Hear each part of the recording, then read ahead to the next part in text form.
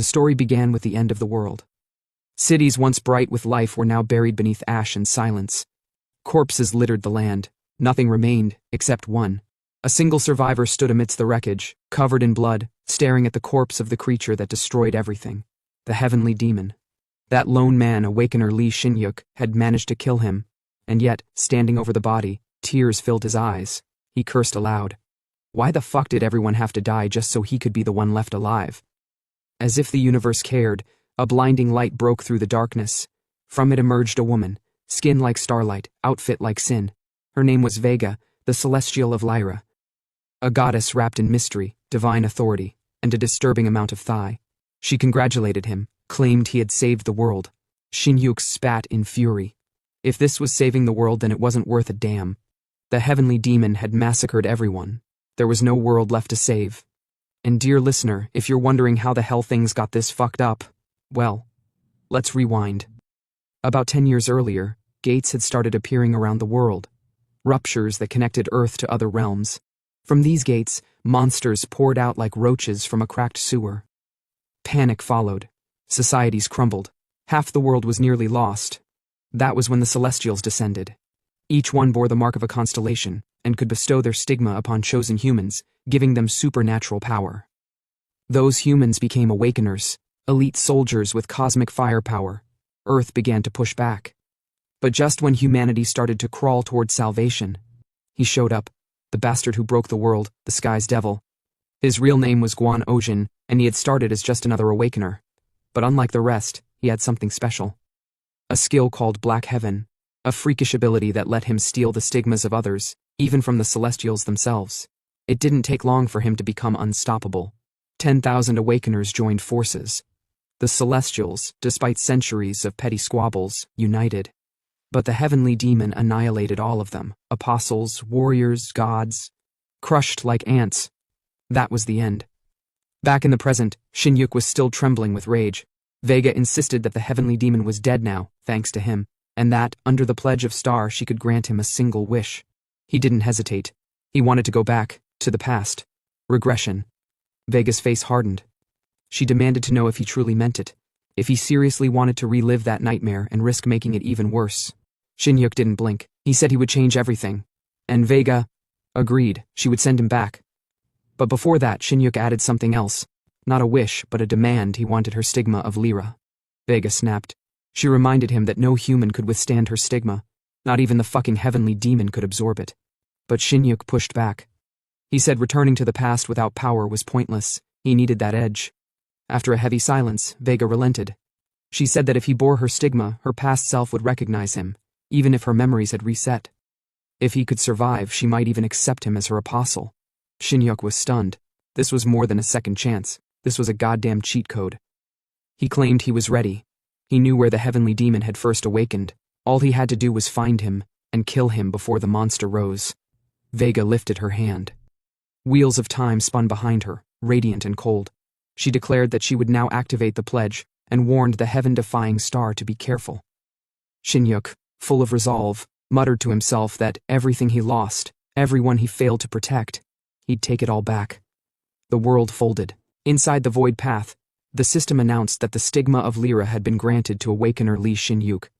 But immediately, another message followed. His previous stigma of Pixis was being overwritten, and worse, the system issued a red warning. The new stigma was too strong. His body was collapsing. As it happened, fragmented memories broke through. He saw his younger brother, Lee Woo-yun, back when he was still a prodigy, chosen by a celestial of Lyra. In that memory, Shin-yuk had knelt, asking why Woo-yun had gone down such a dark path. Woo-yun's reply cut deep. If Shin-yuk hadn't abandoned him, none of this would have happened. Pain surged. The system flagged his emotional disturbance. His unstable state was worsening. Suddenly, when he was about to enter the body of his past self, he heard a voice. A boy stood nearby, and the boy looked exactly like the heavenly demon. Shin-yuk's eyes widened. What the hell was this? How was the heavenly demon here, already? Blood gushed from his mouth, but he didn't care. The only thought in his mind was confusion and dread. The system kept screaming. The stigma of Lyra was destabilizing. His body was disintegrating. Shin-yuk tried to hold on. He remembered Vega's warning, that the chance of surviving the regression was less than 1 in 1,000. maybe even lower. And in that final second, with blood on his lips and regret in his chest, he muttered to himself, so he wasn't that 1 in 10,000 after all. Lee Shin-hyuk died. But here's where things get fucking strange. The boy, the one who looked like the heavenly demon, stared at the dead body in front of him and yelled, "The hell? He's dead? What kind of dumbass dies before killing even one monster?" He kicked at the dirt in frustration, said he wasn't even an awakener, didn't have powers, didn't have shit, and now the one guy who might have been able to help was just lying there, bleeding out like a sack of meat. Grumbling curses, he grabbed a nearby stick. Fuck it, guess it's up to me now. But before charging into danger like an idiot, he paused. Maybe the corpse had something useful. Ojin crouched over Lee Shin-hyuk's corpse with zero shame. His thoughts weren't on grieving or prayer. No, he was hoping the bastard had something on him. A relic maybe, a monostone, or better yet, a usable stigma. Sure, the boy earlier mentioned Shin-hyuk might have been an awakener, but Ojin seriously doubted the guy relied solely on a stigma to survive. He didn't even look competent enough to walk through a gate without shitting himself. His fingers ran across Shin-hyuk's cold skin, and then he saw it. A glowing mark, something unfamiliar. He blinked. The hell kind of stigma was this? The moment he placed his hand on it, the system responded. The system informed Ojin that Black Heaven's awakening sequence had begun. Ojin froze. Panic surged. What the fuck was going on? A second later, the system updated him again. Black Heaven was absorbing the stigma of Lyra from Lee Shin-hyuk's dead body. That made it worse. Ojin had never even heard of Black Heaven, and now it was apparently bonded to him. Seconds passed, and the system notified him that the stigma of Lyra had been completely absorbed. Then came the pain. It tore through him like fire laced with barbed wire. The system informed Ojin that the power of Lyra was too overwhelming, and adjustments were being made based on the current stage of Black Heaven. In plain terms, the power he just stole was being force-fitted into his body, whether he could handle it or not. He screamed like hell, collapsed to the ground, cursing the universe, Vega, Shin-hyuk, and whatever idiot god gave him this cursed system. Groaning, Ojin rolled onto his side, finally catching his breath. He muttered that it was over. Barely. That had been hell. But of course, peace was never in his script. Another system window shimmered before him. He blinked again. Only awakeners were supposed to see these things, right? Then it hit him. That dead bastard. Shin-hyuk must have set this up. This had to be part of a plan. And just as he began piecing things together, a divine light exploded in the air like celestial fireworks. A voice echoed, bold, feminine, confident. Vega. She declared with certainty that her stigma had been used here. But what puzzled her was the signature she sensed. It wasn't one she had ever granted before. She examined Ojin and concluded that the boy bore something that shouldn't exist, a new, unstable resonance. She called him the heaven-defying star, a being who rejected fate. One destined to save a world spiraling toward destruction. Then Vega confidently concluded that Ojin must be a regressor. Ojin nearly spat out blood. A regressor? How the hell was he supposed to be a regressor when he hadn't even regressed once in his damn life? Back when Ojin was 8, life wasn't much better. He remembered the orphanage, the cheap walls, the fake smiles, and the bastard who ran it. A bald old man with head that looks like an oracle. One day that baldy told Ojin he needed to understand his place. Said that manipulating people was easy. Just show them what they wanted, and say what they wanted to hear. Then he asked if Ojin could do that.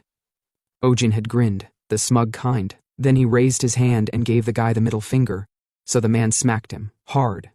At 8 years old, Guan Ojin already had a shit childhood. When the man told him to repeat himself, Ojin casually flipped him off, and sarcastically said the orphanage was a great place. 5 stars, free trauma every night. The man went red, called him a brat, complained that his kindness was wasted. He raised his hand again, but this time, someone stepped in. A girl, 10 years old. Brave, angry, and she called him Baldy. She shielded Ojin with nothing but her voice and raw nerve, told the bastard to knock it off and yanked Ojin away before he could be hit again. That girl was Song Ha-yoon. She became Ojin's rock in that hellhole, the only human he could tolerate for longer than 5 seconds. Later, government workers visited the orphanage and asked Ojin how life was.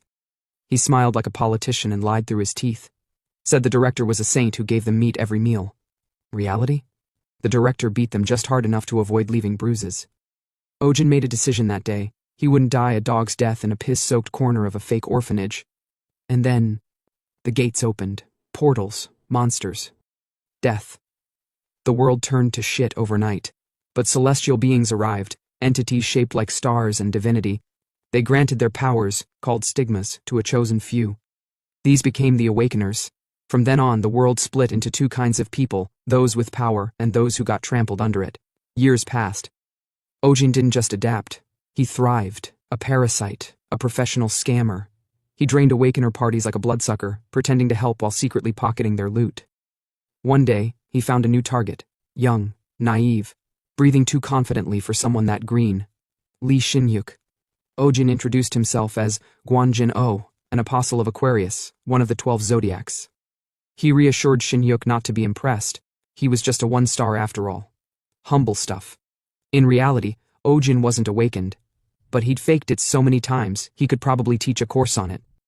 This was their first encounter, both of them still nobodies. Shin-hyuk introduced himself as an apostle of Pixis, the celestial of weapon mastery and directional command. Ojin smirked. Jackpot. He fed Shin-hyuk a lie that he was bad at controlling his stigma. He'd been awakened years ago, sure, but rank doesn't mean everything, right? The world ranked Awakeners by star level, 1 to 12. Power was dictated by the strength of the celestial behind the stigma, and how well the user could wield it. Ojin had even carved a fake stigma into his own skin, and since stigmas usually glow, he embedded an LED light into his chest to make the fake one look more convincing. The two of them approached a gate vortex. Ojin claimed it was low tier but high lethality. A nice balance to make him look brave but smart. They entered with fake dignity. Before combat, Ojin said he'd give Shin-hyuk a buff. He'd planted a micro-LED in his chest, a little glow trick. He raised his arms dramatically and muttered nonsense about Aquarius blessing the road ahead. He pressed the LED. His chest lit up like a toy on sale. Then came the props, fluorescent paint and glass dust, sprinkled in the air like divine glitter. Shin-hyuk stared wide-eyed, said he felt warm, said his cells were coming alive. Ojin internally scoffed. Maybe the idiot swallowed some of the glitter. Shin-hyuk thanked him for the buff and decided to show off. His weapon skills were impressive, Ojin had to admit. Not bad. With this guy's effort, they could probably pull $300 in loot by day's end. They fought a few monsters. Ojin claimed he'd gather the Starstones. He wasn't about to let someone else touch his income. Starstones absorbed stigma energy and sold well. But then, the surroundings fell silent. Too silent. Shin-hyuk froze. Anthorns, dozens, maybe hundreds, emerged from the shadows. Ojin's gut dropped. This wasn't normal. In all his years of scamming low-tier gates, he'd never seen them swarm like this. Both of them ran for their lives, but they were too slow. The Anthorns were right behind them, charging with terrifying speed, their eyes blazing with bloodlust. As they sprinted through the chaos, Shin-hyuk had already pulled ahead of Ojin. Then, without warning, he turned back, eyes sharp, gaze suspicious. Ojin caught the look. Why is this fool staring at me? He wondered, and then it hit him. Now he knows. Before Ojin could react, Shin-hyuk spun around and slammed a kick into his face. Ojin went crashing to the ground. Shin-hyuk wanted to use him as bait. Ojin hit the dirt, yelling curses. Shin-hyuk apologized, saying they'd both die otherwise. Ojin shouted back, "Then die together, bastard!" But the Anthorns had already caught up. Just as the swarm descended on Ojin, something impossible happened. Shin-hyuk's body lit up with divine light. The future version of him was trying to enter his younger self, but the kid's body couldn't handle it. The pressure was too much, the resonance was wrong, the timing, off. The light faded. Lee Shin-hyuk's young body collapsed, dead. Whatever future version of himself had tried to enter him clearly hadn't calculated the side effects. The poor kid's frame couldn't handle the power surge. His death wasn't noble. It was instant and ugly. Ojin didn't waste a second. While most people would mourn or panic, he flipped the body and started looting. That's when he saw it, a glowing, unfamiliar symbol, a stigma. This wasn't Pixis. This was something else. Something he'd never seen before. The constellation of Lyra. And it sure as hell wasn't the same one Shin-hyuk had shown off earlier. As Ojin touched the mark again, something inside him clicked. The system responded without delay, informing him that Black Heaven had initiated its first awakening. Now, back to the present. Vega stood calmly, cradling the wheel of time in her hands. She observed Ojin's unstable resonance and immediately jumped to a conclusion. He had to be a regressor. It was the only way someone could possess her stigma. Ojin blinked. A regressor? She must be talking about someone who came back from the future. That wasn't the case. Not for him. He'd never been to the damn future. And yet, in just 5 minutes he was going to die anyway, stomped to death by a horde of ant horns. Might as well roleplay if it meant survival. He recalled what Vega said earlier. The stigma he carried had never been granted to anyone before. It was unique. It didn't belong to a living recipient. But the glowing mark on his chest, that was Shin-Hyuk's. Somehow, Black Heaven had absorbed the stigma of Lyra from a corpse. Not Pixis. Lyra. That raised a new question. Was Lee Shin-Hyuk a regressor? Ojin remembered the moment Shin-Hyuk had burst into blue lightning before dying. It was the same burst he'd felt when absorbing the stigma. Putting the pieces together, Ojin guessed that future Shin-Hyuk, the version from a different timeline, couldn't handle Lyra's power. So the system, in a twisted mercy, passed it into him instead. Now that power was his. Ojin still didn't understand why, or how, or what the hell he was caught up in. Vega's voice rang again. She asked why he wasn't responding. She was still convinced he was a regressor, and that she'd felt the rise of the heaven-defying star in this very place. Ojin cursed inwardly. He didn't know what Black Heaven was, what heaven-defying anything meant, or even who this smug goddess standing before him really was. But one thing was clear. If pretending to be a regressor would save his life, then hell yes, he'd pretend. He stood, put on a bold face and told her what she wanted to hear. He was a regressor, even if it meant lying to a god. After a brief pause, Vega accepted it. She confirmed he was, in fact, the heaven-defying star. Ojin almost laughed. What the fuck, she actually bought it? She was supposed to be a celestial, a divine being far beyond mortal comprehension, and she fell for the cheapest bluff in the book? He smirked. He just scammed a god. Now he just had to survive long enough to enjoy it. Vega then said she had many questions about the future he came from. But they'd have to wait. Because first, she wanted to see what kind of strength the heaven-defying star possessed. Ojin turned pale. Was she implying he had to take care of the ant horns still swarming behind him? Apparently, yes. Still acting the part, he told her he'd handle them. Then something strange happened. His body shifted. His energy spiked. He felt light, powerful. His legs kicked off the ground, his spear flew like lightning, and bang, he attacked the ant horns head-on. Each strike was lethal, smooth, controlled. It shocked even him. He'd fought these bastards before, but never like this. This wasn't normal. Then the system updated him, informing him that he'd acquired the spearmanship skill of Pixis level 4. Immediately, a sharp pain lanced through his skull. Memories started flooding in, but they weren't his. They belonged to someone else. Maybe Shin-Hyuk? But the Shin-Hyuk in these memories didn't have a scar. That meant this wasn't from the past. These were memories from the future Shin-Hyuk, the one who'd returned and failed. With those memories came Pixis's full combat techniques. Ojin could now move like Shin-Hyuk, fight like him, strike like him. And yet he wondered, how the hell was a supposed one-star awakener this strong? The awakeners he'd scammed before were practically trash mobs compared to this. Before he could dwell on it, Vega raised her voice. She told him to stop. Was he just putting on a show to flex in front of her, she asked. Ojin blinked. What now? She pointed out that he hadn't even used his stigma yet. So what was he doing fighting like that? That question hit hard. Wait. Was she saying all this power wasn't even from the stigma of Lyra yet? He said he didn't know. Vega calmly explained that even a regressor wouldn't be able to use a newly obtained stigma perfectly. It would be like tossing a baby into a war zone. Ojin almost burst out laughing. She was helping him justify his fake identity on her own. This was too easy. He went with it. Yes, his body was like a baby's. Totally fragile, totally new. So he couldn't unleash everything yet. Vega nodded and said, in that case, it would be her honor to help the child take his first step.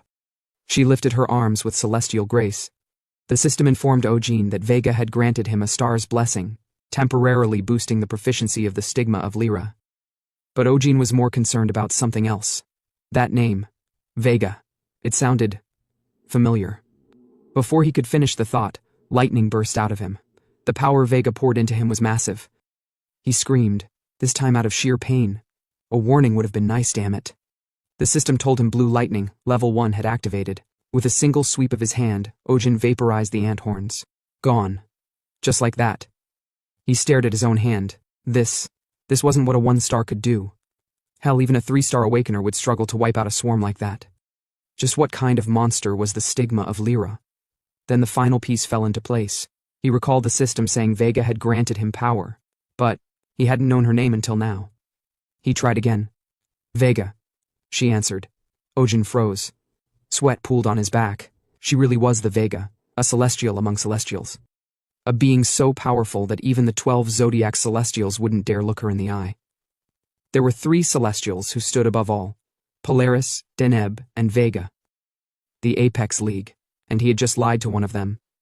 His blood ran cold. Vega noticed the change in his face and asked what was wrong. He considered telling the truth, that he wasn't a regressor, that he'd just lied to avoid death. But nah. The milk was already spilled. If he confessed now, he'd die anyway. Might as well finish the con. He turned around with a soft smile, eyes glinting with false emotion. He told her he missed her. Vega blinked, confused, flustered. He took her hand, claimed to be Guanojin, and said he thought he'd never see her again, then added a few tears for effect. She blushed, then asked what kind of relationship they had in the future. Ojin, ever the conman, played it slow. He told her she'd probably forgotten everything. He apologized, said there was nothing between them, which of course only made her more suspicious. She demanded he explain. What was their relationship truly? Ojin promised he'd explain later.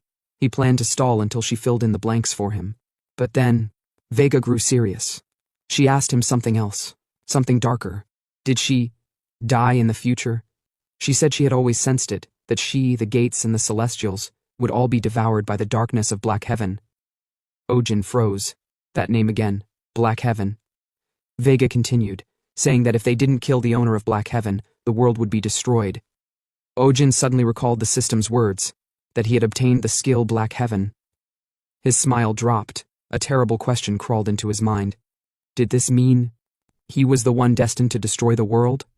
Ojin had made up his mind. There was no turning back now. As he stood there, staring at Vega, he decided he would just play along with everything. Whatever the consequences, he had crossed the point of no return. He then voiced his oath aloud, one made not just to Vega, but to himself. He swore to protect her when the time came, to ensure she would never be consumed by the Black Heaven. Moved by the sincerity in his expression, Vega addressed him not as a regressor, but by the name he now bore in full, the Awakened One, the heaven's divine star who dared to interfere with fate itself. She declared that she would guide his ashen path forward with her own starlight. Then, placing her hand on his shoulder, she granted him her divine power. In that moment, the system informed Ojin that the star of the Weaver Girl, Vega, had officially appointed him as her apostle.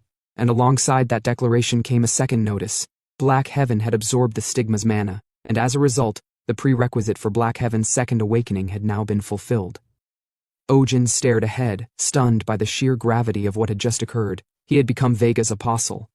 There was no undoing it now, no turning back from the path he had stepped onto. Then Vega's gaze shifted. She noticed the corpse lying behind Ojin, and asked who the child was. Ojin frowned. He explained that in the current timeline, that person was still just a child. But in the future, he would become something far worse, a cruel being who would plunder and destroy innocent lives without remorse. Deep down, however, Ojin wasn't just thinking of the future. What Lee Shin-yuk had done to him in the previous timeline was nothing short of monstrous. So in his heart, Ojin didn't feel guilt. He simply muttered silently that Lee Shin-yuk shouldn't resent him too much. Vega smiled. She affirmed that eliminating the evil destined to occur was the very essence of what it meant to be a regressor. Ojin gave a light nod, accepting that fact.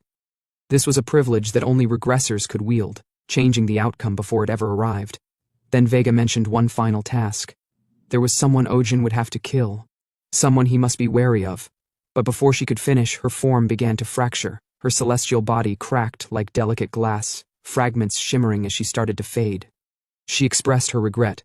She had wished to spend more time speaking with Ojin, but it seemed the restrictions of the law were activating. Ojin, confused, asked what she meant by that. Vega clarified. The blessing she had cast on him moments ago, though indirect, was still considered interference. Celestials, bound by cosmic law, were forbidden from meddling in the real world so directly. And now, she would have to return to her sanctuary. She promised they would speak again, 1 week later when he arrived at her domain.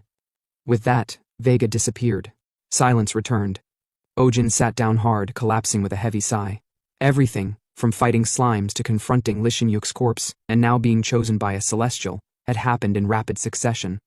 His mind was a swirling mess. He cursed aloud, struggling to make sense of it all.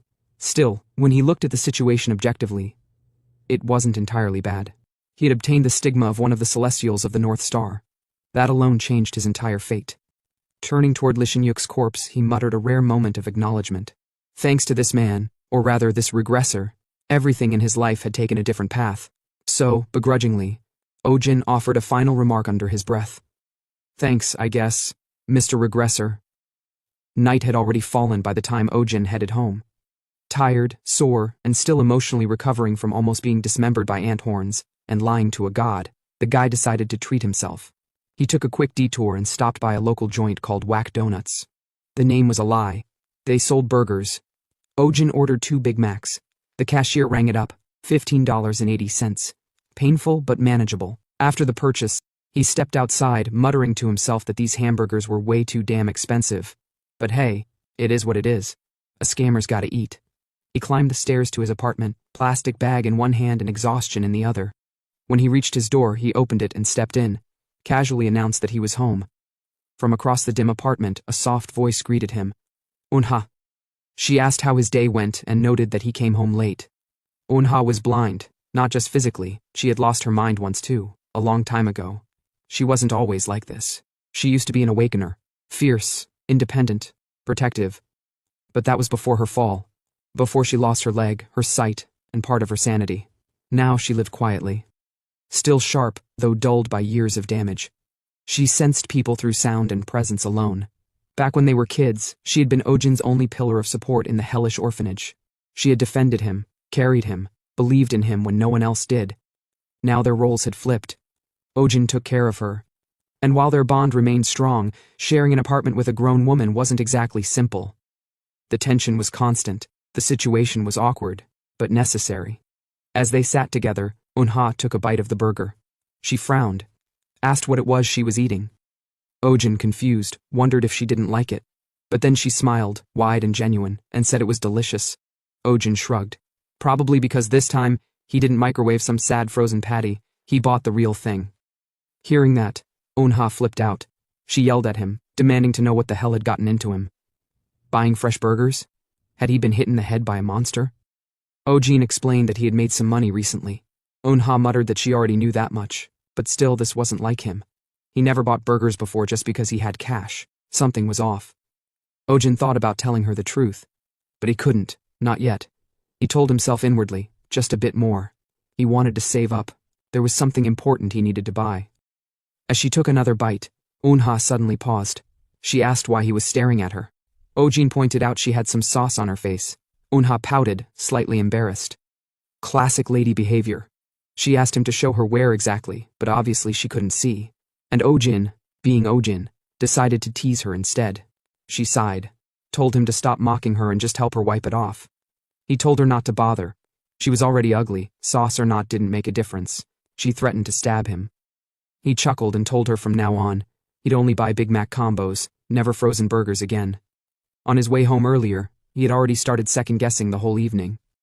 And now Unha had caught on. She went quiet for a moment, then hit him with it. She said, "Something happened, didn't it?" Ojin flinched. She was right. Of course she was. He couldn't hide things from her. Not for long. Yeah. Something definitely happened. So he told her. He was awakened. Unha's hands trembled. Her drink spilled. She asked how that was even possible. Ojin explained. Everything, or, well, most things. By the time he finished talking, the night had gotten deep.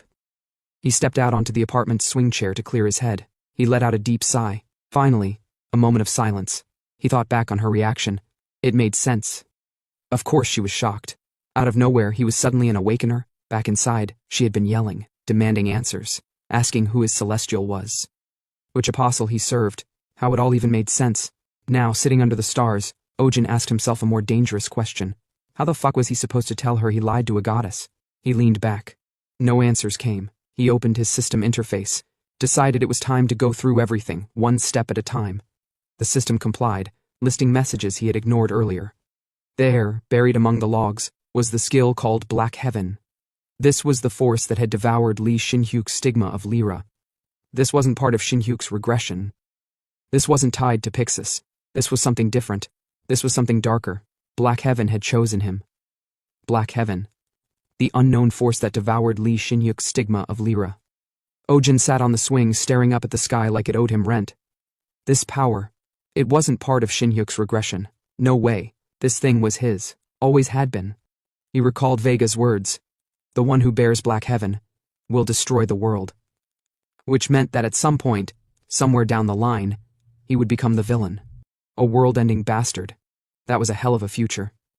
He rubbed his forehead, wondering what the hell his first life looked like if it turned him into that. What could have pushed him to the point of obliterating everything? Still, none of that mattered right now, because if word got out that he had black heaven, then it was game over. The goddess would know he wasn't a returner, just a nobody, a faker, a leech who stole a dead man's stigma. He sighed long and deep. Why the fuck was he caught in this mess? He leaned back in the swing, eyes half-lidded, whispering to himself that, okay, putting that apocalypse shit aside. The real question now was, what's next? Being a regressor was a tricky act to play. He needed to sell it harder, maybe talk like he saw the future in his coffee. But he had a plan. The gods wouldn't doubt someone acknowledged by their peers. If he got recognized, if his rank rose fast enough, they'd believe the hype. And stop asking questions. That meant one thing. He had to level up the stigma of Lyra. But first, sleep. Rest was the key to scamming efficiently. He turned toward the apartment when a notification hit his phone. New alert. Anomaly detected. Chance of mutant activity. Ojin narrowed his eyes. He tapped into the report and froze. It was a photo. The gate he went to today. Already on the damn news? He blinked, muttered under his breath that, honestly, yeah, the anthorns earlier had been weird. Too many, too organized. He should have known something was up. Turns out, it was an anomaly, and worse, mutants might have appeared. That changed everything. Mutants were rare, aberrations, freak versions of normal monsters, mutated beyond their base instincts. Sometimes stronger, sometimes just fucking bizarre, but always unpredictable, and definitely not something a fresh one-star awakener was supposed to handle. Ojin smiled, wide. If mutants were popping up, then that meant better loot, and more importantly, higher risk meant faster growth. He'd found his hunting ground. The next morning arrived with skies as clear as Ojin's bullshit explanations. Outside the gate, the place was crawling with hunters. Guilds, freelancers, defense units, all shouting like a damn market square. One girl waved a flag, calling out that her team had 2-star apostles of phonics, looking for extra hands. Another group yelled they needed a tank before they could go in. Ojin observed the circus as he walked past. Despite last night's mutant warning, the place was more crowded than usual. He thought it was idiotic. Wasn't anyone scared? Then again, mutant starstones sold for good money. People were gambling with their lives for a fat payday. He considered joining a party, just for cover, but nah. He was confident now, too confident maybe. He didn't want to split loot with anyone. He was going in alone. He stepped through the dungeon entrance. No welcome mat, no glowing path, just silence. The forest was thick and lonely. Then it happened. He saw them. In the underbrush, monsters with glowing red eyes stared him down like predators itching for blood. Anthorns, except something was off. Their aggression. They weren't acting like the standard cannon fodder versions. No time to hesitate. They launched.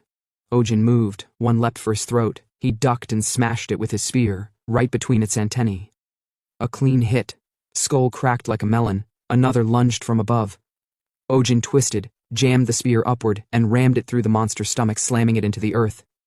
It tried to crawl away. Big mistake. Ojin grabbed its leg, told the thing it had to pay the price for rushing him, then slammed it back into the dirt with a crack so loud it echoed through the forest. 4 anthorns remained. They didn't even get a chance. Ojin shattered them like roaches under boots, fast, brutal. The battlefield was quiet. For now.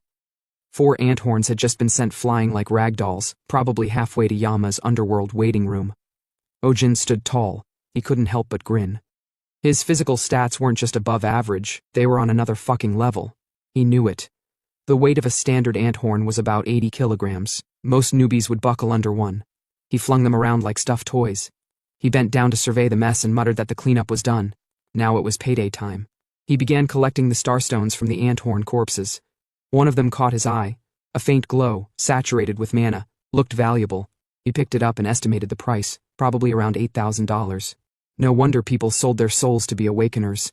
But just as he pocketed the loot, Ojin froze. Not out of fear. He just sensed something big. A heavier presence entered the area. The air thickened. He stood up straight, no panic, just a smile creeping across his face, asking if the new arrival had come because it smelled the blood of its little buddies. Then the boss stepped out. And this one wasn't a normal anthorn. It glowed, but not like a gemstone. A murderous aura radiated from its body, thick enough to choke on. Ojin narrowed his eyes. Yeah, no doubt about it. This bastard was a mutant. No time for formalities. The thing charged him, moving like a wild beast that had skipped breakfast. Ojin didn't flinch. He stayed rooted to the ground. He called the mutant out mentally, taunting it for rushing in blind like it forgot what fear was. But if the boss wanted a serious fight, it was going to get one. Ojin's body sparked, then blazed. Electricity surged across his limbs. His stigma of Lyra roared to life. The system calmly informed him that Thunderfall, level 1, had activated.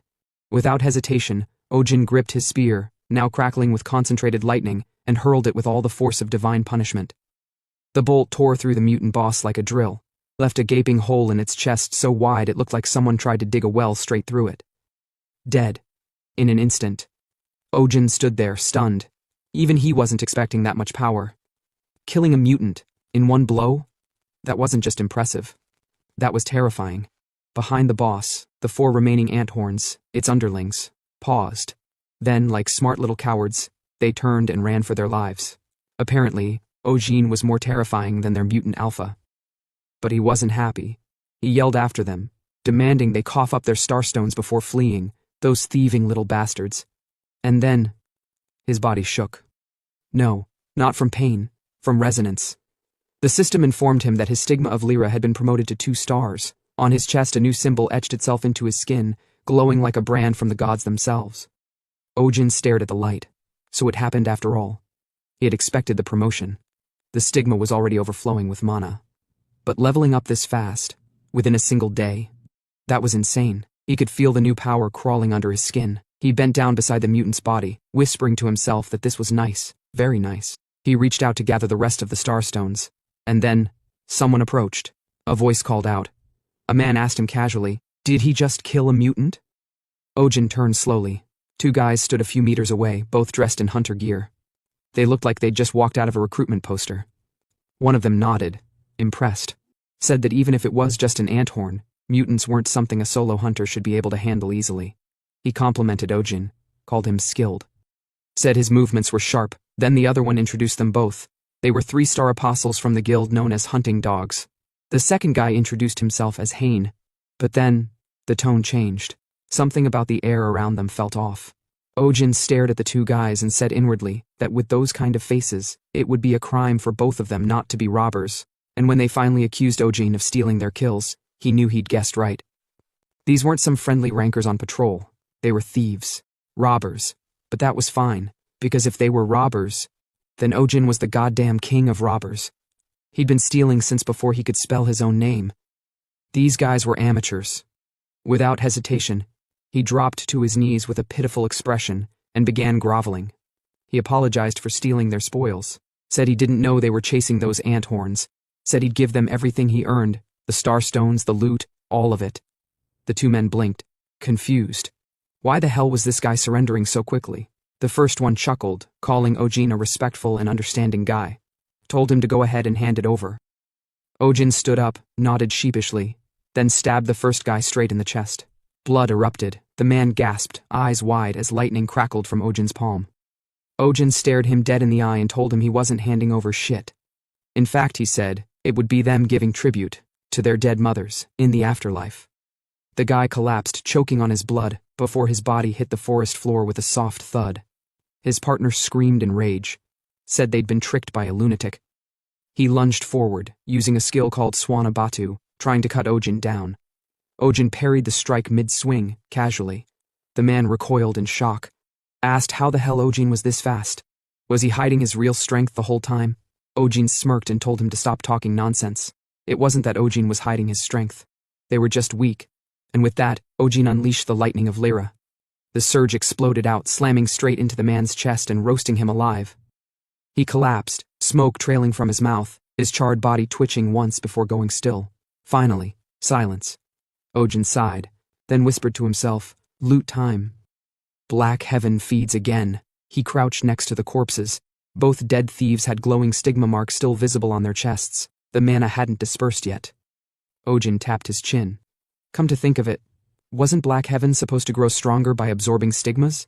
It was risky. If Vega found out, he was screwed. Consuming the powers of others, especially dead ones, wasn't exactly divine-approved behavior. But then again, Black Heaven had a built-in advantage. A skill called black cutting. It masked its presence. Even gods and goddesses couldn't detect it. So what the hell? Ojin reached forward and pressed his palm against one of the corpses. Dark mana, tinged with lightning, began to surge from his hand. The system informed him that Black Heaven was now absorbing the stigma of the hunting dogs. And then came the real update. The conditions for Black Heaven's second awakening had been met. Without warning, Ojin's body was engulfed in roaring black flame and wild arcs of lightning. He screamed as the power surged through him. The forest darkened. The clouds overhead swirled, reacting to his transformation. Then a new message arrived. The system informed him that Black Heaven was now reading through the records stored inside the stigma of Lyra. But the reading process was limited. The system explained, Black Heaven's awakening stage is too low. The stigma of Lyra was too powerful. The vast records contained in it couldn't be fully accessed. Instead, a compromise. The system would unlock a limited batch of records belonging to Awakener Lee Shin-hyuk. And just like that, Ojin's vision blurred. He was no longer in the forest. Memory record, Lee Shin-hyuk. A hospital room. Lee Shin-hyuk lay in bed staring up at a white ceiling, unsure of where he was. His body was weak.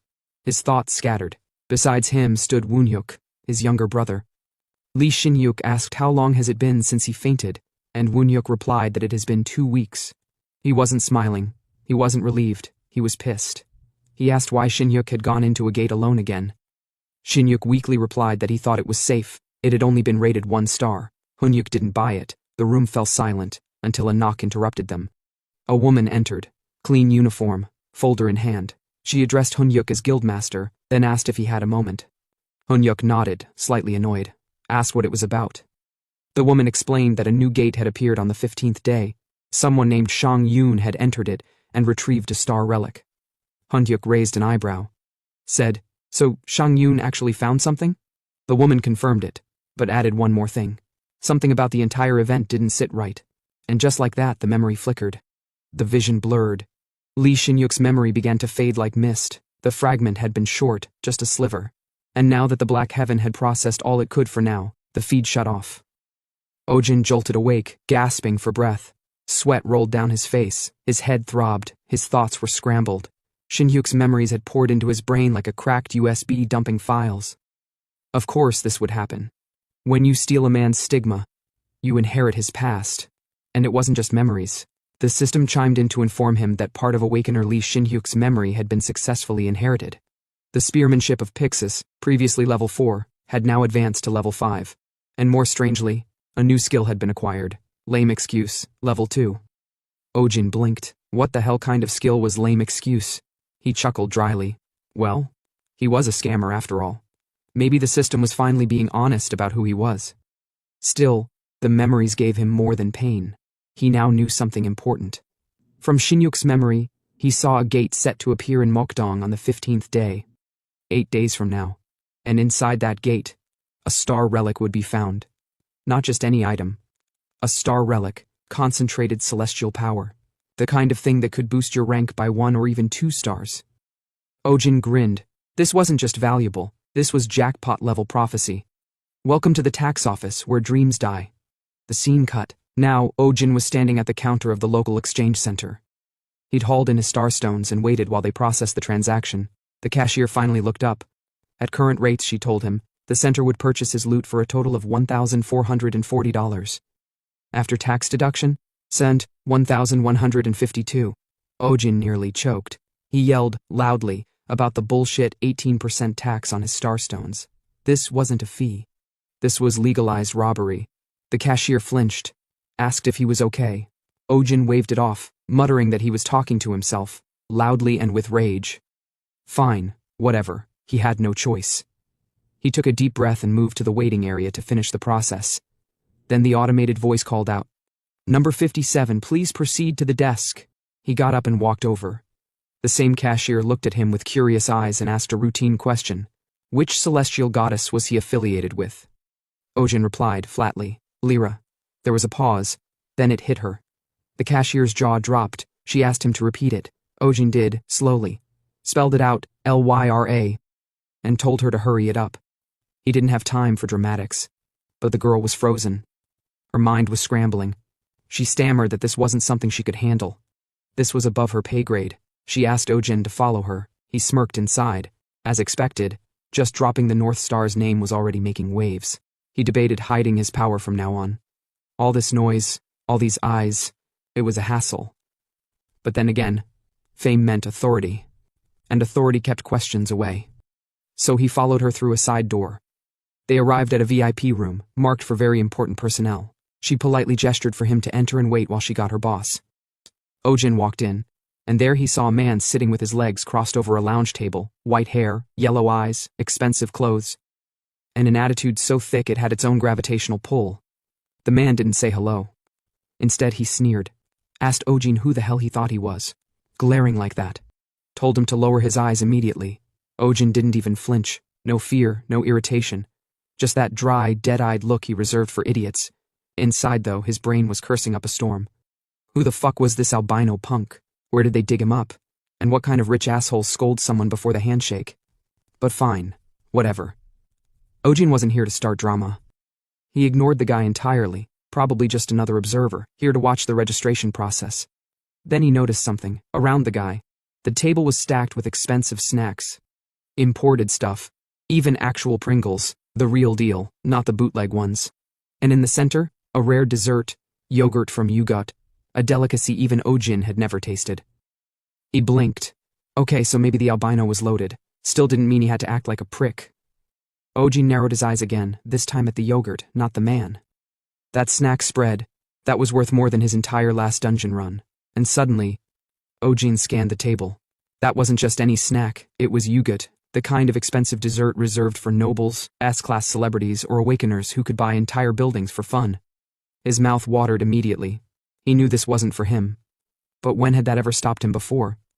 Ojin sat down like he owned the place. He didn't just stare at the food, he dug in. First bite? Heaven. Second bite? Orgasmic. Holy shit, he muttered under his breath, stuffing his face like he hadn't eaten in 5 years. He was already scheming which leftovers to pocket. He figured even Yunha would be thrilled if he brought this kind of luxury home. But the calm didn't last long. From across the room, the albino, still lounging with the arrogance of someone born on a throne, decided to open his mouth. He asked Ojin if he was homeless or something. Ojin froze mid-bite, slowly turning his head in disbelief. The guy wasn't finished. He then complained about Ojin smacking his lips too loudly and ruining his appetite. That was it. Ojin swallowed, wiped his mouth calmly, then stood and turned toward the albino with a smile that carried nothing warm. He figured the guy was clearly asking for trouble. Without raising his voice, Ojin made it clear the other was getting too bold, acting like there were no consequences for letting his mouth run unchecked. The albino blinked, confused by how casually this stranger was speaking to him. He snapped back, asking if Ojin had lost his mind. Ojin took a step closer and asked if the guy even understood who he was. The question landed with impact. The albino hesitated, unsure how to respond. When he asked who Ojin was, Ojin let out a small laugh. It was all going according to plan. There was no need for a real name, just the right tone, confidence, and well-placed bluff. Ojin played it like a seasoned manipulator. He implied that he had been laying low recently and was surprised nobody recognized him, especially after being shown straight into the VIP lounge. That was enough. The albino's face changed completely. Panic set in. He began to doubt everything. The confidence, the aura, the effortless access to the private room. It didn't line up with some random nobody. This had to be someone powerful, someone dangerous, maybe even beyond human. Whispers among awakeners spoke of monsters who reverted in age after surpassing 9 stars. What if this was one of them? The idea alone made the albino tremble. Ojin pressed further, asking what guild he was from. The albino jumped in his seat and introduced himself in a rush. Park Jong-woo, a member of the Pandinus Guild. And that changed everything. Ojin knew that name. Pandinus wasn't just any guild. It was one of the national top 10, filled with Scorpio-class elites. A wrong move here would be dangerous. But Ojin didn't flinch. He maintained the act, smiling smoothly as he linked the name Pandinus to Shansu. He implied he knew Shansu well, even joking that they used to drink together, surprised the guy had become a guild leader. The kind of nostalgic talk only old war buddies shared. Park Jong-woo bought it completely. He asked what message to pass along, and Ojin casually told him to just mention it came from Gonjino.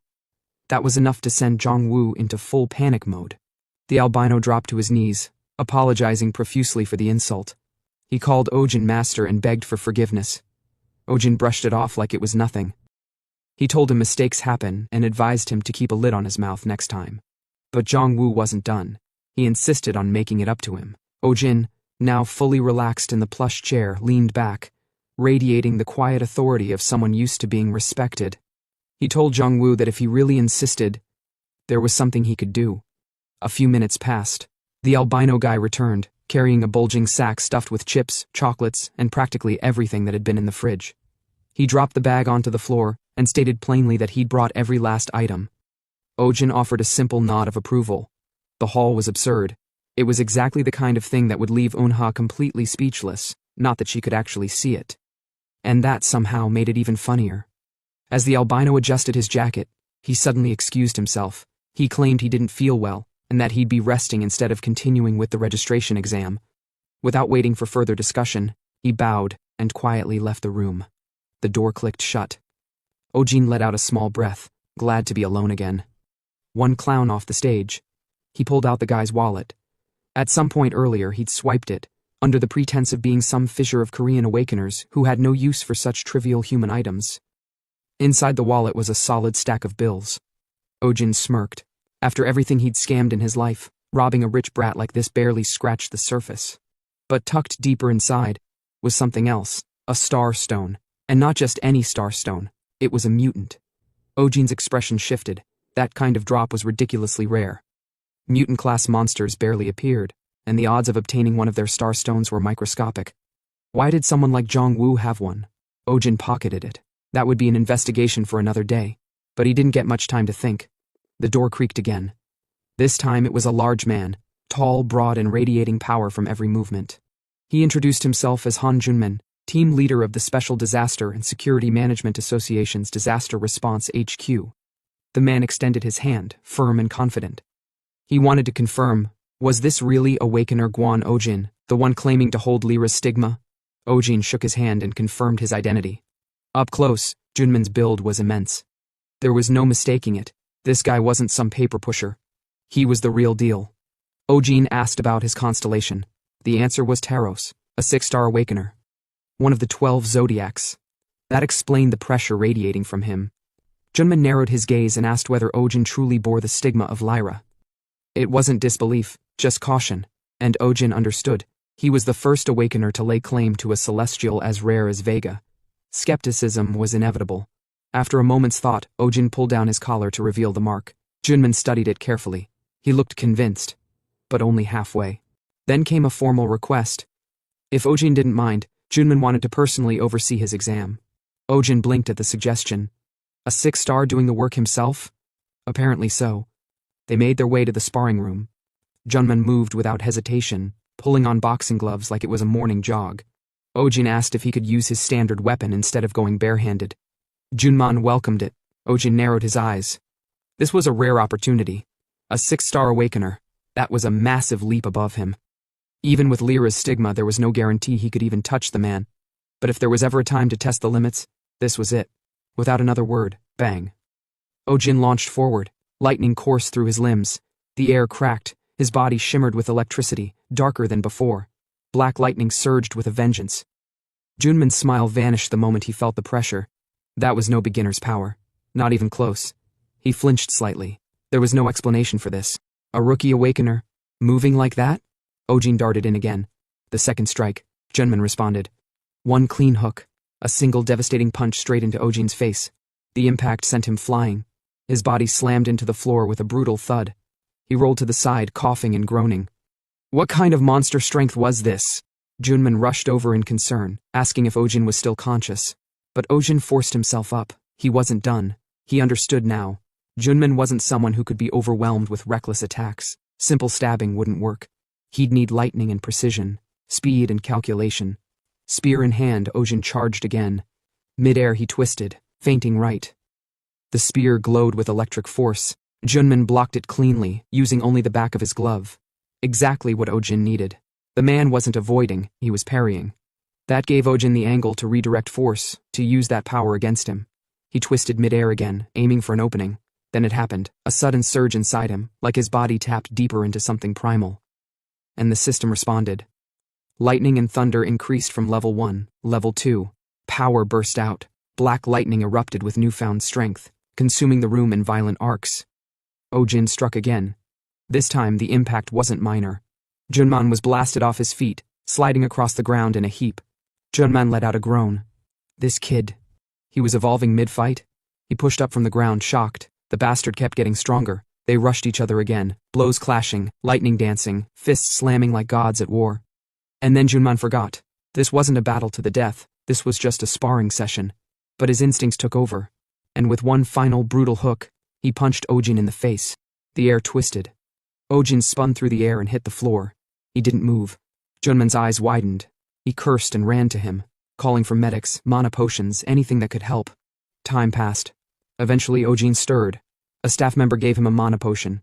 He drank it slowly, still lying on the ground, groaning. No major injuries. Barely. Junman finally exhaled in relief. For a moment, he truly thought the kid had died. After Ojin finished drinking the mana potion, he tossed the bottle aside and stared at it for a second. And in classic Ojin fashion, the first thought that popped into his head wasn't about battle, pain, or pride. It was, damn, that bottle probably cost over $10,000.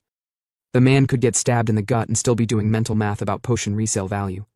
But hey, when you're a broke regressor with expensive taste, you calculate survival in currency. Just then, Junman gave a slight bow, apologizing for going overboard during the sparring match. Ojin smiled and brushed it off. It was fine. But in his mind? He was actually satisfied with how things played out. Sure, he didn't win, but forcing a 6-star awakener to use his stigma during a spar? That alone was enough of a flex. He casually asked if the sparring match was officially over. Junman confirmed it. Now for the real reason I called you here, he said. Junman looked at him intently. In his head he admitted that Ojin, the so-called apostle of the Weaver Girl, wasn't just some random anomaly. No, this guy was on another level entirely, far beyond what he expected. Then, Junman asked if Ojin could spare a little time for something serious. Ojin agreed. Sometime later the two of them sat in a private room, sipping tea. Junman got to the point. He wanted Ojin to join the Hunter Association. Said it would benefit him in a lot of ways. Ojin exhaled. Yup, just as he expected. The old come join our side speech. He figured this was coming the moment his title as the North Star's apostle started making waves. With that kind of branding, he didn't even need to try to get noticed. But instead of tying himself down to any guild, Ojin had already decided that being a freelance mercenary was far more profitable, and way less restricting. Especially for someone like him, a regressor who had no idea what the future demanded yet. After a few quiet sips, Ojin gently set his cup down and politely declined. Said he couldn't be tied to any single group or structure. It wouldn't work with the path he was walking. Junman raised his hand slightly and asked him to wait. He clarified that the offer wasn't as rigid as it sounded. Ojin could affiliate with the association in name only. No work attendance required, no obligations, and he'd still get paid. Regularly. Ojin froze. Wait a damn minute. Did this man just say he could get money? For doing nothing? His eyes sharpened. He asked Junman to repeat that part. Junman confirmed it. No shifts, no reports, no assignments. Just affiliation. And of course, they'd even help pass him work when he wanted it. Inside, Ojin was howling like a lunatic. This was insane. He wouldn't have to do a single thing and the cash would keep flowing. It was like being a landlord. Except the building was his name. Not to mention, no commission cuts, no request fees, and full credibility as an official awakener under the association's banner. This was literally everything he ever wanted. But Ojin couldn't just leap in like a desperate puppy. That would make him look too eager, and eager meant exploitable. So, like the sly bastard he was, he played his part. He scratched his chin and told Junman that he might need a bit of time to think things over. Inwardly, though, he was already signing the damn contract in his head, because he wasn't going to live like a dog anymore. From now on, he would own the leash. Just as he was doing mental backflips of joy, Junman threw in one last bonus. They'd also waive all taxes on his magic stones if he sold them to the association. That was it. Ojin nearly barked aloud. Tax exemption? That wasn't just a good deal, that was divine fucking intervention. He put on a straight face, looked Junman dead in the eye and calmly said, Then, I'll become your dog. No, please take care of me. The scene cut to the streets of the city. Ojin was walking through the glowing skyline, headed toward a familiar destination. He remembered Vega's words, that she wanted him to return to the sanctuary in a week. Well, that day had finally arrived. He had prepared. He had trained. He had burned every last candle at both ends. And now, it was time to perform. As Ojin walked along the polished path, he finally arrived at the towering gate to the sanctuary. But just before entering, he noticed something unexpected.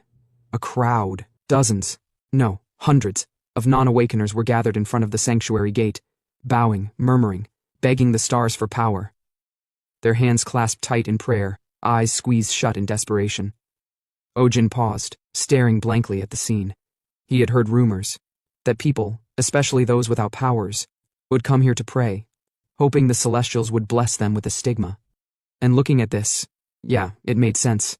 In this cruel world, if you weren't an awakener, your options were starvation or slavery. But still, there are really this many. Now back to business. Ojin looked at the almond gate, one of the Celestials' sight, and exclaimed that it's very huge. He wondered how many of these sanctuaries even exist around the world. Too many questions. He shook his head. Whatever, I'll see for myself. He stepped forward, crossing the boundary into the sanctuary. And the world changed. His eyes widened. Light sparkled from the branches of an impossibly large tree, stretching toward the ceiling like veins of the Milky Way. Starlight dripped from its leaves. Space and sky seemed to bend around it, impossibly beautiful and strangely quiet. He floated upward, literally lifted by the sanctuary's energy. And with a slight grin, he muttered, "Time to go see Vega." Some time later, Ojin entered the inner hall of the sanctuary. Waiting inside was Vega, the Celestial, the star of the Weaver Girl. She noticed his approach first and greeted him, remarking on his delayed arrival.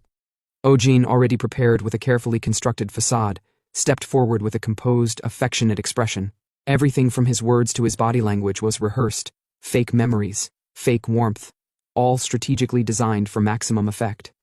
He told Vega that he had missed her. The delivery was casual, laced with just enough sincerity to shake her resolve.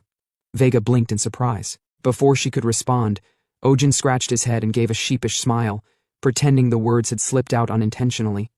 But of course they hadn't. It was a calculated move to maintain the emotional upper hand. This was the persona he'd crafted for her, one that made her hesitate. And once again, it was working. Vega tried to recover, insisting that she was not the woman he remembered. But Ojin remained smooth, claiming the Vega in his memories looked just as radiant as the one before him. The faint blush on Vega's face confirmed that he'd hit his mark. She called him a shameless flatterer, and claimed that a woman of virtue like her couldn't possibly assist such a silver-tongued man. But her tone was weakening. Eventually she composed herself and brought up the matter of his growth. He had risen to 2 stars in just 1 week, something she hadn't expected, even from someone marked by the heaven-defying star. Ojin replied modestly, saying he had merely followed in her footsteps. Then came the moment he had been dreading. Vega, her expression serious now, requested the full picture, the future, in detail. She wanted to know what was coming and how she could prepare. Internally, Ojin panicked. She was asking for specifics, something he absolutely did not have. He wasn't a regressor. He didn't know the future. He had no master plan, no timeline, no grand prophecy to recite. But he didn't let it show. He gathered himself and declared that a new existence would soon appear, something called the Heavenly Demon. Vega's eyes sharpened. The name caught her off guard. She asked whether even he, as a so-called regressor, didn't know the identity of this heavenly demon. Ojin, wearing his solemn face, replied that he had tried. He had searched endlessly before his regression, yet still failed to uncover the entity's true nature. It was, technically, a truthful statement, because the heavenly demon didn't exist. He had just made it up. A mix of a black heaven-wielding demon sounded impressive enough to buy time. And it worked. Vega tilted her head, curious. She said it was unusual. If Ojin had really regressed by using something as serious as the Pledge of Stars, then that must mean he had to kill the owner of the Black Heaven first, right?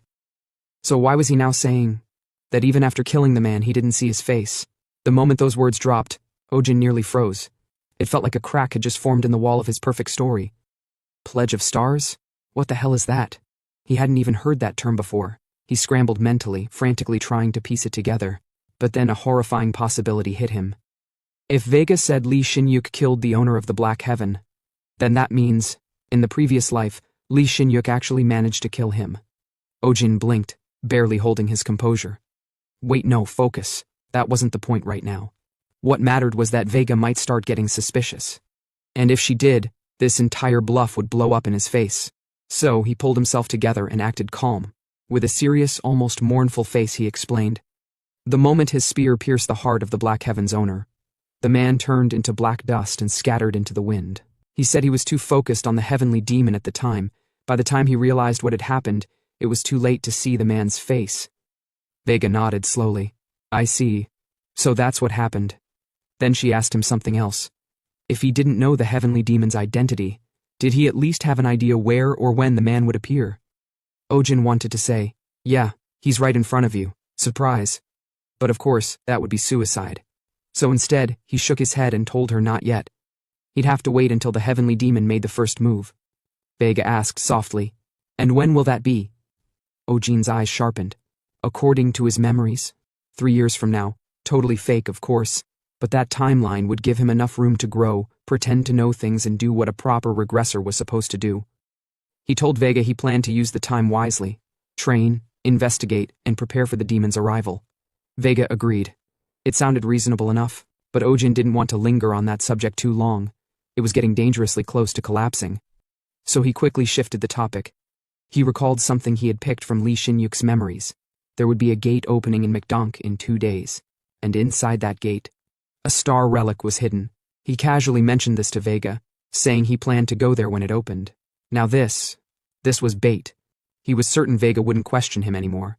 Because no one else could know about this. Only a true regressor could have information like this in advance. Surely, when the relic actually appears in McDonk, Vega would drop every single doubt she ever had. Vega tilted her head, impressed. So you plan to obtain a relic? Ojin nodded. She walked closer and placed her hand on his shoulder. My child. Ojin's soul nearly exploded. Did she just call him her child? He stared blankly at her and asked himself if all Celestials called their apostles this. Was he supposed to call her Mama Vega now? As Vega hugged him, she told him that the fate of the world rested on his shoulders, but begged him not to overexert himself. And in that moment, Ojin felt peace, not strategic relief, but warmth, like a kind, motherly energy soaking through his bones. Damn, he thought, even my soul feels cozy right now, which kind of made it worse, because deceiving someone this kind-hearted, yeah, it stung a little, but hey, when survival's on the line you do what you gotta do. He smiled and told her not to worry. He wasn't pushing himself too hard. He will do everything and anything for her sake. And Vega, hearing that, actually blushed. She covered her mouth slightly and murmured, How can you say something like that so casually? Perfect. The bluff has landed beautifully. Now Ojin felt like it was the perfect time to wrap things up. He bowed politely and said he'd be taking his leave, but just as he turned around, Vega stopped him. A strange grin formed on her face. She told him that she, the esteemed one, will be going with him. Ojin froze, completely. Huh? What did she just say? Vega repeated herself. She said it was exactly what it sounded like. She, Vega, the Celestial, the Weaver girl herself, would manifest physically on Earth and stay by his side. Upon hearing Vega's declaration, Ojin was shocked, utterly bamboozled, like someone had plugged a lightning cable straight into his brain. What the hell was that? She was following him to Earth? Had he gone too far with all that sweet talk? Trying to salvage the situation, he quickly said, But, isn't it impossible for Celestials to descend due to restrictions? But Vega just smiled faintly. Who did he think she was? Of course there were limitations, but as she explained, her strength and time would be restricted, not nullified. With the right method she could still manifest, at least partially. Then, without another word, she raised her hand. Ojin watched in confusion as her body started to glow and shrink. What the hell is she doing now, he wondered. Within seconds, Vega's form had compressed into something the size of a palm. She floated gently in front of him and handed over a strange pendant. She told him that as long as he wore it, she could manifest nearby for a few hours a day in this state. And then she added, Didn't he say he'd do anything for her? Then it was only fair she returned the favor. The path ahead would be dark, lonely, and full of lies, but he wouldn't walk it alone anymore. He should look forward to it. Ojin didn't respond right away. Instead, he sighed inwardly. He really was cruel. Now he had to keep pretending, day and night, like he was some legendary regressor. This lie was becoming a full-time job. Damn it, he muttered. Later, back at the apartment, when he told Eun-ha what happened, she frowned hard, understandably. Most girls would flip if some mysterious lady started hovering around their man. But when she saw who it was, her whole body froze. Wait, Lady Vega? Isn't that supposed to be impossible? She shouted. Celestials can't stay on Earth because of some law or restriction, right? Vega, sitting smugly on a shelf, waved her tiny hand and said her speech was a mess. She could talk more casually now, drop the honorifics entirely. Unha blinked. Why are you even talking to me all of a sudden? Vega narrowed her eyes and said that was too casual. Maybe tone it down a little. Sometime later, over lunch, things had settled down, and they were eating together at the table. Vega, in her tiny celestial chibi form, sat right on top of a hamburger almost the size of a beanbag. With both hands, she took a huge bite and lit up with joy. This taste. It's outrageous. Unha tilted her head, confused. Wait, Celestials can eat? Vega explained that while they didn't need to eat, it didn't mean they couldn't. After finishing the burger like a child experiencing junk food for the first time, she wiped her mouth and gave a satisfied nod. She thanked them for the meal. It was her first time trying human food, and, as she added with a tiny smile, her first time ever having an apostle. Unha crossed her arms. Okay, but seriously, why did you choose Ojin out of everyone? There's nothing special about him. Vega replied that no one is more special than this child. Unha blinked. What's that supposed to mean? Vega answered calmly. She'd find out one day. Not just her, the entire world would. Because this child, Ojin, would become the greatest being on the planet. Unha didn't know about all that greatest nonsense. But sure, she could at least admit, Ojin was one hell of a scammer.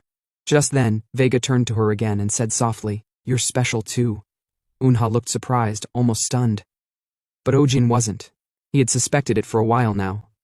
At a single glance, Vega had seen through Unha. She was an awakener. Vega asked gently, You haven't realized it yet? Unha was clearly confused. Realized what? But Vega didn't explain. Instead, she stared into her eyes for a moment, then sighed. She wished she could help Unha with the curse affecting her sight, but it was pointless for now. She shouldn't have said anything. With that, Vega turned away and announced that it was time for her to rest. Even in this tiny form, her manifestation put a strain on the natural laws. Vega stretched, yawned, and quietly vanished into the pendant hanging from Ojin's neck. As the room dimmed back into silence, her final words echoed softly, a promise to return the next day. Left in the quiet apartment, Unha glanced at Ojin, completely confused by everything that had just happened. But Ojin was just as clueless. He hadn't expected any of it either.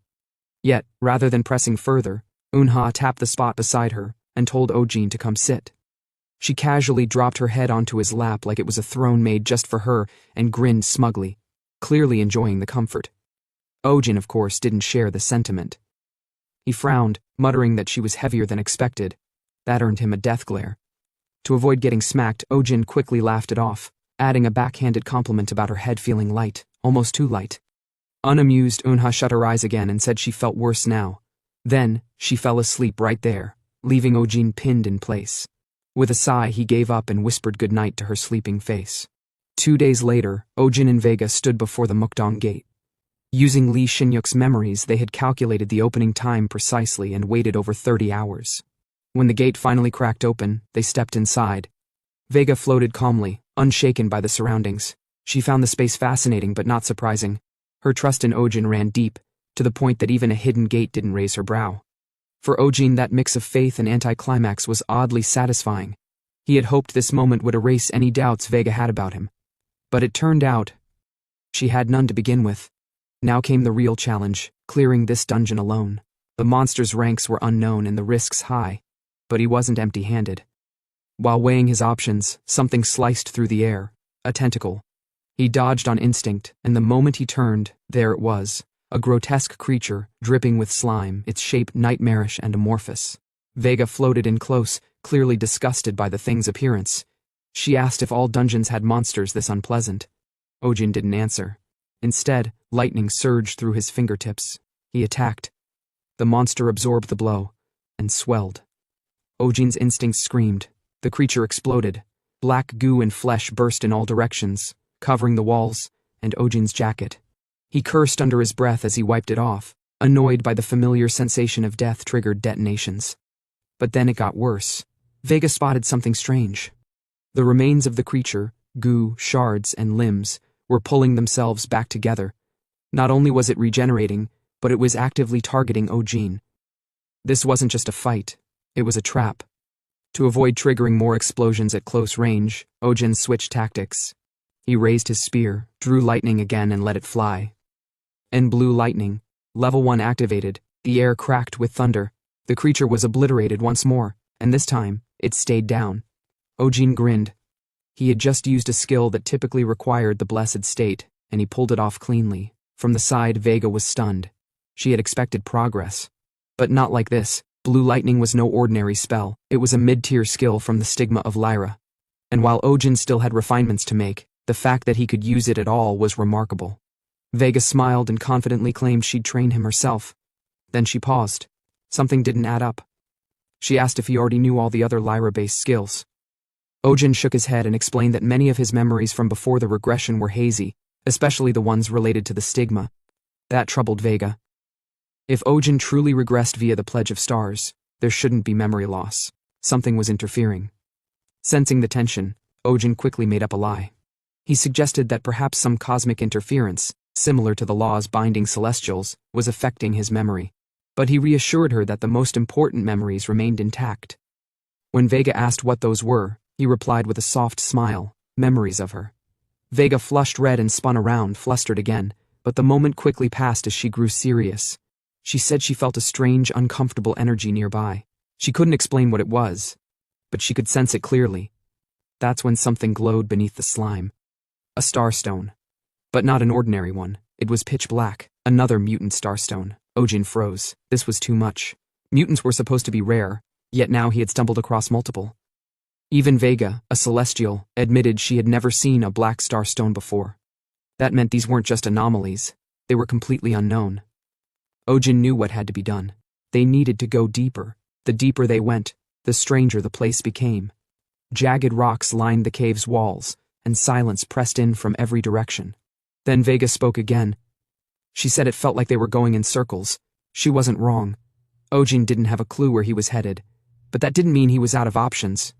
He silently activated a stolen skill, the stigma of the hunting dogs. Thanks to his black heaven, even Vega couldn't detect the shift. Sniffing the air like a bloodhound, Ojin locked onto a familiar scent, the same stench as the previous mutant. They pressed on, but the moment they reached the next chamber, Vega froze. The uncomfortable presence she sensed earlier, it was stronger now, and then they saw it. A massive stone statue stood in the chamber center, ancient, imposing, and cracked. And as Ojin's gaze locked onto the glowing object above the statue, his breath caught in his throat. It wasn't just any loot. It was a star relic. To put it into perspective, while a 1-star relic could fetch around $10,000, and a 3-star would comfortably land 6 figures, a 5-star could break past $1 million without hesitation. But this one? It radiated so intensely that the possibility of it being a 6-star relic made Ojin's mind spiral straight into fantasies of swimming in golden reaches. Vega calmly asked if this was the relic he had mentioned, and Ojin, eyes gleaming with unfiltered greed, gave a silent nod. This was a man who didn't just chase wealth, he worshipped it. And with what looked like a divine bank account floating in front of him, his soul had fully submitted to the gospel of money. He made up his mind immediately, grabbed the relic, pocket it, and run.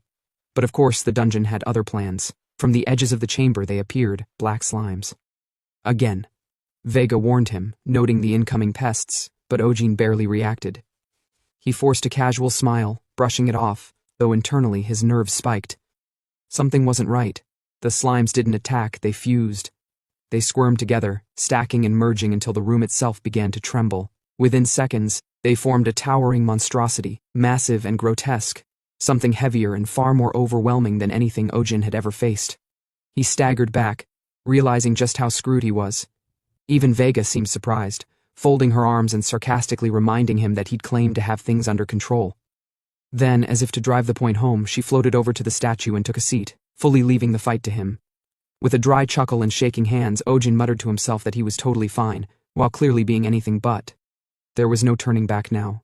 He whispered under his breath that he had to become the monster, right as the beast lunged forward. It was enormous, its sheer size enough to make Ojin question all of his life decisions. Still, he tried to convince himself that this was just a giant pile of weak mobs, nothing too crazy, just fused slimes, even if it did look like it was about to unleash Exodia. He yanked out a handgun, his emergency weapon, and prepped his ace, a flashbang. With a curse, he launched the flare, the explosion of light stunning the beast momentarily. That was his chance. He gripped his spear tight, electricity crackling as lightning began to swirl across his arm. The system confirmed activation, blue lightning, level 1, and with a roar, he dashed forward, jamming the electrified spear straight into the monster's back. The surge cut deep, but it wasn't enough. The monster howled and struck back, tentacles bursting from its form like missiles. Ojin dodged. Barely. One slip and he would have been just another smear on the wall. Grabbing onto a vine-like structure, he steadied himself, hands burning, body trembling, and breath shaky. He had nearly died. Again. But no time for breaks. He launched himself back onto the creature and shouted, charging lightning and thunder together. Blue bolts danced across his body as he unleashed every ounce of power he had, screaming like a lunatic, and even throwing in a ridiculous shout about 10 million volts and Pikachu, because sure, why not? He forced the surge deep into the beast, muscles strained, and body screaming, and finally, boom, the monster dropped, dust filled the air, silence fell. Ojin stood, panting and swaying, his body nearly giving out. But he smiled. He'd done it. He looked at his hand, still crackling with electricity, and felt the backlash surging through his veins, but victory tasted sweet. Then, Vega's voice cut in sharply. She shouted a warning. And it was too late. A massive tentacle slammed into Ojin, flinging him like a rag doll across the chamber. He crashed hard, the floor stealing every bit of air from his lungs. Vega raced over, calling out to him, but he couldn't reply. The monster, which was supposed to be dead, rose again, now even stronger. Its red eyes gleamed with rage, its aura seething. Ojin could barely believe it. The thing had evolved. With clenched fists and gritted teeth, he yelled for Vega's blessing. She didn't hesitate. Power from the stars surged into him, and the system echoed the change, temporary enhancement of the stigma of Lyra. Lightning ignited within him. Power burst through every cell in his body. This was it. He shot forward like a streak of blue light, dodging incoming tentacles mid-air. His fists sparked, and he began conjuring sphere after sphere of electric orbs, bombarding the monster with relentless attacks. His mana poured out like a flood. He was unstoppable. Or so it seemed. But then, Vega yelled again. She ordered him to stop, saying it was over. Ojin froze. He didn't understand. Why had he gone so wild? Why did it feel like he couldn't stop attacking? Suddenly, searing pain tore through his chest. He collapsed, screaming. Vega flew down in panic, and the system confirmed it. His stigma had evolved to 3 stars. His lightning skills had leveled up too. But his body couldn't handle it. Even Vega was stunned. In less than a month, Ojin had become a 3-star apostle. Not just that, he was carrying the stigma of the North Star, something notoriously hard to advance. And yet here he was, rising faster than logic could explain. But before she could ask more, he collapsed. Unconscious. Vega caught him, panic still gripping her expression, as she held him tightly. Sometime later, Ojin stirred. His vision blurred and blended, but within that haze, he could just barely make out the shape of a person.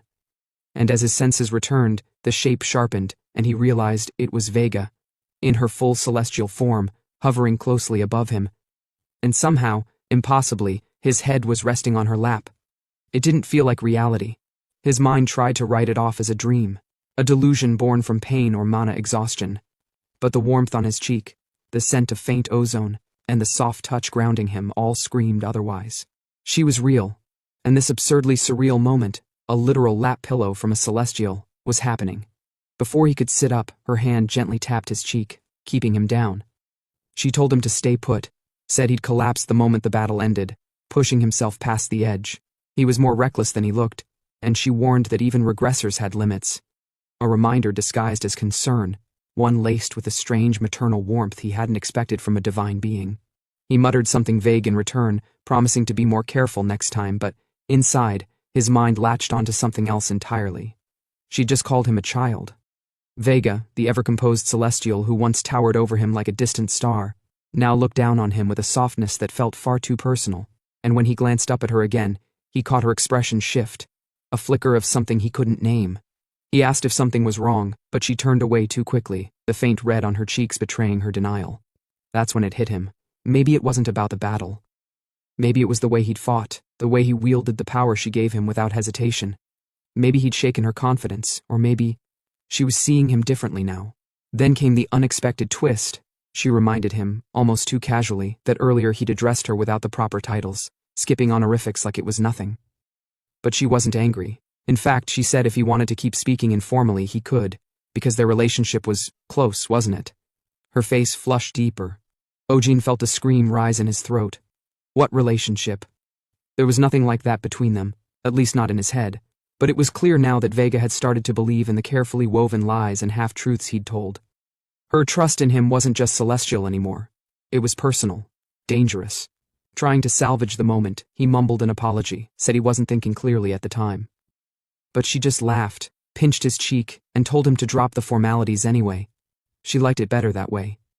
He sighed internally, realizing the situation had officially spiraled into territory he wasn't ready to handle. Still, he agreed, if only to keep the peace. But then her form flickered, sparks dancing around her figure, and she informed him that her divine restriction was activating again. Her time in this state was over. She warned that she'd need more recovery time this round. Ojin apologized without thinking, because he knew. This was on him. He had burned through her blessing like a man possessed, drawing power from Lyra until his body nearly gave out. But Vega stopped him before the guilt could spiral. That monster had been near 5-star class. There was no shame in surviving it.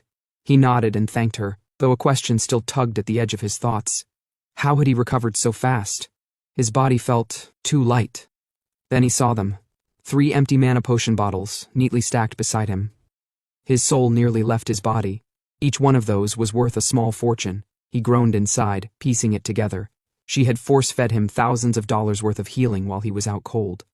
Vega explained, all smiles, that she used the potions herself to bring him back quicker. He nearly cried. 3 bottles. 3. She even teased that he looked moved to tears, while he silently begged her to shut up. That wasn't emotion, that was financial trauma. Still dazed, he asked how she'd even gotten him to drink them while he was unconscious.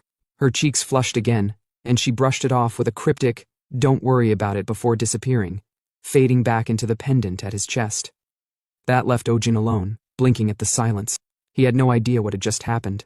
Shaking his head clear, he forced himself to climb to the statue's head and grabbed the glowing relic, the one he'd nearly died for. He held it up and muttered bitterly that he better have gotten at least a 3-star item out of this. But as soon as his hand touched it, something changed. Dark mana pulsed through the relic and surged straight into his body. His chest tightened, his eyes widened, and then the system chimed in. Black Heaven was reacting. It had begun absorbing the power of the black star within the relic. He felt the flood of energy course through him, not violently but deeply. Every corner of his body was soaking in the essence, and when it stopped, the system confirmed it. Black Heaven's trait had evolved. Not only could it now conceal Black Heaven itself, but it could mask every single trait he possessed, and he could control the concealment at will. That wasn't all. The third awakening condition had also been partially fulfilled. Ojin glanced at the relic again, but something felt off. It was empty. The radiant mana it once held was completely gone, drained dry by Black Heaven. He whispered in disbelief, asking if it was trash now. There was no more warmth, no lingering power. It had become a hollow husk, and all at once the reality crashed down. He couldn't sell it. His payday was gone. He dropped to the floor and groaned, his dreams of wealth evaporating like mist.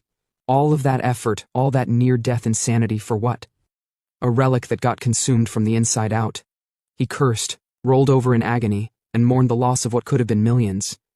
But his sulking didn't last. Voices echoed in from the dungeon entrance. He stiffened. A group of 4 approached, hooded figures with quiet footsteps and a dangerous aura. They hadn't expected someone else to beat them to the relic.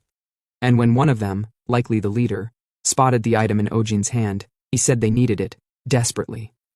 Ojin's brain kicked into gear. He asked if they were interested in buying it. They hesitated, surprised by the offer. The leader asked what he meant, and Ojin clarified, he was willing to sell. His life was worth more than a piece of metal. They didn't seem to notice that the relic had already been drained. He kept pushing, said it probably didn't have the effect they were after anymore. Still tried to sound casual, but deep down he was bluffing like hell. Selling junk to murdery strangers wasn't exactly in the guidebook. The leader let out a laugh, brushed off the tension, and claimed it was all a misunderstanding. They weren't trying to be threatening. Their hooded look, just part of their guild's dress code. Ojin chuckled awkwardly, pretending to buy the excuse, but inside, he knew.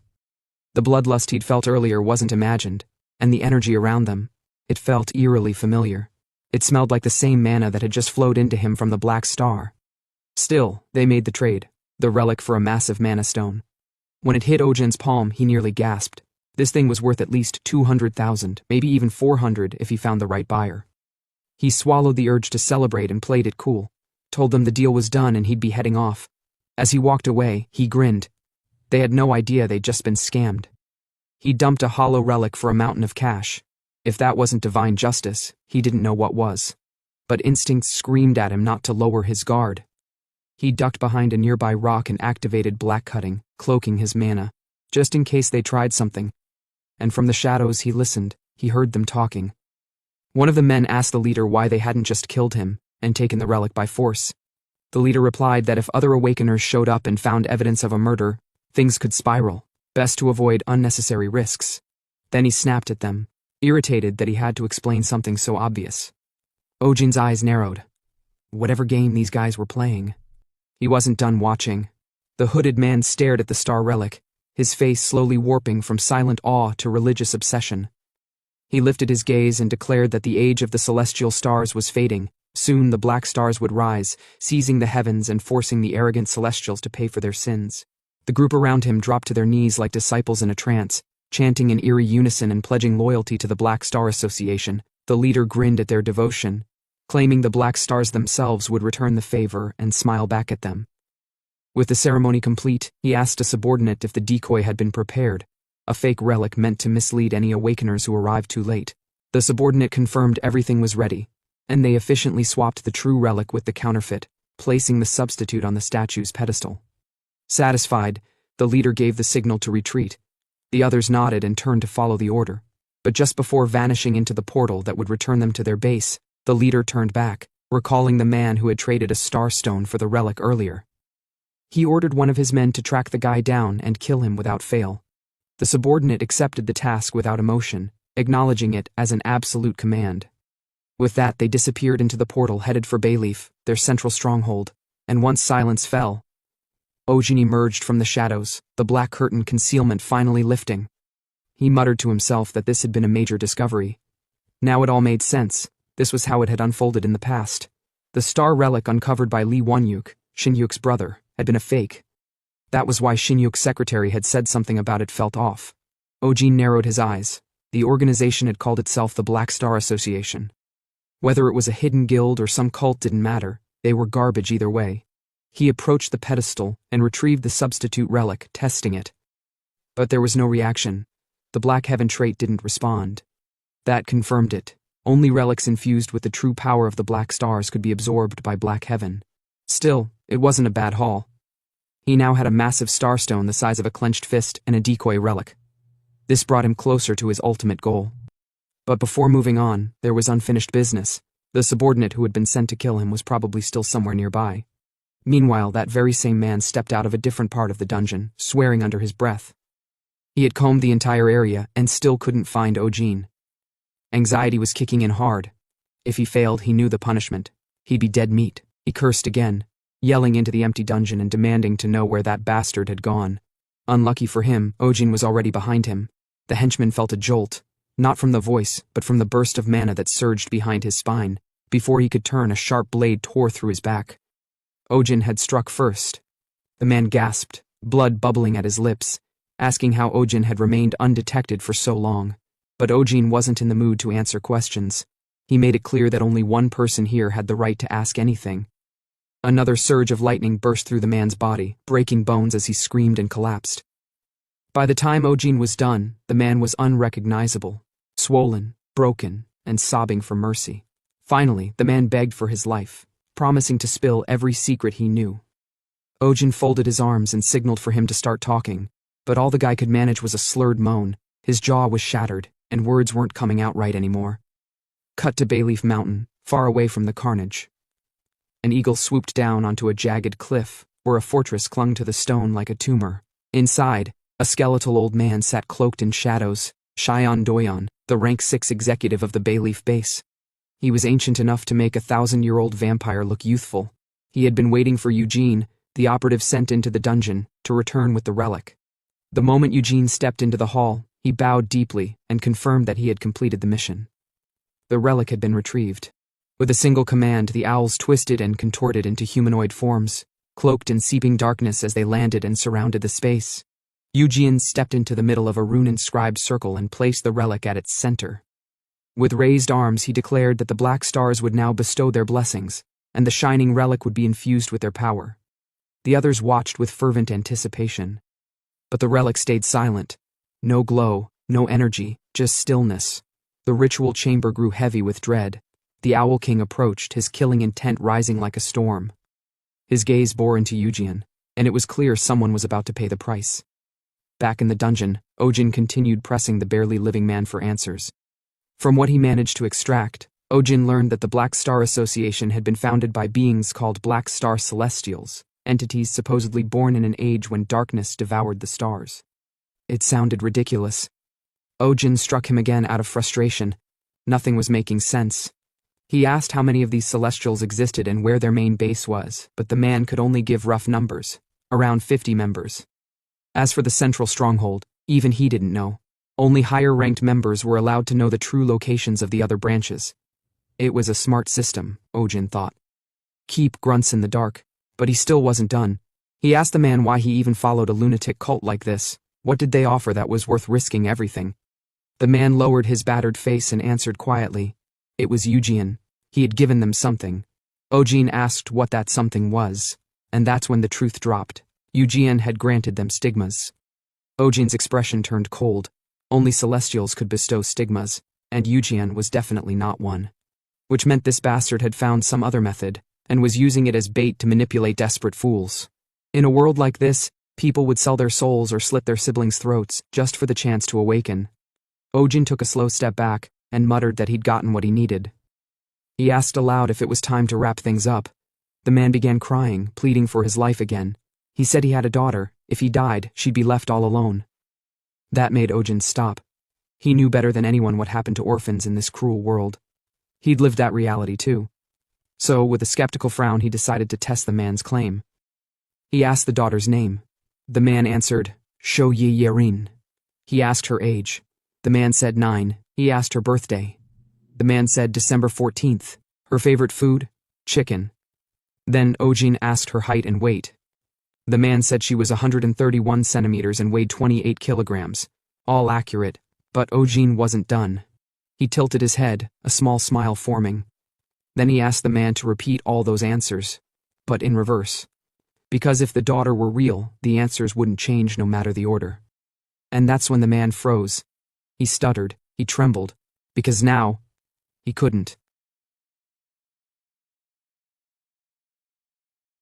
Ojin stood over the trembling man, sword stretched forward with cold precision. He explained that when someone was asked the same questions in reverse, the lies always cracked. And unfortunately for the man, lying was a language Ojin had mastered. Panicked and desperate, the man screamed for help. His voice broke as he begged for someone, anyone, to save him. But Ojin remained unmoved.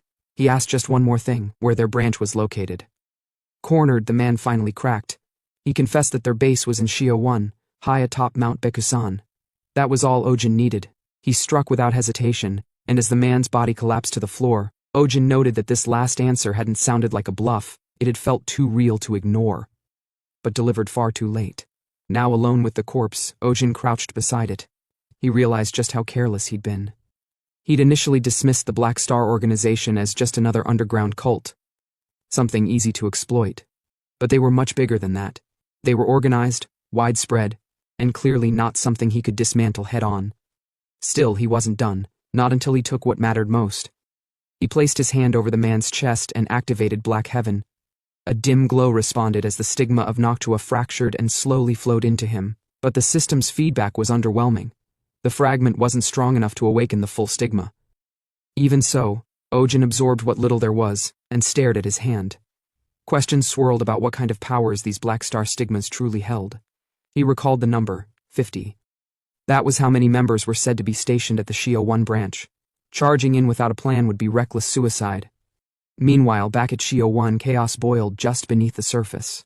The Owl King, cloaked in ceremonial garb, stood in a darkened chamber as he faced Eugeon.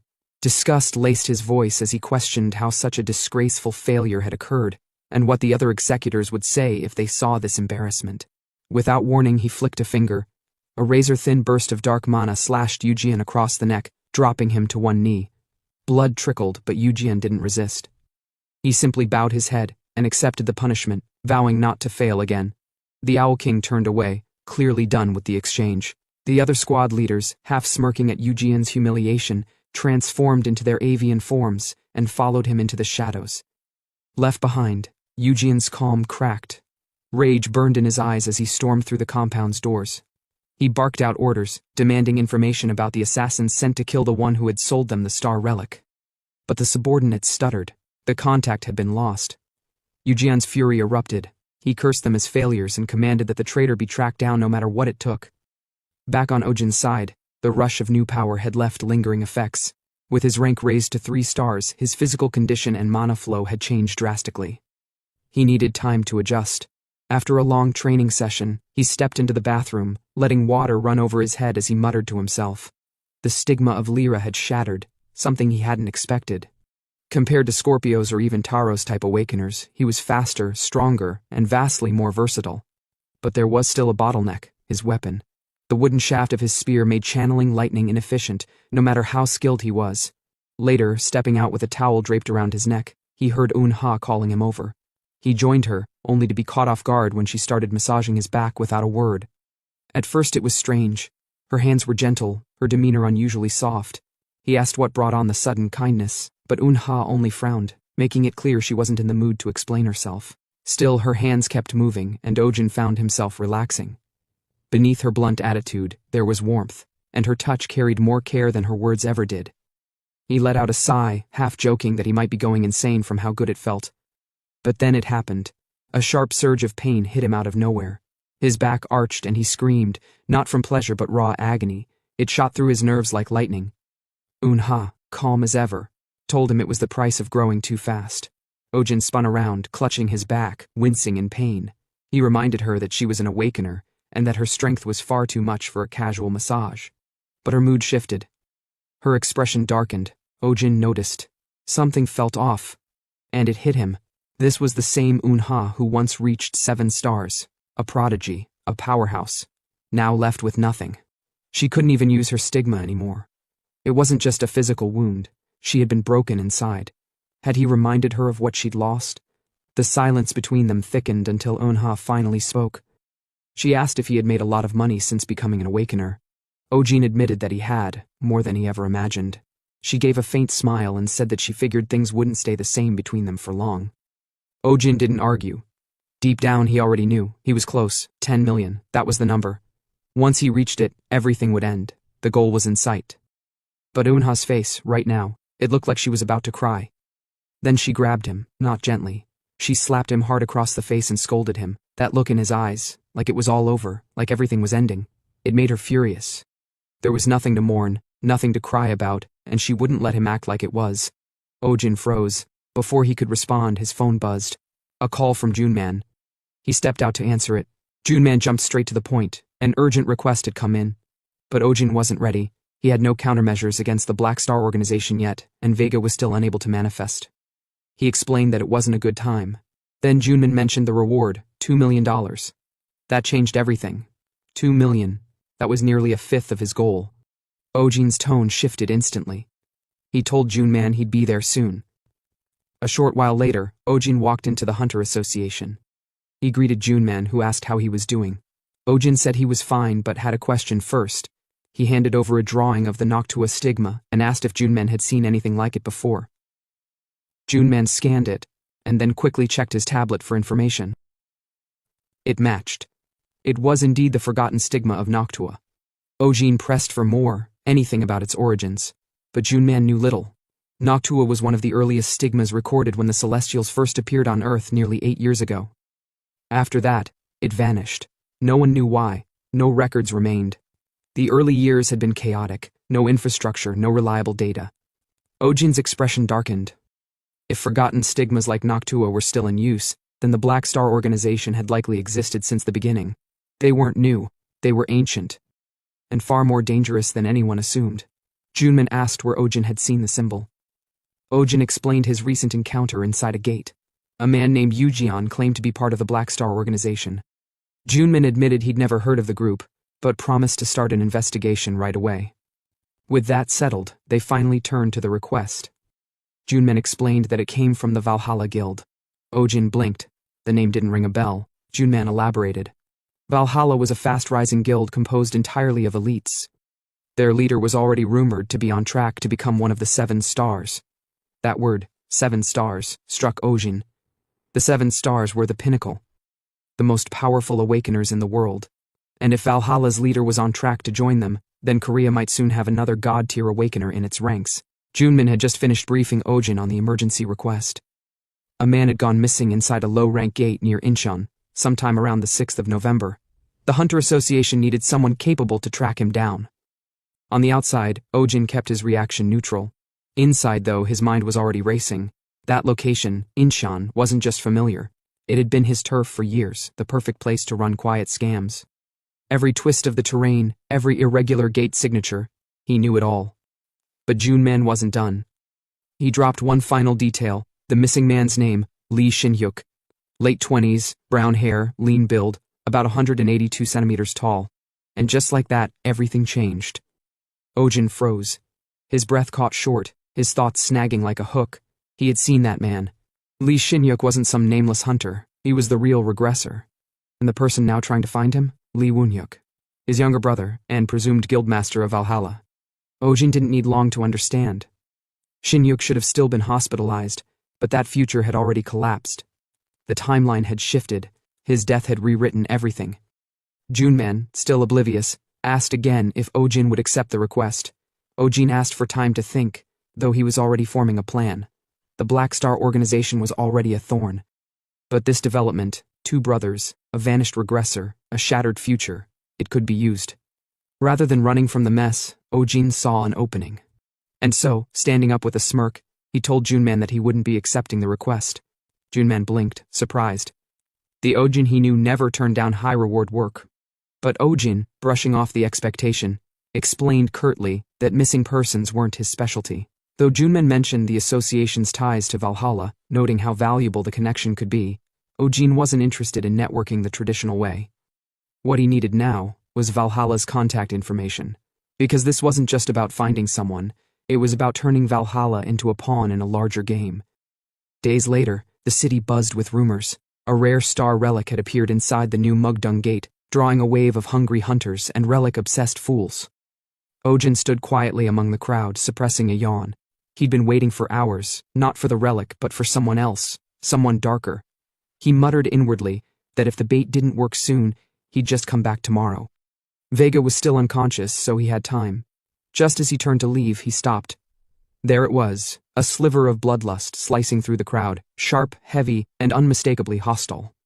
Ojin's smirk returned. The Black Star organization had taken the bait. He bolted, not in retreat, but to lead the bastard into an empty zone, somewhere without interference. It didn't take long.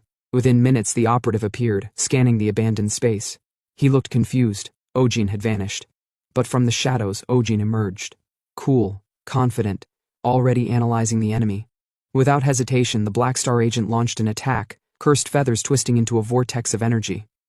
It was Noctua's stigma. Powerful, yes, but not enough. Ojin dodged cleanly, flipping midair as the ground exploded behind him. He measured the power. Noctua's stigma was formidable, but predictable. And now that he'd seen it, he didn't need to play anymore.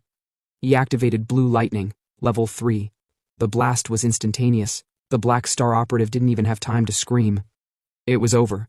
As Ojin stood over the corpse, he exhaled slowly. The fight had ended in seconds. Too easy. This guy had been nothing but a grunt, a throwaway. If this was the bottom of their food chain, then the real monsters sat far higher.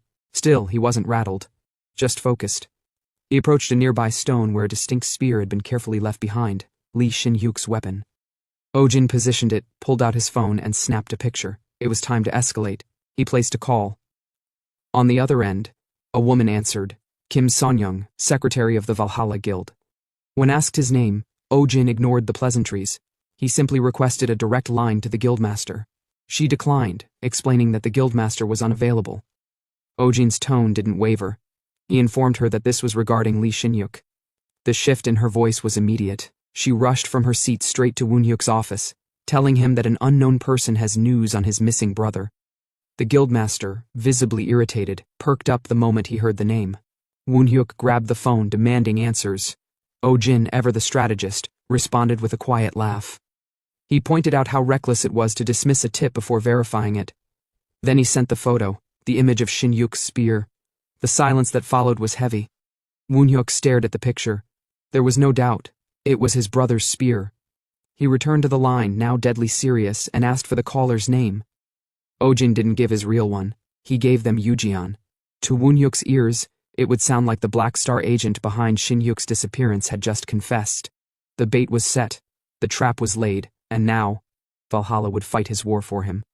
Woonhyuk had always been the one behind. Back when they were kids, his older brother, Lee Shinhyuk, was the one everyone praised. Whether it was school, sports, or just existing, Shinhyuk was always a step ahead. Effortlessly impressive, like someone born for greatness even before the Celestials arrived.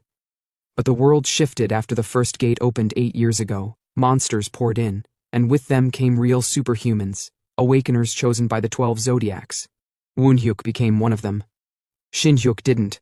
He wasn't selected by any celestial, and Woonhyuk, blinded by his sudden rise, failed to notice how far his brother was falling. Shinhyuk, who once stood strong for both of them, had to start relying on the younger sibling he used to protect. The weight of that shame didn't show in words. It settled in silence, and eventually in sickness.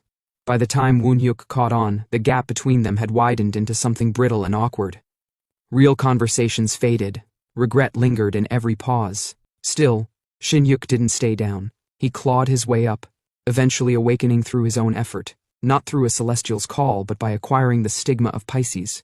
That moment felt like a second chance.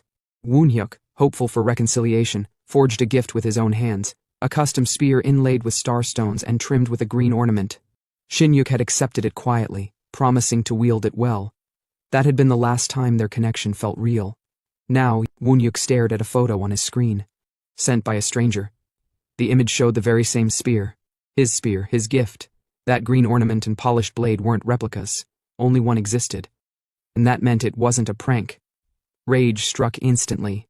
He shouted into the phone, demanding answers, but the man on the other end, Ojin, was enjoying every second. Using the name Eugene, a fabricated identity he'd already seeded, he kept control of the conversation and dropped the details fast. A location, Mount Baekdu's observatory. A demand, 30 million won, cash, and one condition, come alone. Then he hung up. Back in Valhalla's headquarters, Woonhyuk trembled with fury. The aura pouring out of him ruptured the floor, shattered nearby equipment, and sent his secretary crashing into a wall. She barely managed to stay conscious. Even she had never seen him like this. Once he got a grip on himself, his voice was cold. He ordered the entire guild to mobilize. Every single member. Then contacted the Hunter Association. Over at the association, Juneman sat in a closed-door meeting. A file and a photo lay on the table. Information on someone called Eugene, delivered by Ujin, a source with known links to the Black Star organization. Juneman accepted it with a nod and said he'd pass it directly to Valhalla. Ujin didn't say much. He'd expected this result, though not this fast. Less than a day. That's all it took for the bait to reach Woonhyuk. Faster than planned, Ojin tracked the aftermath with quiet calculation. He knew the pieces were shifting now. Juneman would likely grow suspicious. After all, who kidnaps someone and freely reveals their name? But suspicion didn't matter anymore. The spear alone would override logic. Emotions were in play now, and Ojin knew emotions were easier to control. Not long after, Juneman returned with new intel. Valhalla had submitted an official request. A strike team was being put together, destination, Mount Baekdu. He added that Ojin wasn't obligated to participate, but Ojin cut him off with a firm agreement. That moment left Juneman stunned. Ojin had his reasons. He needed to be there anyway. And now, the trap was fully active. Deep beneath Mount Baekdu, inside the Black Star organization's base, pressure filled the air. Yujian, the squad leader, stood tense with anger. A subordinate knelt before him, hand bloodied, punishment for failure. But Yujian wasn't in the mood for theatrics. He needed information, not apologies. Finally, the operative spilled what he had. 3 days ago, their missing comrade left the employee-only section of the Hunter Association's Mokdong branch, and hadn't been seen since. Yujian narrowed his gaze. Why would a Black Star operative enter a restricted association building? The subordinate admitted he didn't know. He'd staked out the place for days, but the suspect, Ojin, never returned. None of it made sense. Eugene's instincts flared. How did someone without ties to the association walk into a protected zone like that? It felt too staged, like someone was playing a deeper game. Before he could unravel it further, another operative arrived, reporting a new problem. A vagrant was spotted near the perimeter. Jian, already simmering, decided to handle it himself. He needed a release. Outside, a weapon on the ground caught his attention. A spear. He didn't recognize it but decided to check it out later. Then he went to see the unknown vagrant who entered their base area. He soon found the man, seemingly calm, standing under the moonlight. Woonhyuk. He accused Jian of kidnapping his brother, and for a second, Jian looked genuinely confused. He didn't even know who this man was, much less his sibling. But that confusion didn't last long. A voice crackled through Woonhyuk's device, confirmation that Li Xinyuk's spear had been recovered. That was enough. Woonhyuk's aura surged like a cyclone, slamming into Jian and sending him flying across the rocks. The force was overwhelming. Even before Jian could recover, he caught a glimpse of the man's face. And froze. It was Lee Woonhyuk, the Black Lion, Valhalla's guildmaster, a top 7 stars candidate. Jian's confidence shattered. He hadn't been briefed for this. Woonhyuk stared coldly, then tossed his own response to the ransom. If it was money Jian wanted, then he could come and try to take it. Without warning, Woonhyuk disappeared into the air, launching a storm of compressed wind blades. Jian tried to react, but the attack wasn't real. Woonhyuk had already shifted positions. Woonhyuk yelled for his guild members to come out. Dozens of awakeners surged forward, Valhalla agents in full assault, tearing through the base from every direction. Walls collapsed, systems shorted, screams echoed. It wasn't a raid, it was a purge. And Jian stood in the middle, helpless, not from the chaos, but because the man responsible for it all was standing directly in front of him.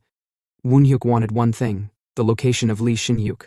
Jian couldn't give it, he didn't have it, but Woonhyuk didn't care. Far above, watching silently, Ojin stood with arms folded. Everything was falling into place. Fire spread from the base of the mountain, enemies crumbled. And still, Woonhyuk waited for an answer. None came, so he struck, a wind-infused blow that collided with Jian's defense, cracking stone and sending tremors through the cave. But Woonhyuk didn't stop. The next strike shattered the ravine itself, leveling the terrain with a storm of compressed wind. Jian barely withstood it. His black flame barrier held, but his arms trembled from the impact, a clear sign he was nearing collapse. He couldn't understand any of this. Woonhyuk was leagues above him, not just stronger but impossibly more refined. Even his fury. Everything radiated dominance. And yet the reason for it all made no sense. Woonhyuk's rant about his brother, about money, Jian had no idea what the hell he was talking about. But the storm didn't pause for clarity. Another burst of wind sent Jian crashing through trees and stone. The impact forced a cough of blood from his lungs. Woonhyuk approached with contempt, as if the fight was beneath him. His tone mocked the idea that Jian ever thought he could stand against a 7-star candidate. Desperate now, Jian called out. He tried to explain, to plead, to shout that this was all a mistake. But Woonhyuk wasn't listening. Fury deafened him. He roared back, unleashing another mid-air barrage that twisted Jian's body in the wind like a rag doll. Blood sprayed from his mouth as realization hit. Woonhyuk had made up his mind. And Jian knew he wouldn't survive. With nothing left to offer, he used his last resort, Black Feather Blossom, a rapid escape stigma that blurred his body into shadows. But even that wasn't enough. Woonhyuk read the move and intercepted mid-air. The resulting collision triggered a thunderclap that split the mountainside. When the dust cleared, Jian was about using a teleportation dagger, and as he stabbed himself he disappeared. Woonhyuk tried to chase him, but it was too late and he gritted his teeth in anger. Meanwhile, in a nearby zone, Jian appeared. He collapsed, coughing blood, half-conscious. Everything was gone. The base, his squad, his pride. It was a catastrophic failure. He couldn't return to the Owl King. That would mean death by default, and the only name that crossed his mind for help now was Ashad Khan. He muttered it aloud, unsure whether to try reaching out. Then the forest shifted. Someone was already there. Ojin, calm, amused, dangerous. He greeted Jian like a friend passing by. The casual tone was worse than mockery. And Jian knew instantly the truth. This wasn't a coincidence. Ojin had orchestrated everything. The false ransom, the spear, the timing, all of it. It had taken Jian too long to realize he wasn't caught in a battle. He was caught in a con. He asked the question aloud, why? But Ojin didn't explain. He didn't need to. Instead, he advised Jian to surrender if he wanted a painless end. What followed was merciless. Lightning, fists. Jian tried to defend. Black feathers swirled, flames erupted, but his body was broken. Nothing held. Every hit drove deeper. Still, he didn't stop resisting, which made Ojin smirk. Foolish. That kind of struggle only made death slower. And then, the final blow landed. A surge of blue lightning, level 3 output. It crashed through the trees like a storm from the heavens. When the light faded, Yujian lay still. But Ojin wasn't finished. He forced the dying Templar to cough up what intel he could. The answers? Frustrating. Yujian's mind was locked. A seal, likely magical, prevented him from speaking freely. Even in death, the Black Star organization protected its secrets. Still, Ojin confirmed a few key things. Eugen wasn't a major player, only a Templar. A low-ranked servant under someone titled an executor, a rank even Ojin hadn't encountered before. But the real prize came next, as Eugen took his final breath, a name of Eugen's colleague, a Shadkan. But leaving that aside, Ojin decided to check the corpse if he could find any valuables, so he searched Eugen's body, even stripping him and leaving only his boxers. Then Ojin found 2 big mana stones, and when he didn't see anything else, he decided to steal Eugen's stigma. He placed his hand on the body, and a black surge tore through the air as the stigma of Noctua was absorbed. The system responded immediately, confirming that the third condition for the Black Heaven's third awakening had been fulfilled. Ojin staggered. The pressure was immense. The power behind the awakening wasn't something he could handle lightly. The system tried to sync with additional data, specifically the memory records embedded within the stigma of Pisces. But access was limited. Ojin's level was still too low to absorb all of it. Still, fragments leaked through, and one of them hit hard, a memory of Shin Hyuk and Woon Hyuk, brothers standing side by side, facing down a dragon in an underground cavern. Shin Hyuk had ordered Woon Hyuk to retreat, saying he would buy time. Woon Hyuk refused, furious, emotional, unwilling to leave his brother behind. But Shin Hyuk smiled. He told his younger brother to leave. He reminded that Woon Hyuk's lover is waiting for him at home, isn't she? The moment hung in the air. Woon Hyuk didn't reply. But the emotions in his eyes betrayed him. Shin Hyuk knew that was his goodbye. He charged towards the huge beast but slayed some little ones along the way. Suddenly, Shin Hyuk stood frozen, face to face with something impossible, a grotesque mass of sludge and death, an abomination that pulsed with evil energy, a monster that should never have existed. It growled low, shaking the entire cavern. And Shin Hyuk cursed quietly. If he had known this was buried beneath Seoul Station, maybe things would have been different. Maybe nothing would have turned out like this. After inheriting a fraction of Lee Shin Hyuk's memory, Ojin staggered backward, coughing harshly. His body trembled. The vision of Lee Shin Hyuk's memory had been far too vivid, far too overwhelming. He groaned. Reading Shin Hyuk's memories always came with a price, and it was never a pleasant one. His breathing slowed just as the system chimed in. A message displayed clearly. Partial awakening memory of Lee Shin Hyuk successfully inherited. Spearmanship of Pisces increased to level 6. Black Heaven has achieved third awakening. New trait unlocked, one is all. Ojin blinked. One is all? He repeated it under his breath, trying to grasp what the system meant. The system explained further. The new trait allowed his main stigma's proficiency to influence the others. Ojin's eyes narrowed. So, raising the stigma of Lyra would also enhance his stolen stigmas? He grinned. This was ridiculous. It meant he could focus solely on the stigma of Lyra, and still improve the others by default. That alone gave him a terrifying advantage. Without hesitation, he activated Noctua for the first time, the stolen stigma pulsing with shadowy force.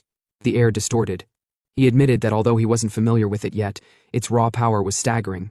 Just as expected, the Black Heaven had tilted everything in his favor. At this point, he didn't even need to train the others anymore. He just had to keep stacking power onto Lyra. Then came the next step. He had to erase all traces of the battlefield, and harm himself with the power he stole from Eugen, so as to play the victim perfectly. Of course, this would hurt a lot. He summoned Noctua's power once again, distorting space with eerie shadows, cleansing the terrain of evidence. But just as he completed the technique, a sharp pain struck his chest. Ojin's body collapsed. He blacked out. Time passed. When he opened his eyes again, the first thing he saw was Junman's worried expression hovering above him. Ojin's vision was blurry, his limbs heavy, but he stood up anyway, startled to see Junman and several other Hunter Association members nearby. Junman told him that this was the same area where he'd fought against the corporates. They'd been dispatched to sweep up the remnants. He also mentioned calling for an ambulance, but Ojin quickly refused. He said he didn't need treatment. He insisted he was fine. Junman was stunned. The man had just collapsed, and now he wanted to walk it off? But Ojin reassured him again. Inwardly, he smiled. This had all gone exactly as planned. Even the injury had been deliberate, part of the final act in the drama he'd been writing from the very beginning. Now came the conclusion. He turned to see Woonhyuk, who had just arrived on scene, still fuming with barely contained rage. As Woonhyuk noticed him, he approached. He asked if Ojin was Mr. Kwon. Ojin confirmed it with a calm nod. Internally, though, Ojin whispered that the curtain was finally rising on his grand finale. Woonhyuk paused. He recalled that Ojin had been the one who fought and killed Yujian, the leader of the corporates. With clenched fists, Woonhyuk asked if Yujian had said anything before his death. Ojin lied. He said no, nothing useful, except that the man seemed to be hiding something. He added that Yujian kept glancing toward a certain direction, as if someone or something was there. And so Ojin pointed. He told Woonhyuk that if his elder brother Lee Shin-hyuk was still alive, he might be in that direction. It was all deception, all part of the story he had carefully staged. Woonhyuk, driven by desperation, followed Ojin's lead. They traveled to the location. And there, in the shadows of the mountain, beneath an overhang and cloaked by fog, stood a figure. Unmoving. Its face wasn't visible, but the clothing, the shape, the half-black, half-white outfit. It matched Lee Shin-hyuk's attire exactly. Even the shoes were identical. Woonhyuk's voice cracked. He trembled. Tears poured down as he screamed that this couldn't be happening, that his brother wasn't supposed to be dead, that he didn't believe it. Ojin remained silent. There was no empathy in his expression, because that wasn't Shin-hyuk at all. It was simply a corpse, one of the Black Star Organization's lower operatives, dressed in a replica outfit and posed carefully to resemble Shin-hyuk. The truth? It was only because Shin-hyuk's future self had regressed that any of this had become possible at all. In fact, Shin-hyuk had been the one to kick him into the anthorns and try to escape alone. So if anything, Ojin told himself he was the real victim. But no matter how many times he tried to justify it, the whole act still felt wrong. Yet he pressed on, because this was necessary. 1 week later, at the Valhalla Guild headquarters, Ojin received a personal summons from the guild master himself. Woonhyuk. Woonhyuk began by offering a belated introduction, but Ojin wasn't listening to the words. His eyes were locked on Woonhyuk's hand. It trembled slightly, just enough to betray the internal storm the man was suppressing. Ojin understood. It hadn't even been a full week since the incident with Lee Shin-hyuk. Grief that deep didn't heal in days, not even close. Still, Woonhyuk continued. He said the real reason for calling Ojin here was to offer thanks. Ojin was surprised. Thanks? Before he could ask what for, Woonhyuk gestured to his secretary. A briefcase was placed in front of him, and when it opened, Ojin's eyes widened. It was $3 million in cash. Woonhyuk explained calmly. This was the ransom money originally demanded by the kidnapper. But since Yujian had been eliminated, and the trail had led to his brother's corpse, he felt Ojin deserved it. Ojin muttered that the amount was a bit excessive. Woonhyuk didn't deny it, and that confirmed something for Ojin. The money wasn't just gratitude, there was a second motive. Sure enough, Woonhyuk brought it up. He asked Ojin to confirm something. Was it true that he was an apostle of the North Star? Ojin implied yes, that was correct. Woonhyuk nodded. He said he'd also heard that Ojin had been attacked by the Black Star Organization recently. That aligned perfectly with their current plans. The Valhalla Guild was preparing to uproot the Black Star Organization from the inside out, and they wanted Ojin on board.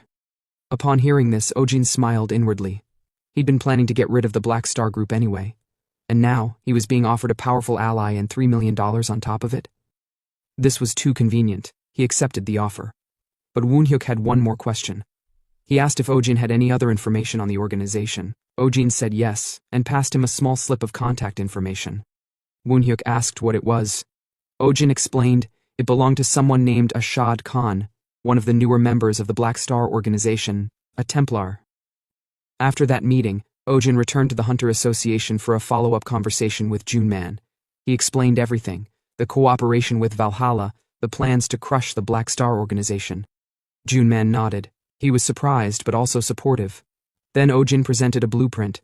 He said he needed a custom weapon built, a silver spear reinforced with starstones, and a wire launching device attached. Junman glanced at the design. He asked if Ojin meant something like a harpoon gun. Ojin confirmed it, more or less. Junman then said he'd forward the request to the equipment manufacturing division. But as he began to mention the cost, Ojin inwardly flinched. A weapon like this wouldn't come cheap, a spear forged entirely from silver? Starstone reinforced wire launchers? That was practically luxury gear, but then Junmin surprised him. He told Ojin not to worry about the cost, the association would cover it. Ojin was stunned speechless. Junmin explained further. Ojin had contributed heavily during the operation with the Valhalla Guild. Even the higher-ups had approved of his efforts. This was the least they could offer. Ojin blushed, and in a moment of uncharacteristic emotion he extended his arms to hug Junman, only to get pushed off with a scolding look. Junman told him to calm down. But there was one more thing. He pointed at the last item in the blueprint, something that didn't match Ojin's handwriting. Ojin admitted it. That last item was a personal request. It would take time to build, but it needed to be perfect. Junman said the association could sponsor it too, but Ojin refused. He'd pay for it himself. Later that night, Ojin returned home. As he opened the door to his apartment, he casually announced his arrival, saying "Un-ha," he was back. But she didn't respond. She was sitting on the bed, glued to her phone. Ojin repeated himself. Still nothing. So he walked over. As he approached her, he asked what was so interesting that she didn't notice him. Startled, Un-ha jumped up. She muttered something under her breath, cursing, and quickly hid her phone. She claimed it was just a song. She was listening to music. That's why she hadn't heard him. Ojin wasn't convinced. He raised a brow. Was she really that absorbed? In just a song? Un-ha noticed Ojin staring at her and assumed he was thinking something strange. She questioned him suspiciously, but Ojin casually dismissed it, saying that someone her age could be interested in many things, especially things enjoyed through sound alone. Un-ha looked flustered, insisting it wasn't what he thought. After Ojin left to take a shower, Un-ha's expression turned faintly distressed. Though she was tapping on her phone with uncertainty, her real focus was on what came through her ear aid. A voice transmitted through the device reported an alarming update. The Yongsan auction house was preparing to exhibit style relics in December. One particular item stood out, the dragon's cursed eye, rumored to cure all diseases. The next morning, Ojin was training on the rooftop as usual. During his routine, he recalled back when he sold the star relic he achieved from the Mokdong Gate. Later, the Hunter Association finalized the appraisal on that relic. Junmin informed him that the relic had been officially ranked as 3-star, granting enhanced mana regeneration. When asked if he planned to use it himself, Ojin declined. He instructed them to sell the relic, the star stones, and everything else he currently held. Junman moved on to price calculations. He estimated that, including everything Ojin had turned in so far, the payout might reach $1.8 million under ideal conditions. Ojin froze in disbelief. The total was far more than he anticipated. With that, and the $3 million gifted by Woonhyuk, he had already earned close to $5 million. Factoring in years of savings, he was only $3 million short of his ultimate target, the amount he believed would lead him to paradise. He also asked Junman for one more favor, a map of the sewers under Seoul Station. As he trained, a soft glow emerged from the pendant around his neck. From it, Vega materialized. The moment caught him so off guard that he fell backward in surprise.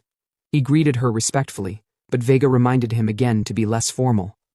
He brushed it off with an awkward laugh. Ojin gave her a slightly edited account of everything that had happened during her 3-week absence. After listening closely, Vega advised caution. She told him that the people he was dealing with, especially those tied to the Black Star organization, were far too dangerous for his current level. In her opinion, it was too early for him to be entangled in such threats. She urged him to focus more on growing stronger first. Ojin reassured her that he already had a plan in place. He then asked if she knew anything about the Black Star Celestials, or the era known as the time when stars were swallowed in darkness. Surprisingly, Vega admitted she had never heard of such a thing. Even for someone like her, a celestial being, there were still gaps in knowledge. Ojin didn't expect Vega to be clueless on the subject, but it only confirmed what he already suspected. He'd have to extract that information directly from the Black Star organization. Vega shifted the conversation. She wanted to see how much Ojin had progressed since their last meeting. Ojin stood, lifted his weapon, and ignited it with streaks of crackling lightning. Power surged through his feet, and he prepared to demonstrate what 3 weeks of silent growth had done. Ojin soared through the sky, lightning trailing behind him. His feet skimmed the air as he sprinted mid-air, manipulating gravity as though it no longer applied to him. With each step, he channeled the blue lightning through his limbs, layering it repeatedly. After building up power, he unleashed a concentrated wave, a bolt so intense it lit up the entire sky like a thunderstorm frozen mid-flash. He landed lightly and dropped to a seated position, catching his breath. Then he turned to Vega and asked for her thoughts. Vega remained speechless at first, blinking slowly. She finally asked how he had already grasped the foundations of a skill like exit, a basic form of the blue lightning technique.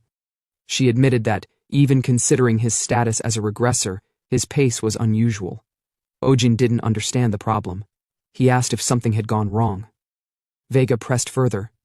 She wanted to know how he had managed to channel lightning simultaneously through his feet and both hands. He explained that he had simply tried it. It was difficult at first, but eventually it worked. That left Vega visibly stunned. She clenched her fists, realizing that Ojin was likely subconsciously recalling techniques from the stigma of Lyra, even though he had previously claimed those memories were hazy. It was the only explanation for his rapid adaptation. Ojin, meanwhile, let out a subtle sigh of relief. Her assumption had covered him. He admitted to himself that it was better she misunderstood than dug deeper. Curious, he asked what exactly made his progress so surprising. Vega snapped, not in anger, but in exasperation. She demanded to know why he thought she had never taken on an apostle until now. The reason, she explained, was that controlling her stigma was nearly impossible for humans. Even among 3-star stigmas, the difference between a lower tier and upper tier was massive. Yet Ojin, despite being only a 3-star user, was progressing too quickly. Before Vega could continue, Ojin's phone vibrated. Annoyed, Vega asked if he was even listening. Cutting to the Hunter Association, Ojin picked up the call. It was Junmen. When he arrived, Junmen handed over the equipment Ojin had requested. Ojin thanked him and examined the results. The weapon was better than he expected, reinforced just as he'd asked. Junmen explained that a particular kid on the team had crafted it, and Ojin made a note to meet and thank him in person someday.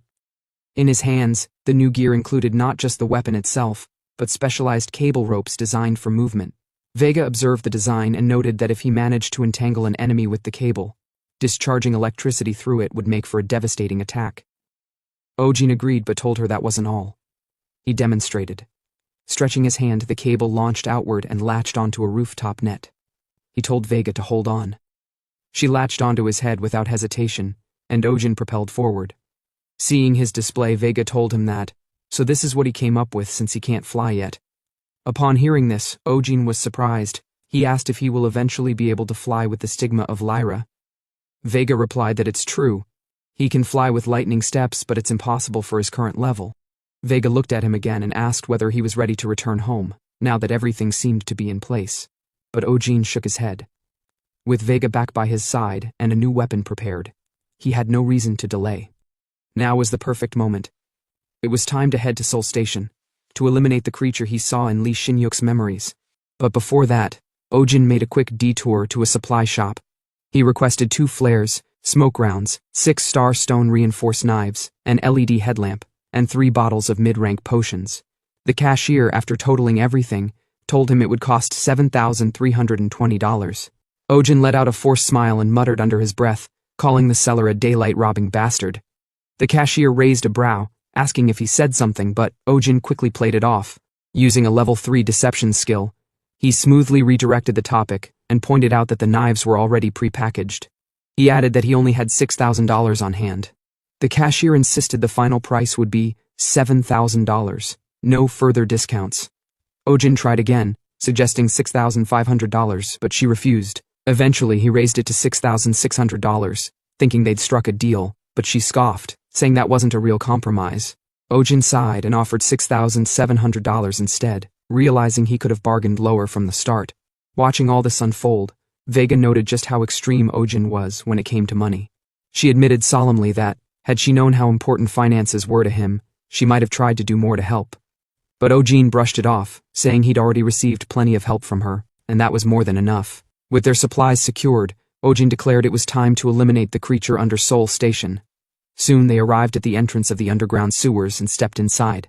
Ojin led the way, holding a map and reading from a book written by the author who had explored the area before. His LED headlamp cut through the thick darkness ahead. Vega asked if he knew the exact location of the target.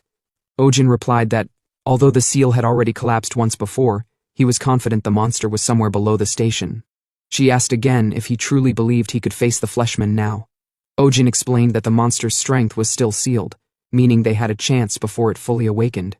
Hearing that, Vega commented knowingly, So he was betting on the window of opportunity that came before the seal broke completely, a gamble worthy of a regressor. Ojin gave a dry laugh inwardly. In truth, if he fought that thing at full strength, he'd be torn to shreds, but if it remained sealed, it might just be a giant squishy sandbag. Wading deeper into the muck, he silently regretted not buying rain boots. Using the stigma of the hunting dogs in this kind of filth felt impossible. The stench alone was a battle. While he was still mulling over that, Vega pointed to a nearby passage. She said something foul was emanating from that direction, a presence that didn't feel right. Ojin checked the map. That direction wasn't even close to where the monster was supposed to be. He asked if the aura reminded her of what she felt in the cave. Vega replied that while it wasn't exactly the same, it was similar. If the previous sensation had been like something sticky clinging to her skin, this one felt more like something sharp poking at her. Ojin's instincts kicked in. This felt like Black Star activity again, and if they were involved, that would explain the sudden spike in mutated starstones surfacing across the region. He told Vega they had no choice but to check it out. As he stepped toward the passageway, a chilling sight stopped him. The tunnel was covered in layers of flesh, like stepping inside a creature's digestive tract. It was grotesque, pulsing, and deeply unnatural. Inside, two creatures stood guard. They looked humanoid but reptilian, with distorted features and slitted eyes fixed directly on Ojin. Their posture didn't suggest a friendly greeting. It was predatory, as if sizing him up for a kill. He wondered if they were mutants. Their skin tone differed, but they had the same unsettling presence. He smirked. If they weren't fans of his looks, too bad. They lunged without hesitation. Ojin welcomed it. Stretching his hand, he launched the cable forward, piercing one of the creatures. Then, using his newly crafted spear, he conducted lightning through the line. The surge lit up the sewer, frying both reptilian attackers in a blink. Smoke hissed from their bodies as they dropped instantly.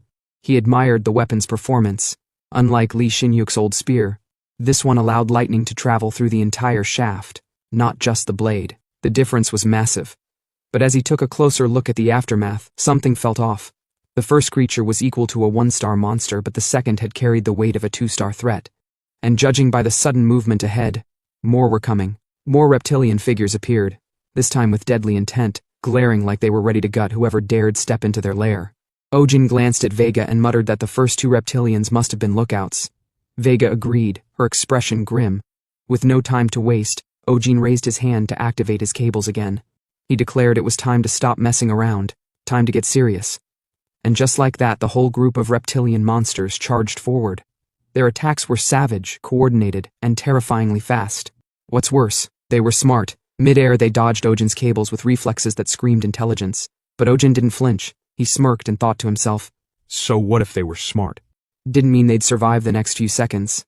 And bang! His entire body lit up. Before the monsters could land a hit, he electrocuted them in an instant, frying them where they stood. The screams that followed weren't exactly human, more like tortured banshee howls mixed with alien profanity. But whatever they were saying, help or screw you, humans, Ojin couldn't tell, nor did he care. He just grinned, basking in the aftermath of his rampage. And just when he thought he was done, boom! A hulking reptilian behemoth appeared, easily 3 times the size of the rest. This one wasn't a grunt. This was a lizard champion. It wasted no time, picked up one of its dead underlings and hurled it like a fastball at Ojin. He barely blocked it in time, the impact sending him skidding back across the wet floor. Looking up, Ojin confirmed it. Definitely a lizard champion. Strong, fast, and clearly commanding the rest. Its presence alone shifted the entire battlefield's energy. Knowing his cables wouldn't cut it anymore, Ojin recalled them into his arm and re-equipped his bracelet. His spear pulsed with blue lightning, now fully charged. He aimed, struck, and brought the champion down in one powerful blast. As the boss slumped into a heap, Ojin laughed internally. That thing looked like a low-budget version of Beerus, minus the charm. Victory secured, Ojin immediately got down to business. Loot check. He rifled through the corpses and pulled out several starstones. As expected, black starstones again. At this point, he was practically used to them. Vega, curious, asked if he had any idea what these strange stones were. Ojin told her he wasn't sure. Truth was, he'd never even heard of these things before regressing.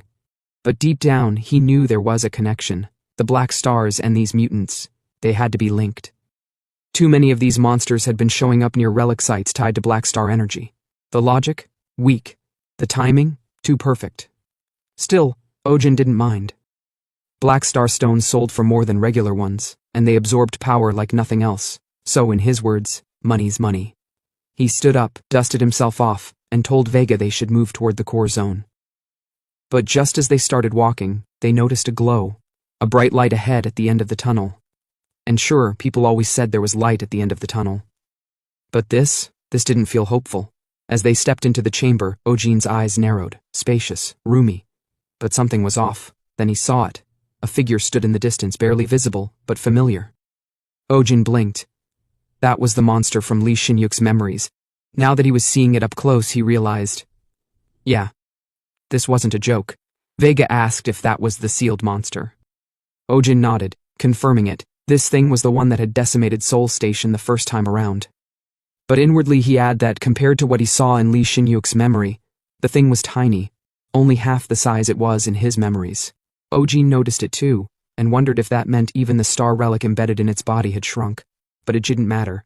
Small or not, he decided to start stabbing first and ask questions never. 3 cables shot out, piercing straight into the monster's body. No reaction. Not even a twitch. Ojin grinned like a gremlin with a new toy. A delicious, immobile, high-paying toy. This thing? A pushover. A motionless money bag. He jabbed again. And again. Just for fun. Ojin practically giggled while skewering it, high on the thrill of making Rishi while venting his stress. Deep down, he figured he should thank Lee Shin-yuk for giving him the chance to enjoy life like this. This was therapeutic stabbing, peak job satisfaction. But of course, reality had other plans. Unseen by Ojin, the monster's hand twitched. Vega noticed. She asked him if he felt that. He shrugged it off. Claimed she was seeing things. Probably nerves or maybe too many holy vitamins. And then the ground trembled. No. Everything trembled. The sewer shook like it was about to collapse. Ojin leaped instinctively, just as the monster started to rise. A second later, he hit the floor hard, groaning like a sack of potatoes that had just realized it was still in the budget aisle. When he looked up, there it was. The pushover was now towering over him, eyes glowing with primal rage. And Ojin? He went full internal panic mode. One look and his entire brain screamed. He fucked up.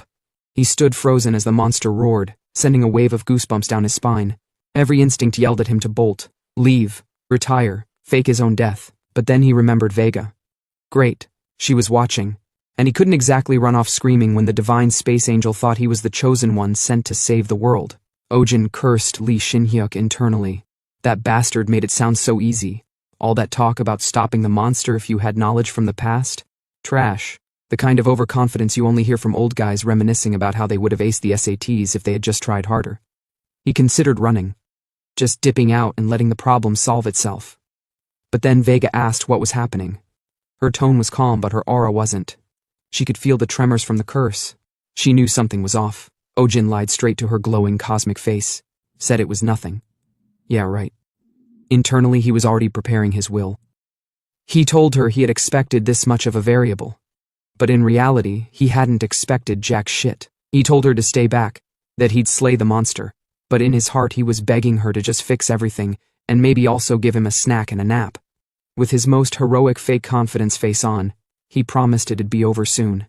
Deep down, he was sure he would be over soon. The monster raised a giant goo-covered hand and brought it crashing down. Ojin braced, then got launched across the sewer like a ragdoll. Mid-air, he tried to process what just happened. That thing, for its size, unbelievably fast. He barely landed before the monster raised its hand for round 2. Thinking quick, Ojin fired his cable into the ceiling and jerked himself out of the strike zone.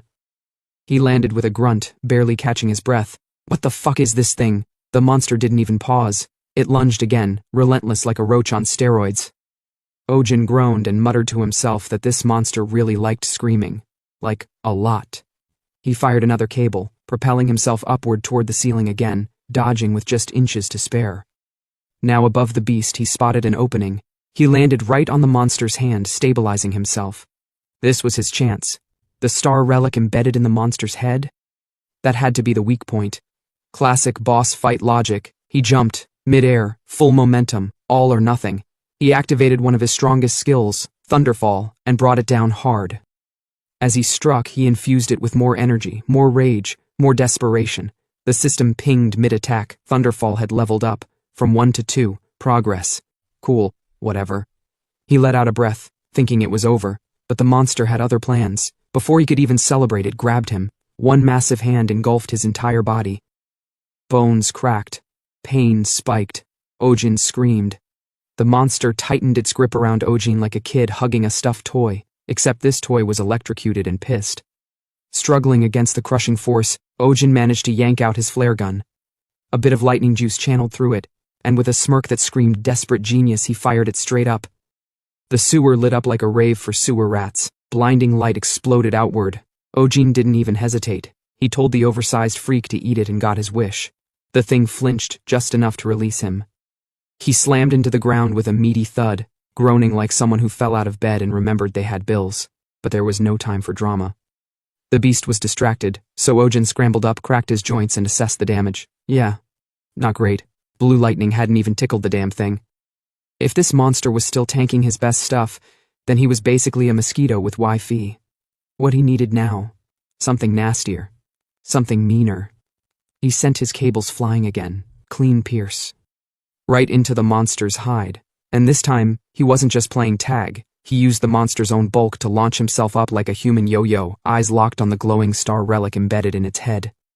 Mid-swing, the beast flailed, but trying to swat Ojin was like trying to catch a fly with boxing gloves. All it did was leave its neck wide open. That was all the opening he needed. He grinned. The nape was exposed. He didn't just release mana like some rookie. Nah, he gripped it, pulled it back like a drawn bow, and snapped it forward with intent. A burst of concentrated lightning clouded his hand, then, boom! He struck. The system chimed in at the perfect moment. Blue lightning had leveled up to 4. And bonus points? A new skill, lightning charge level 1. The result? A thunderclap so loud it probably got picked up on Pixis's weather satellites. Ojin slammed the nape with more force than he even thought he had, and for a second he thought that might have been it. Spoiler, it wasn't. The monster groaned. Still alive, still pissed, still moving, and now it was shaking like it just drank 6 espressos. Ojin was flung around mid-air like a decorative tassel. He cursed at it, told it to just die already, but nope, the drama wasn't over. And then the worst possible thing happened. The ground cracked, asphalt split. The monster broke through the sewer ceiling and exploded into the middle of the city like a deranged surprise guest. Pavement shattered, civilians screamed, and chaos went full volume. Ojin barely had time to react before he spotted a kid, just standing there, frozen in fear.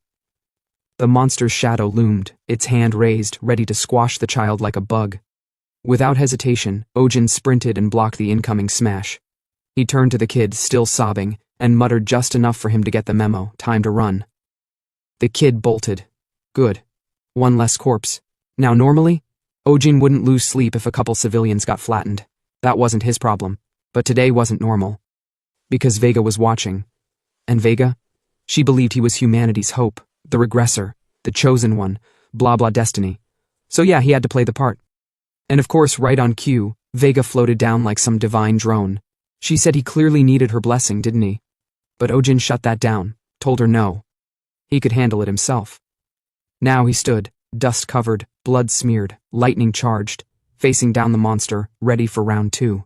As Ojin squared off against the monster again, he told himself it was simple. Keep hitting the weak point until the damn thing breaks.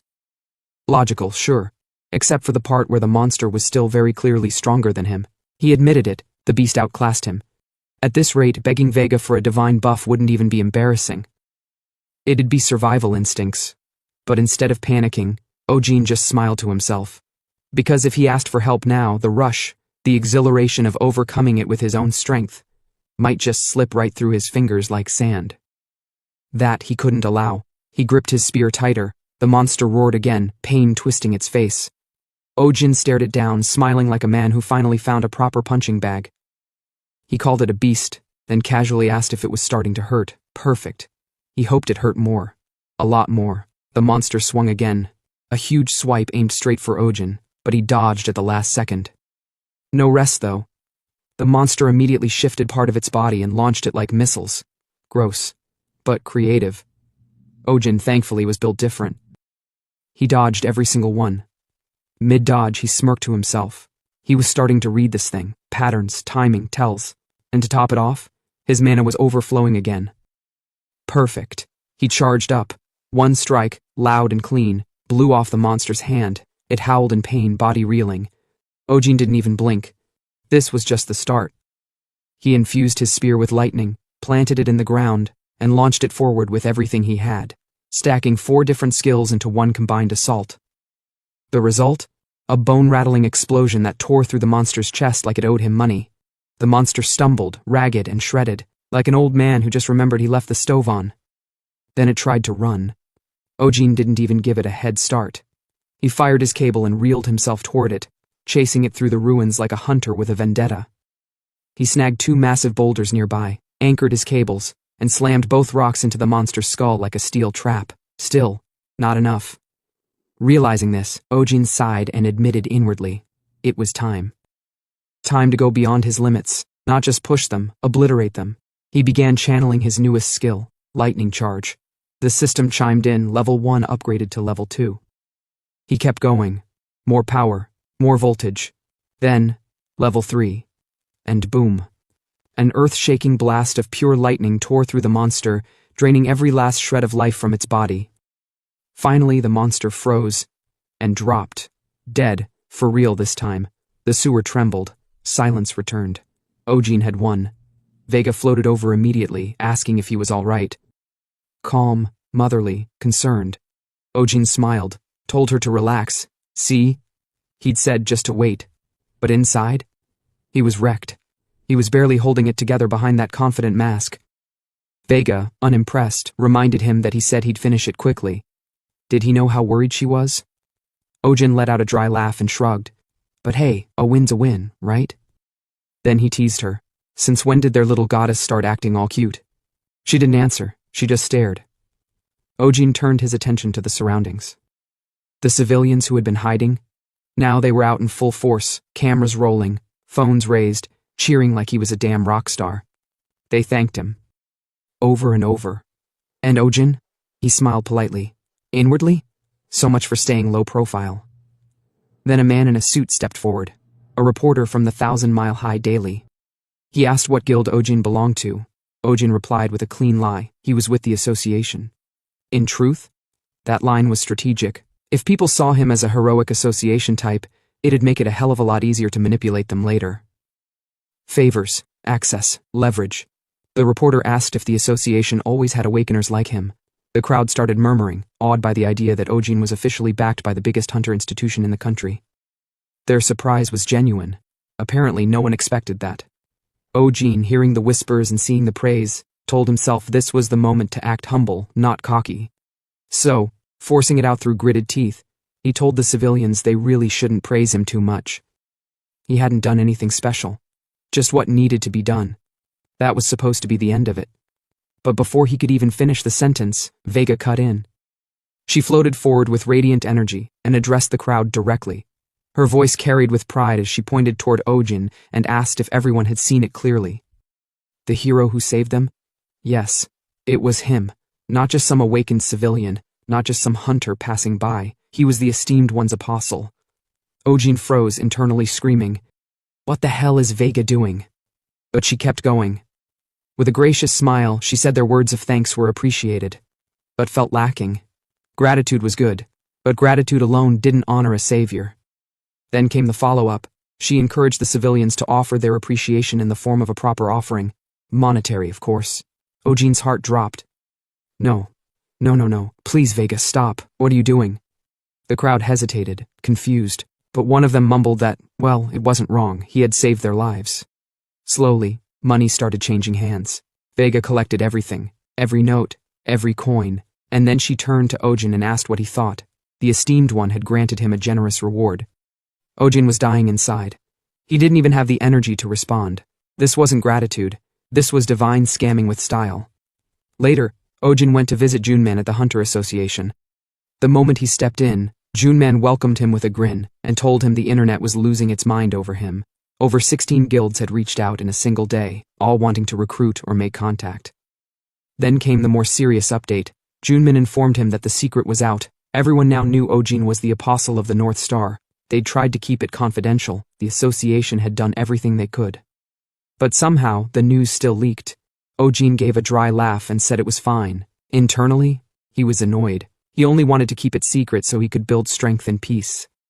But now that the spotlight was on him, he'd use it, turn the exposure into opportunity. Then Junmin casually brought up the moment Ojin had asked the civilians for money. Ojin stiffened. He couldn't believe Junmin had seen that. He stammered, not sure what to say. Internally, he cursed Vega again. He hadn't even looked at the articles. Didn't have the nerve to read public reactions. But then, Junmin said it was a stroke of genius. Ojin blinked. Genius? That? He couldn't believe what he was hearing. Junmin explained that the way Ojin asked for a reward, combined with the fact that he saved people, came across as endearing. Sundar-like even. He handed Ojin one of the viral articles. Apparently, after saving the child, Ojin was quoted as saying, "It's not like I wanted to save you specifically or anything. Baka." And then, allegedly, he'd covered the kid with his coat. Ojin was floored. He wasn't even wearing a coat. Then came the cherry on top. The article claimed that after turning to leave, Ojin softly said to the child, "Run away." Quickly, Ojin nearly burst a vein. He told himself, these reporters weren't journalists. They were fanfic authors with press badges, but Junmin insisted. The combination of those quotes, along with Vega's donation stunt, turned Ojin into a trending hero. People even started memeing things like, "I only saved you for the money." To Ojin it was horrifying. He'd spent his whole life tricking others, manipulating people to survive. Now, he was getting emotionally played by public opinion, and worst of all, he couldn't fight back. Still, he nodded and told Junmin he understood. Then the topic shifted. Junmin brought up the aftermath of the monster incident. Things had gotten chaotic in Paradise, the area where Ojin fought. That location wasn't just some random part of the city. It was a hotspot, and with a monster bursting up from underground, questions were piling up. Ojin's expression sharpened. Paradise. That was the real reason he came here. He pulled out the star stones he'd collected, all from giants and reptilian-class monsters, and placed them in front of Junmin. Time to get to the main topic. He asked what Junmin thought they were worth. Junmin leaned back in his chair and told Ojin something unexpected. Mutant star stones had dropped in value. A lot. Ojin raised a brow. That much in such a short time? Junmin nodded. There'd been a spike in mutant appearances lately, which meant a flood of mutant star stones hitting the market. Rumor was, supply had multiplied nearly tenfold. Ojin's expression turned serious. That much activity, it had to be connected to the Black Star Celestials. Still, Junmin noted, the two stones Ojin brought, the ones from the giant and the slime, were unusually large and high in purity. Estimated value, roughly $4 million, maybe more with the right buyer. Ojin agreed to sell them, and asked if the association could handle it within a few days. Junmin hesitated. Given how unstable the market had become, moving that many stones quickly wasn't exactly realistic. That's when Ojin made an offer. He proposed the association pay him $3 million in advance, and in return, they could keep whatever profit came from the final sale. Junmin was stunned. He asked if Ojin, of all people, was really about to let go of a potential $1 million margin. Ojin nodded, calm, but inside? He was second-guessing everything. This wasn't like him. He wasn't someone who let money slip through his fingers, so what the hell was going on? Still, he asked again. Could Junmin make it happen? Junmin eventually agreed. He said the $3 million would be wired to Ojin's account by tomorrow morning, probably by lunch. Ojin stood to leave, but before he could walk out, Junmin stopped him. He had something prepared, the thing they discussed last time. He pulled out a small box and handed it to Ojin. Said it was the best quality one he could find. Then, from his coat pocket, he produced a card, black, sleek, and marked with the association's seal. A special officer license. Ojin stared at it, eyes narrowing. He knew what this meant. A special officer wasn't just a glorified title. It came with independent authority, investigative rights, and legal immunity, even if the association came under pressure. It was the equivalent of being an off-the-books elite agent. He took the card and admitted, this was unexpected. He hadn't even been with them that long. Junmin chuckled and said, that's how much the higher-ups valued him. Ojin smirked and thanked him, genuinely this time. Then he turned to leave. Junmin told him they'd see each other again soon. On the way home, Ojin stopped at a crosswalk and glanced up at the sky. Clear sunlight poured over the city, and as he waited for the light to change, he did a quick tally. With $7 million already saved, and another $3 million coming tomorrow, Paradise was now within reach. He was just one step away. Back at the apartment, Unha lay on her bed, earbud in, quietly listening to the news. The newscaster's voice reported yesterday's Seoul Station incident, stating that interest in the association-affiliated Awakener Guan Ojin had exploded overnight. Online articles were calling him the Lightning Wolf, praising the rise of a new hero. She didn't react much, until the next segment hit. The newscaster announced that the final list of star relics for the December Yongsan auction, scheduled in 2 days, had just been confirmed. Among them, the 7-star relic, Sword of Dawn, the Twilight Knots, and the Dragon's Cursed Eye. That name stopped Yunha cold. Her eyes widened, her body reacted before her thoughts could catch up. This was it, the relic she'd been hunting, the only one capable of removing the curse from her eyes, the one thing she needed to survive. She clenched her fists. No matter what, she had to win that relic, by any means necessary. Then came a new voice. Vega. The celestial floated calmly into the room and asked if Unha was awake. Unha jolted, eyes wide. She turned sharply and asked what Vega was doing here. Wasn't she supposed to have left with Ojin? Vega simply replied that Ojin must have forgotten the necklace. Without it, Vega wasn't tethered to him. Unha then stared at Vega, asking if a celestial like her didn't suffer penalties for materializing on Earth like this. Wasn't there some kind of restriction? Vega replied calmly. A few hours a day was acceptable. Nothing that would cause a breach. But she hadn't come for no reason. She wanted to ask Una something. Unha tilted her head. What kind of question?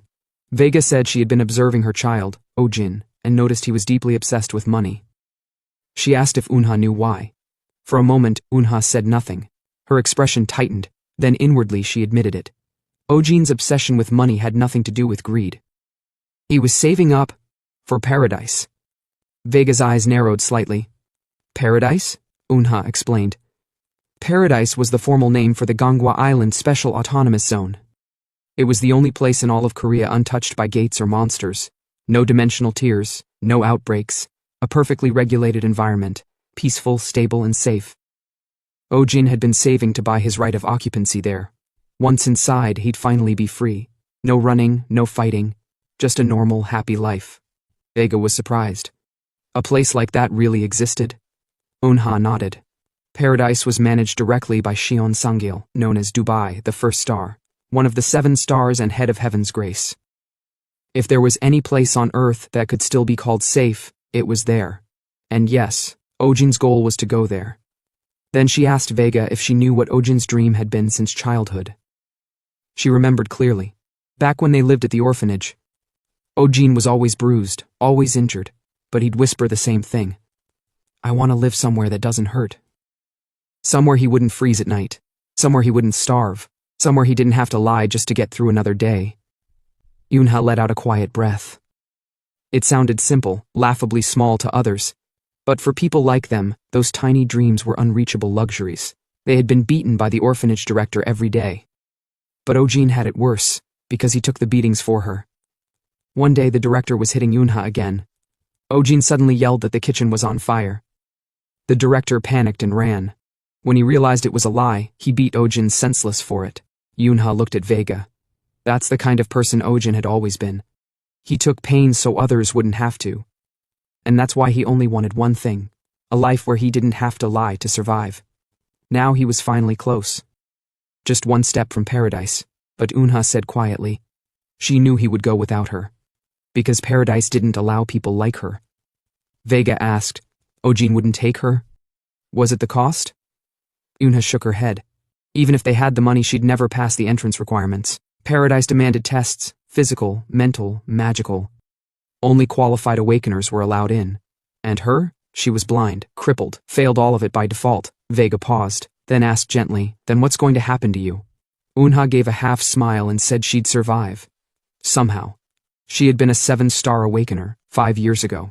Even if her mana was sealed and her body was broken, she still had willpower. Her leg was gone, her eyes were gone. But she wasn't finished yet. Vega looked at her carefully. How did this happen? Unha replied. 6 years ago, she fought a 9-star monster, Barbados, the 1,000-cursed dragon. And she lost, she was cursed, her mana sealed, her body ruined. But something else happened that day. She made a promise with Ojin. Well, not a promise, more like a demand. Back then, she'd playfully asked Ojin, If you're gonna save up for paradise, then stay with me until you hit 10 million. She reminded him that she'd been the one feeding him, saving him, housing him for the past 3 years. The least he could do was stick around a little longer. Ojin had looked at her and said, "Got it." Now, as Yoonha finished dressing, the weight of her past clung to her more than the prosthetic she strapped on. Looking back at everything she'd said to Ojin over the years, it was clear now. She'd been unreasonable. No, worse, cruel. She had forced an impossible condition on him back then. Telling someone who wasn't even an awakener to save $10 million? That wasn't a request. That was emotional imprisonment. But the truth was simple. She hadn't wanted to be alone, so she chained Ojin down with her, thinking it would delay the inevitable. She never imagined he'd actually awaken, certainly not as the North Star Apostle, someone so prominent that even news anchors were calling his name. As she clipped the prosthetic leg into place, she accepted it for what it was. Divine punishment. Fair retribution for what she did. Standing with effort, she gave Vega a small bow and asked her, sincerely, to take care of Ojin in her absence. Vega couldn't respond. For once, the Celestial was speechless. Yoonha simply informed her she had errands outside. Vega wished her safe travels. Out in the city, Yoonha walked with practiced ease, guided by her cane and sharpened senses. Navigating blind wasn't difficult for her anymore. After years of moving through crowded streets with no vision, she knew the layout better than most sighted people. She even reassured herself, inwardly, that this was easy. A piece of cake, just another walk. Then a low-hanging branch slapped her across the forehead. It hurt. But she didn't stop. Eventually she reached a nearby cafe that also handled banking services. She went inside and told the cashier she wanted to withdraw everything, her savings, her certificates, all of it. The cashier looked startled but processed the request. After a few taps, she informed Yoonha that with interest over the last 5 years, her total came out to around $321,000. Yoonha stood still, not shocked, just quietly disappointed. She already knew the number, but hearing it spoken aloud made it feel smaller. The cashier hesitated and asked if something was wrong. Yoonha waved it off with a polite smile. She said it was fine, that amount was enough, but deep down it wasn't even close. When the gate incident happened 8 years ago, she had fought purely to survive. Not to get rich. The official Starstone to Cash system hadn't even existed until 2 years later. By then, most of what she earned had gone into surgeries, recovery, and keeping herself alive. Even as a former 7-star awakener, that didn't leave much behind. She told the cashier to move it all into her second account. The request was handled quickly. As she stepped out, she repeated the number again, 300,000, like saying it twice might make it stretch. But it didn't. This was the thread of hope she'd clung to all these years. And it wasn't enough. Still, she smiled. That ridiculous little gremlin, Ojin, was probably still surviving off nothing but calorie bars. While heading back, she felt a familiar presence approaching. The rhythm, the tension in the air, the weight of worry in each step. It was Ojin. Before she could react, he reached out and grabbed her arm. His voice sounded shaken. Apparently, he'd been running all over trying to find her. He thought she was gone. Yoonha was surprised. She teased him with her usual dry tone, wondering aloud if he'd really been running around the city for her. But Ojin didn't laugh. He asked why she was being so calm. Did she think this was funny? Before he could continue, she raised her hand and shut him up. She turned to the store clerk standing nearby and confirmed the order. The sizing was fine, and the style would work. The clerk nodded and stepped away. Ojin stared, wide-eyed. He asked what in the world she was doing, why she was buying him new clothes, and from such a ridiculously overpriced boutique of all places. Yoonha, unfazed, playfully covered her ears and pretended not to hear him. But he pressed again, this time more serious.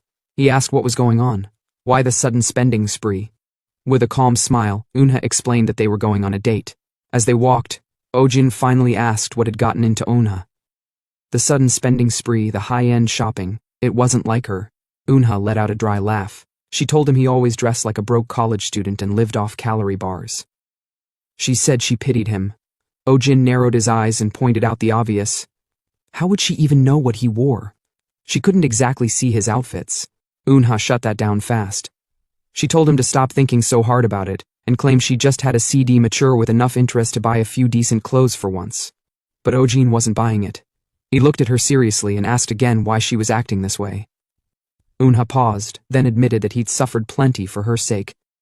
Just for today, she wanted to do something for him. She asked him to simply go along with it. Ojin, for once, didn't argue. He nodded and said he understood. Eunha burst into laughter and bragged that she had loads of money now. She insisted they go eat something fancy, like premium Korean beef. That caught Ojin completely off guard. Just hearing the name made his mouth water. He reacted immediately, asking if she knew how expensive that was. Eunha laughed and told him to hurry up anyway. But the moment they reached the beef place, reality set in. Standing in front of the restaurant, Eunha suddenly changed the subject. She casually asked what they were selling next door. Ojin glanced sideways and said it was a snow crab joint. She gave a small cough and said she wasn't feeling the beef vibe anymore. Apparently, she was craving crab instead. Ojin stared at her, completely thrown off. She had always hated shellfish, but she waved it off and insisted they go for crab this time. Deep down, she knew the truth. Crab was cheaper. They entered the second restaurant and were served a platter of snow crab. As Eunha began fumbling with the shell, she grumbled that crab was the most annoying food ever created. Cracking through the armor just to get a bite, it was a design flaw. Ojin chuckled and commented that she didn't even try to hide her intentions. She clearly dragged him here so she wouldn't have to shell the thing herself. Eunha told him to shut it. Still, he sighed and said he'd do it for her. He took the crab, broke it down, and picked the meat out piece by piece. Eunha let out a smirk and said he was being far too sweet. Ojin rolled his eyes and told her to quit talking and eat already. She opened her mouth like it was a royal ritual and accepted the food. Then, slowly, she smiled and said it actually tasted good. Ojin replied that she should eat plenty then. As the two continued their quiet meal, Ojin watched her carefully. He could still see it, the heaviness in her expression. But at least now, it looked a little lighter. After the meal, Ojin offered to pay for the coffee at the next stop. Eunha tried to argue but relented. She told him to go ahead and order while she caught up. She'd take a latte. Just as Ojin stepped outside the crab place, he heard voices calling out. Two young girls stood near the sidewalk, pointing his way. They asked if he was Guan Ojin. He gave a nod, casually confirming it. The moment they heard his name, the girls lit up. They called him the Lightning Wolf. Apparently, they'd been there during the Seoul Station incident and saw him fight. They told him he looked way more handsome in real life and asked for a picture. Ojin stood silently, trying to decide how to handle it. He had expected this sort of thing eventually, but this wasn't exactly how he imagined it. Part of him wanted to chase them off immediately. But instead of snapping, he stayed calm and told them it was a little much for people who'd never even met him to act like that. He asked bluntly if they could stop bothering him and move along. The two girls froze, shocked, silent. Then, unexpectedly, they cheered. One of them turned to her friend and gasped. Apparently she was thrilled that he had told them to piss off. It was confirmation. Proof. They were convinced now he really was the Lightning Wolf. Ojin stood there, utterly confused. He had no idea why being insulted made them more excited. But at this point, he gave up trying to understand. One of the girls grinned and tugged at her shirt, asking Ojin to autograph it. He sighed internally and accepted the marker. Honestly, what was this? Some fan club? A cult? Still, an autograph didn't cost him money, and if it got them to leave faster, so be it. But before he could sign, Eunha appeared, frown locked in. She didn't ask who they were, she demanded it, radiating enough hostility to make the air feel 10 degrees colder. The girls, clearly thrown off, asked who she was, even calling her senior by instinct. Eunha didn't hesitate. She stepped beside Ojin, grabbed his arm and told them exactly who she was, his girlfriend. Every word laced with enough sass to cut glass. The girls fell silent. Their energy collapsed instantly. Whatever little fantasy they had going fell apart on the spot. Embarrassed and defensive, they muttered that they weren't trying to steal anyone. They just wanted autographs. Then they turned and left, calling Eunha a snob on their way out. Once they were gone, Eunha smirked. She commented on how overly familiar those girls were acting. Ojin wasn't amused. He frowned and asked if she really needed to go that far. Eunha laughed and asked what would have happened if she hadn't shown up. Just because people liked him didn't mean he had to let them cling all over him. She asked if he understood her point. Ojin shut it down, telling her that her jealousy was baseless. He had zero interest in chasing after random girls. Eunha, flustered, tried to joke her way out of it. Ojin reminded her again. It wasn't about morals. It was about money. Flirting cost effort, effort cost cash. Eunha rolled her eyes and called him a tight-fisted bastard. Still, she noted they had time left in the day, enough to fit in karaoke. At least there, random fans wouldn't bother them. Later, they arrived at the karaoke room. Unha sang while Ojin leaned back, soaking in the off-tune melodies like a strangely nostalgic fever dream. It was dumb and simple, but in its own way, comforting. They sang until their voices wore out, then stepped out into the late-night air. The sky was already dark. Ojin glanced up and noted how quickly the time had passed. Unha asked if they should head back. He nodded. As they walked, silence hung heavy between them. Then Una finally spoke. She asked him how much money he had saved. Ojin answered plainly. He was done. The entire $10 million was ready. Una stopped for a second. That was it then, she asked again quietly. All 10 million? When he confirmed it, she fell silent. Her expression faltered. That meant they didn't have many days like this left. She asked if he was really going to paradise. Ojin confirmed it. That was the entire reason he saved. Unha wanted to say something, anything, to ask him not to go, to stay. But she couldn't bring herself to say it. Instead, with a bittersweet smile, she told him not to forget about her, wherever he ended up. Ojin didn't answer, but inwardly, he already knew the truth. There was no world where he'd ever forget her. The next morning, Ojin left the house early. He told Unha he had business to handle at the bank. She wished him a safe trip without asking questions. Alone again, Unha sat by the window, earbud in, listening to the news. The broadcaster was already covering the Yongsun December auction. The opening event was live. One item in particular had the spotlight: the dragon's cursed eye. A rare 6-star relic, one that only appeared after slaying a dragon-class monster. Its function? Breaking deep curses, the kind that couldn't be undone by spells or scrolls. Unha stiffened. This was the relic, the one she needed. If there was any hope of undoing the 1,000 cursed dragon's seal on her, it was this. But the moment she remembered her account balance, that hope shattered.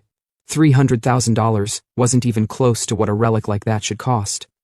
Still, she tried to reason with herself. Curses weren't trendy these days. Most awakeners wanted damage boosts, buffs, or regeneration items. Maybe, just maybe, no one else would bid on it. Some relics had gone for shockingly low prices in the past, so she clung to that thread of hope. Maybe she could get lucky.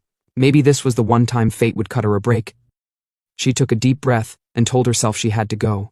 Even if it was hopeless, there was nothing left to lose. As Unha walked toward the auction house, her mind was buzzing with possibilities.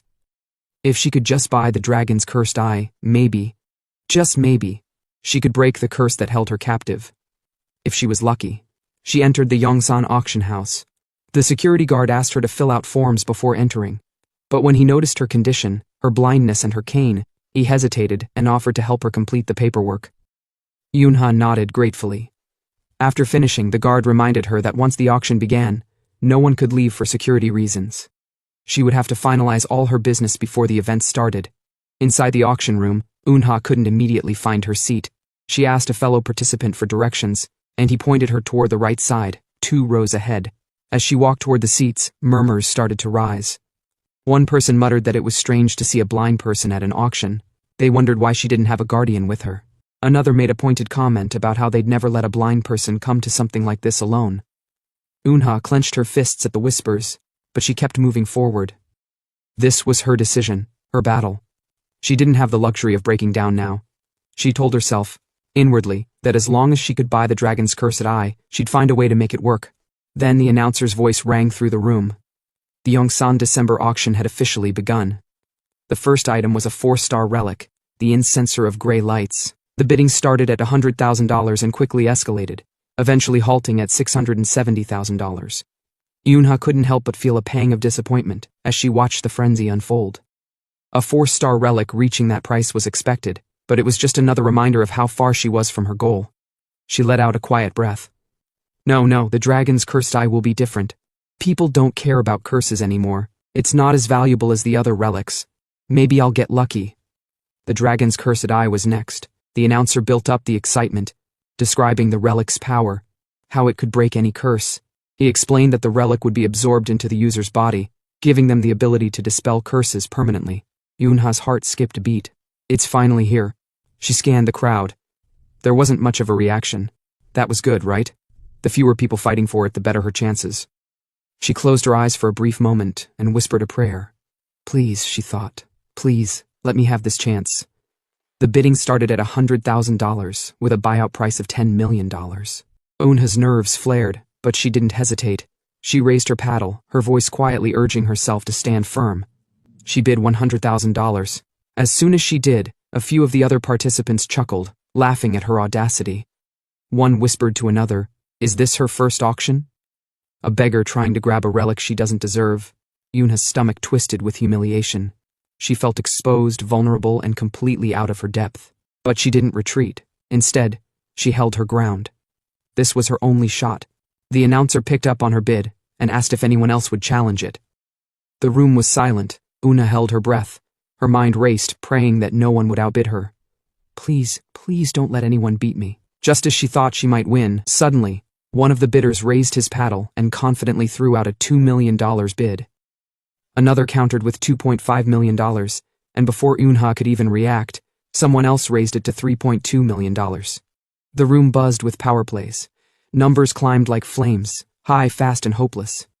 Eunha sat frozen. That was it. There went the last thread she'd been hanging on to. She let out a dry chuckle, the kind that cracks before it ever becomes laughter, and whispered to herself that of course she never had a chance. Not really. That fake smile crumbled into silent tears. She clenched her fists and asked the empty space inside her, why? Why always her? What universal law dictated that she be the one constantly tossed aside like trash? Her entire life had been a sequence of abandonment, broken promises, and empty pockets. So was it too much to ask for just one miracle? Just one thing? Just to stay with Ojin. That was all she wanted. She pleaded, not out loud, but inwardly. If any divine thing was listening, then just this once, answer her. That was when a voice slithered beside her ear. A man asked if she was planning to bid for the dragon's cursed eye. She turned to the figure, a man, tall, well-dressed, smug. He introduced himself as Shui Rongshu of the Starlight Lake Guild, an Aquarius-class awakener. Then came the offer, $6 million. He said he'd lend it to her. But there was a condition. He stroked her thigh with the subtlety of a rat and said he'd like her to be his special friend for 5 years. Just meals, drinks, and whatever came after. Nothing outrageous, just some casual degradation mixed with business. Eunha went cold. A spirit might as well have left her body in that moment. But $6 million. $6 million.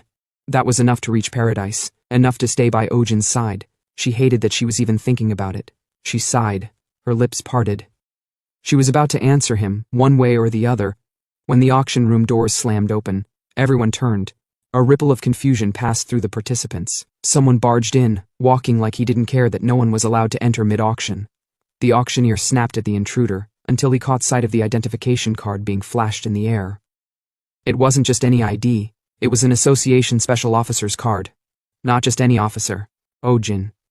Now the whispers turned to shock. People recognized him immediately. The same guy who had gone viral at Seoul Station just days ago. The auction room buzzed like a stirred hornet's nest. And Eunha? She froze. She couldn't see him, but she didn't need to.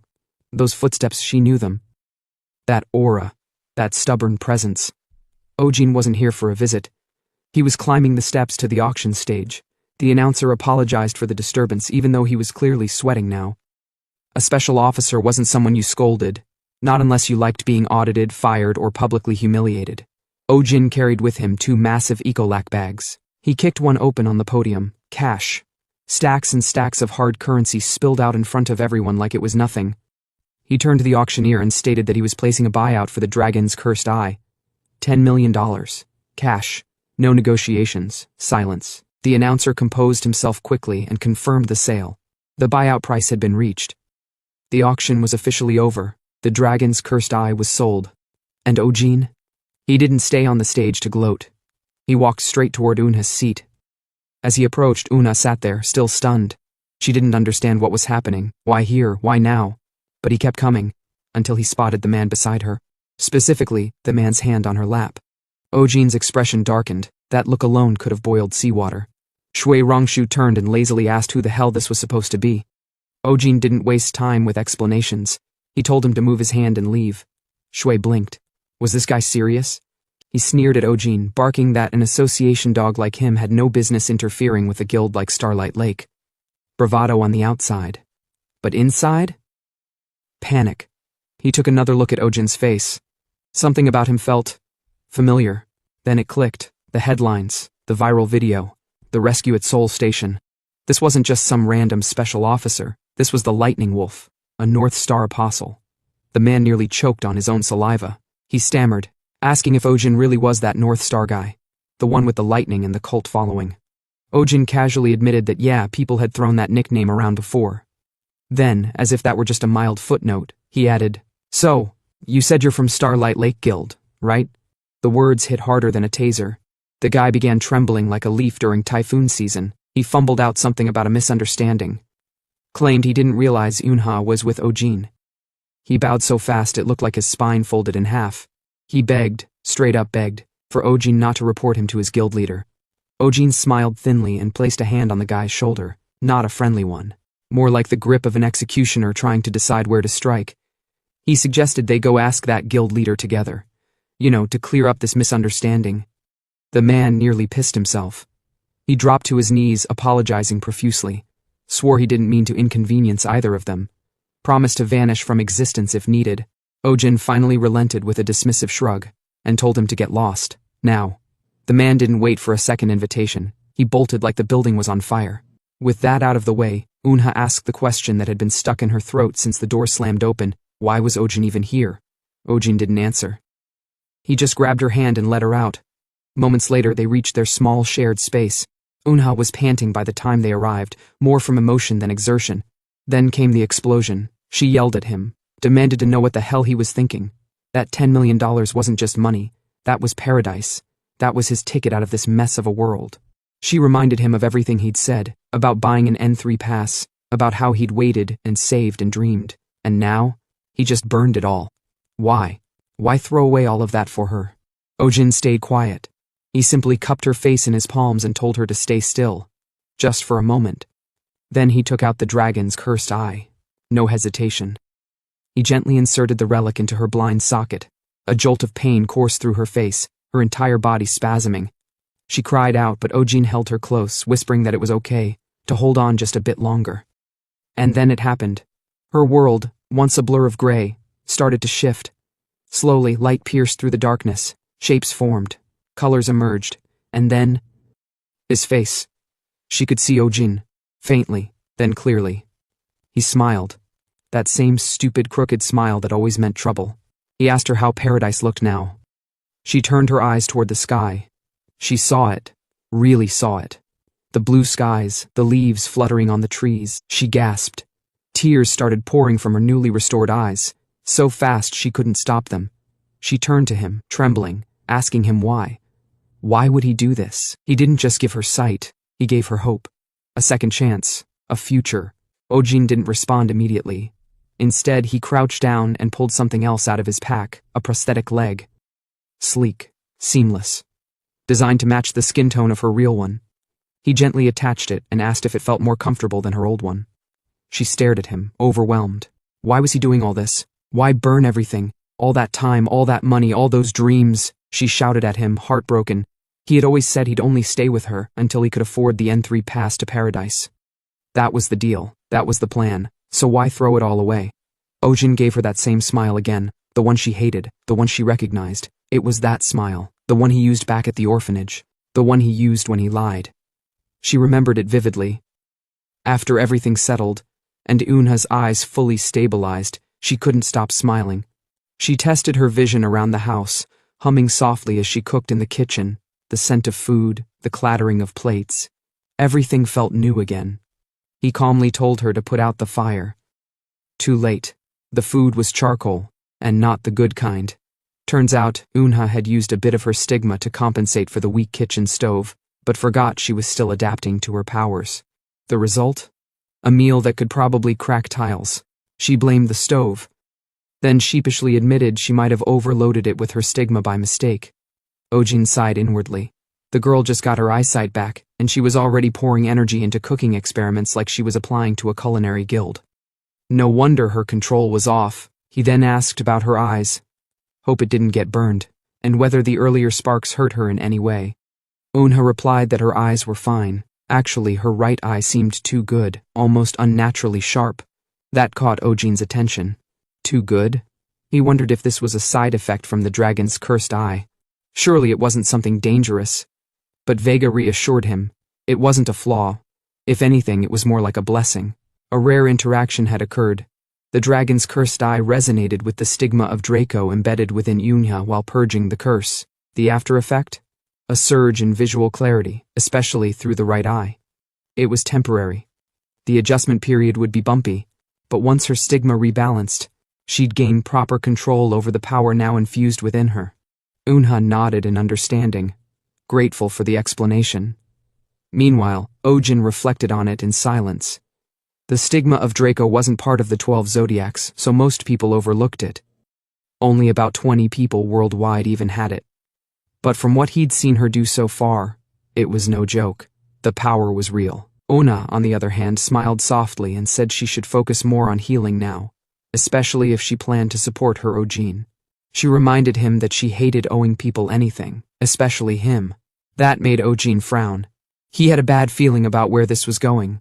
Sure enough, she promised she'd recover quickly, so she could cook for him again. Ojin almost collapsed right there. He asked, or rather begged, her not to cook again until she could use her stigma without vaporizing the stove. But Unha just winked and told him to trust his big sister. Ojin stared at the ceiling and wondered why fate hated him so much. But deep down he was relieved. The cursed eye had worked, no side effects, no problems, just peace. Then a strange thought slipped into his mind. He wondered why wasn't he able to save her before his regression? Could that be the reason he ended the world? He quickly shook off the idea. He wasn't the real regressor, that was Lee Shin-yuk. But still, he can hardly believe that he's the one who ended the world, so how would he know the reason? His train of thought was interrupted by Vega, who leaned closer and asked what he planned to do next. Now that Unha was free from her curse, Ojin said he had a plan, but he'd need Vega's help. Of course, Vega replied with her usual flair. This esteemed one would gladly lend her assistance. A few days later, Ojin made a call. He rang Junman, telling him he'd be unreachable for a while. Junman sounded surprised. No contact at all? Ojin confirmed it. He was planning a personal training arc. 3 months, fully off-grid. Junman nearly dropped the phone. 3 whole months? Now? Requests were piling up. Over 100 people were already trying to meet Ojin. Politicians, guilds, corporate heads. They all wanted a piece of the rising star. But Ojin knew what they really wanted. Control. He wasn't going to let himself get used like a pawn again. Not this time. Junman sighed but admitted it might be the smarter path. The stronger Ojin became, the harder he'd be to manipulate. He then asked where Ojin planned to train. Because, well, fame didn't exactly help with privacy. Wherever he went, people were going to notice. Sometime later, Ojin stood at the sanctuary facing Vega, who of course was seated in her usual throne like the celestial royalty she absolutely knew she was. She asked him which technique he wanted to learn first. Ojin, however, wasn't looking for a lecture. Just being told how to do something never worked for him. So, naturally, he suggested the most Ojin solution possible: they should spar. Vega shut that down instantly. The rejection was so direct it nearly knocked the wind out of him. She explained that the strength difference between them was so massive, she might accidentally kill him. And no, it wasn't something she could just tone down. Ojin scratched his head, realizing maybe, just maybe, he'd gotten too comfortable around Vega lately. He might have forgotten that behind the constant nagging and tiny body was a being who could level continents by sneezing wrong. Still, Vega had a workaround. She told him to wait a moment. Even though it might be difficult for her to restrain herself, there was someone who could test him without turning him into red mist. That someone? A star spirit. A summon containing a fraction of Vega's soul. She stood, raised her hand, and summoned the beast. It was a massive feral wolf, claws like blades, body pulsing with power, and an aura that screamed ancient violence. This was Riak, the lightning beast, Vega's personal summon. Riak greeted Vega with respect, then locked eyes on Ojin. Ojin, ever the improviser, immediately tried to pretend like he'd met Riak before. He smiled like a man playing poker with a losing hand, and claimed to remember Riak from another time, the whole regressor act. Riak just stared, confused and unimpressed. Thankfully, Vega backed him up. She told Riak that Ojin was a regressor. He asked if this was really the so-called heaven-defying star she always rambled on about. Vega confirmed it with full confidence, then she gave the order. Riak was to spar with Ojin. Nothing fatal, but nothing soft either. Without delay, Riak accepted the command and transformed. Electricity arced through the air as Ryak's body grew and mutated, turning into an even more monstrous form. Claws dragging on the marble floor, mouth crackling with lightning, every inch of him radiating celestial rage. And then he charged. Ojin braced himself, or at least tried to. In truth, he already knew he couldn't win, but maybe he could endure. Maybe he could land a hit. Maybe he could not die. Those hopes shattered in under a second. With one massive strike, Ojin was sent crashing into the ground, lying flat and dazed, wondering, not for the first time, why his plans always sounded smarter before they actually started. And like that, 2 months later, Ojin used his spear and activated blue lightning to attack Ryak. But Ryak dodged it and immediately appeared behind him, telling Ojin that he should know by now that such attacks won't work on him. Ojin, surprised, immediately used his cable to leap upward, but Ryak followed him into the air, telling him, "You can't win if you only run away." Knowing he couldn't win, Ojin told Ryak time out, but Ryak replied that he couldn't surrender in the middle of a battle, then slammed Ojin to the ground. Ojin lay there, thinking about his life. His entire body ached like hell. He had no idea why he couldn't even last a single minute fighting Ryak. Sure, the training had helped a little. Blue lightning and thunderfall had gone up by 1 level each, but that was it. As Ojin stood up, Ryak told him they should start again, but Ojin asked him to wait. Instead of a spar, Ojin asked Ryak if there was a way to fight like it was real. Ryak raised an eyebrow. "What do you mean?" Ojin explained, saying spars felt completely different from real battles. He wanted something closer to the real thing. Ryak said it might be possible if Madame Vega used her sacred ground. Ojin asked, "What do you mean by sacred ground?" Ryak explained that Vega's sacred ground allowed her to twist the laws of physics to her will. Even if Ojin were to die, she could instantly revive him. But Vega immediately interrupted. "Absolutely not. He definitely can't do it." Ojin asked why. She told him that although revival was possible, she couldn't erase the pain and shock caused by dying. There was a real chance he might not be able to handle it mentally. He could go insane.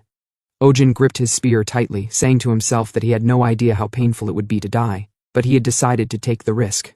He told Vega, "Please, allow me." Vega looked at him. "Are you confident you won't regret it?" Ojin answered, "I wouldn't even bring it up if I wasn't sure." "Please be careful, my child," she said gently, then activated sacred ground. As the sacred ground activated, Ryak said to himself that he had been watching Ojin for the past 2 months. He was far too weak to be called the heaven-defying star. It didn't make sense to him that someone like Ojin was supposed to save Madame Vega from her fate. So he was determined to see how quickly Ojin would collapse when truly threatened with death. He activated his deadly aura and asked, "Are you ready for the real fight you wanted?" Ojin could feel the aura. He gritted his teeth. He had never felt such fear and killing intent before. He couldn't even breathe properly.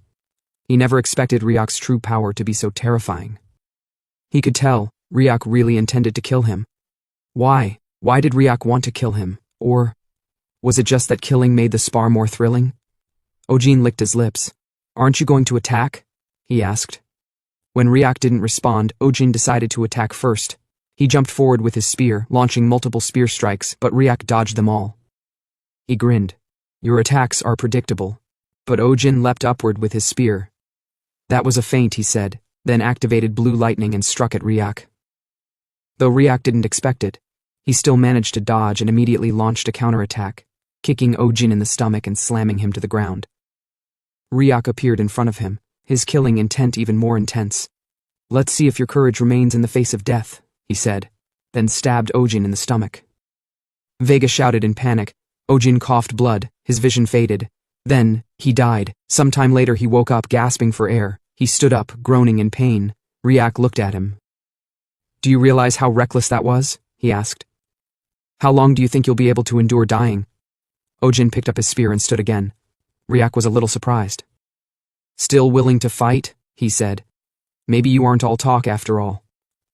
He moved at an incredible speed. He struck Ojin, blood splattering, then pierced through his chest with his hand and punched him in the ribs, sending him crashing into the ground.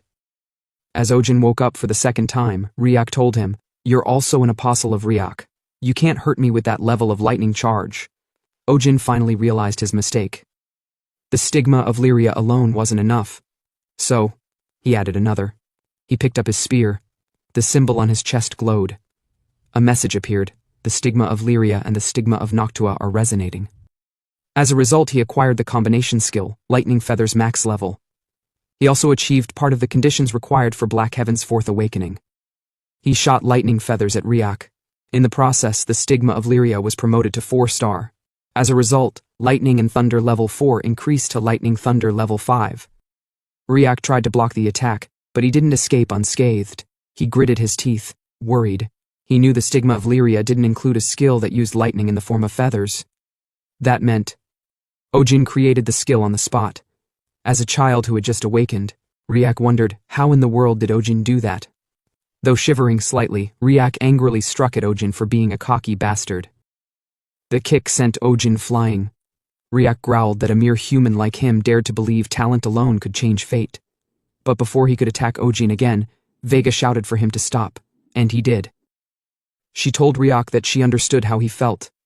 Since he had experienced a wall in his growth for a long time, the child may have come to him as a huge shock. However, she couldn't help but feel disappointed seeing him run wild while forgetting his position. Riak softly replied, "He have nothing to say." Vega didn't know how to scold him either, so she simply told Riak they should wait until her child regained consciousness.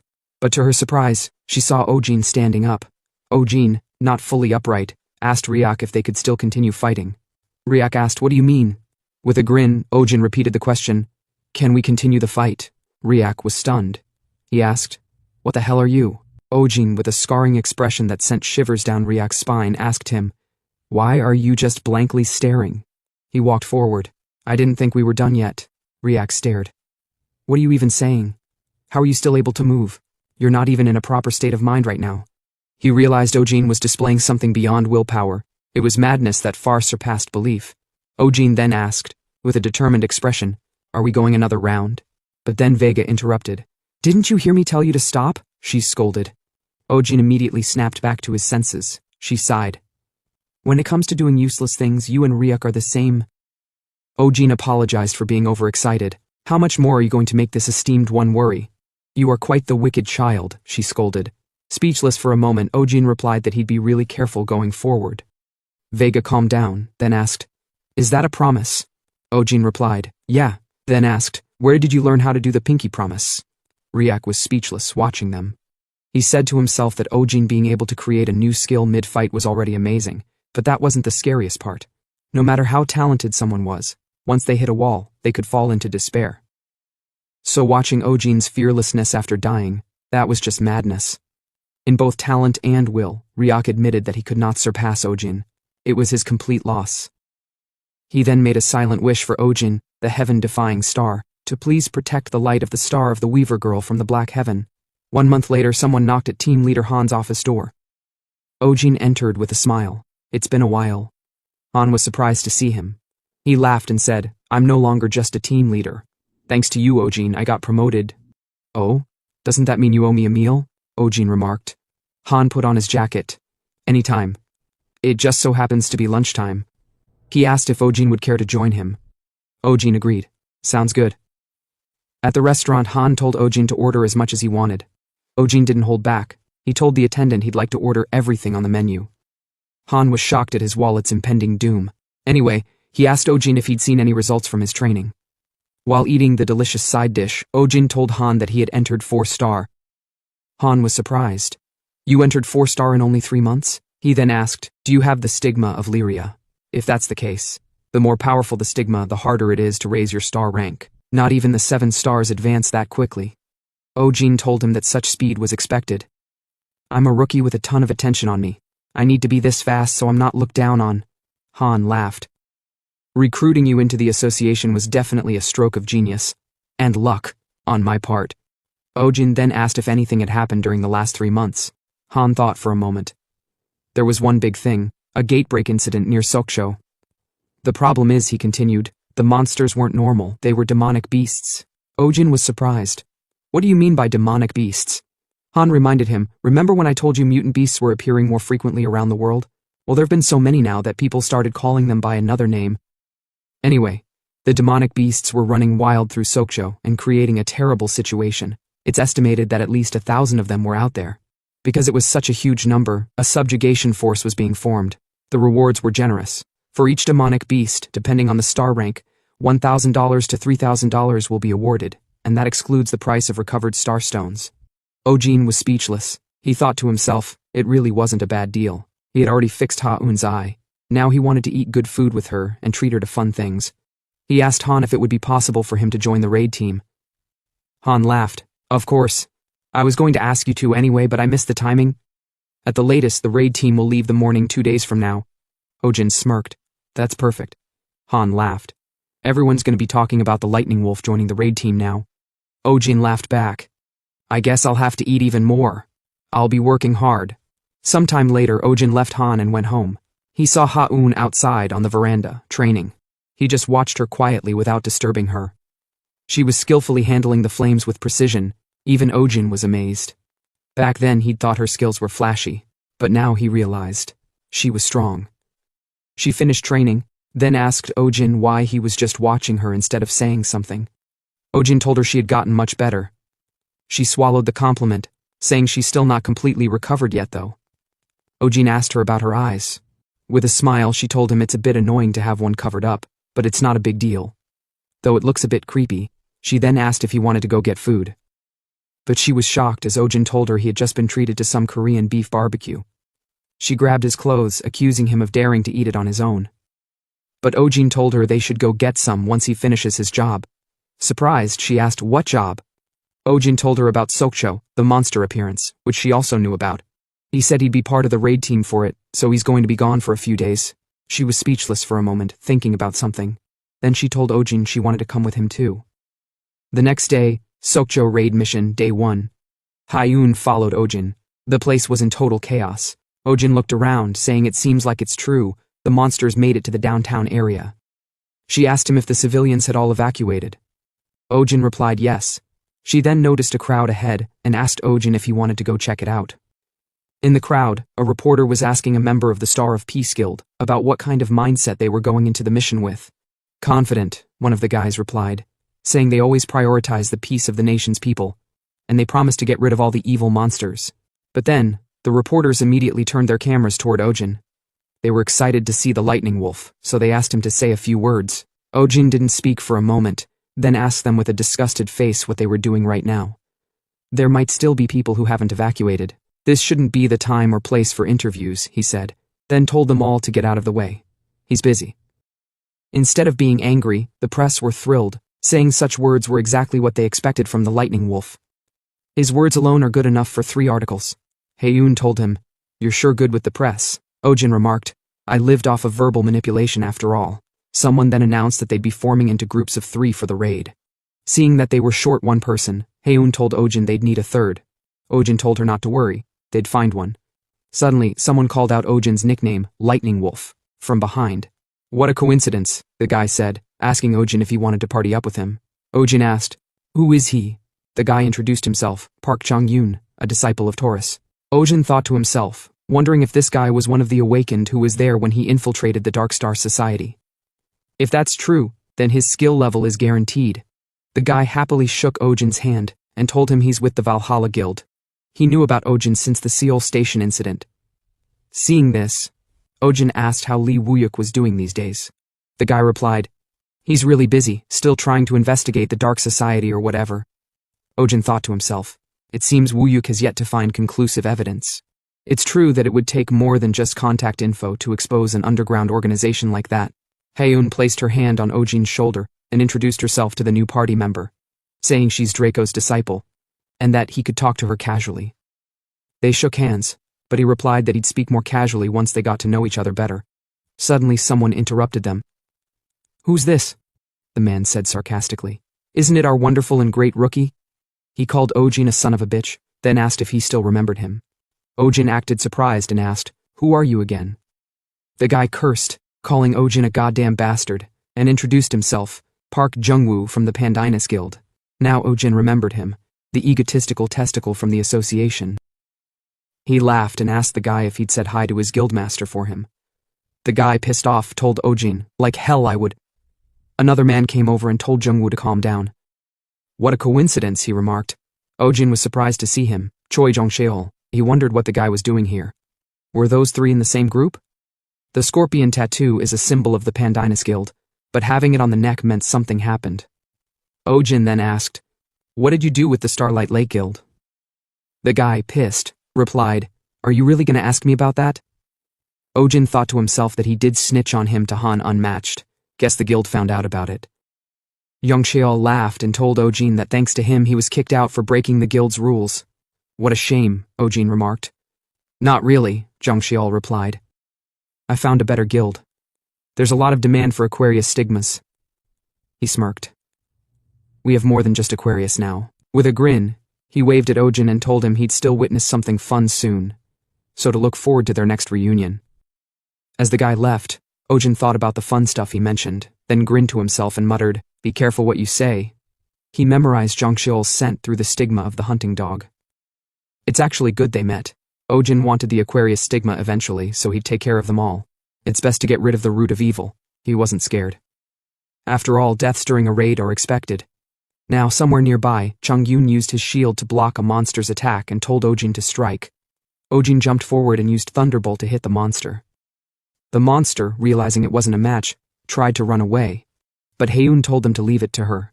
She activated her fire spell, immediately engulfing and killing it. Chongyun exhaled. Each one of these monsters is a real pain in the ass. They must be at least 5-star, maybe even 6-star, Heyoon replied. They're really weak, despite being so hard to catch. Ojin was speechless. He thought to himself that while the raid itself was going smoothly, something felt off about the monsters. They were all running in the same direction, as if they were trying to lure them into something. Suddenly they heard a scream, which meant someone was in danger. Ojin immediately ran in the direction of the scream, recognizing that the voice belonged to Park Jungwoo. He saw Jungwoo lying on the ground, bleeding. Jungwoo coughed and told Ojin that a monster had attacked him. Ojin asked what kind of monster could have injured him so badly. Though Heyoon had potions, his injuries were too deep. Potions weren't going to save him. It'd only be a waste. Jungwoo then silently mentioned someone's name, Choi Jongcheol. Ojin leaned closer to hear what he was saying, but the guy kicked the bucket. He died before he could say anything more. Chongyun arrived at the scene and asked Ojin what was going on. Ojin told him, he's dead. Though they had once argued back at the association registration office and hadn't been on good terms since then, he didn't feel good about the guy dying. He then closed Jungwoo's eyes and told Chongyun they didn't have time to recover the body right now, but he'd at least give him that dignity. In truth, he was absorbing the Scorpion's stigma using Black Heavens. Scorpio's stigma allows the user to freely manipulate poison and greatly boosts agility, perfect for someone of the assassin class.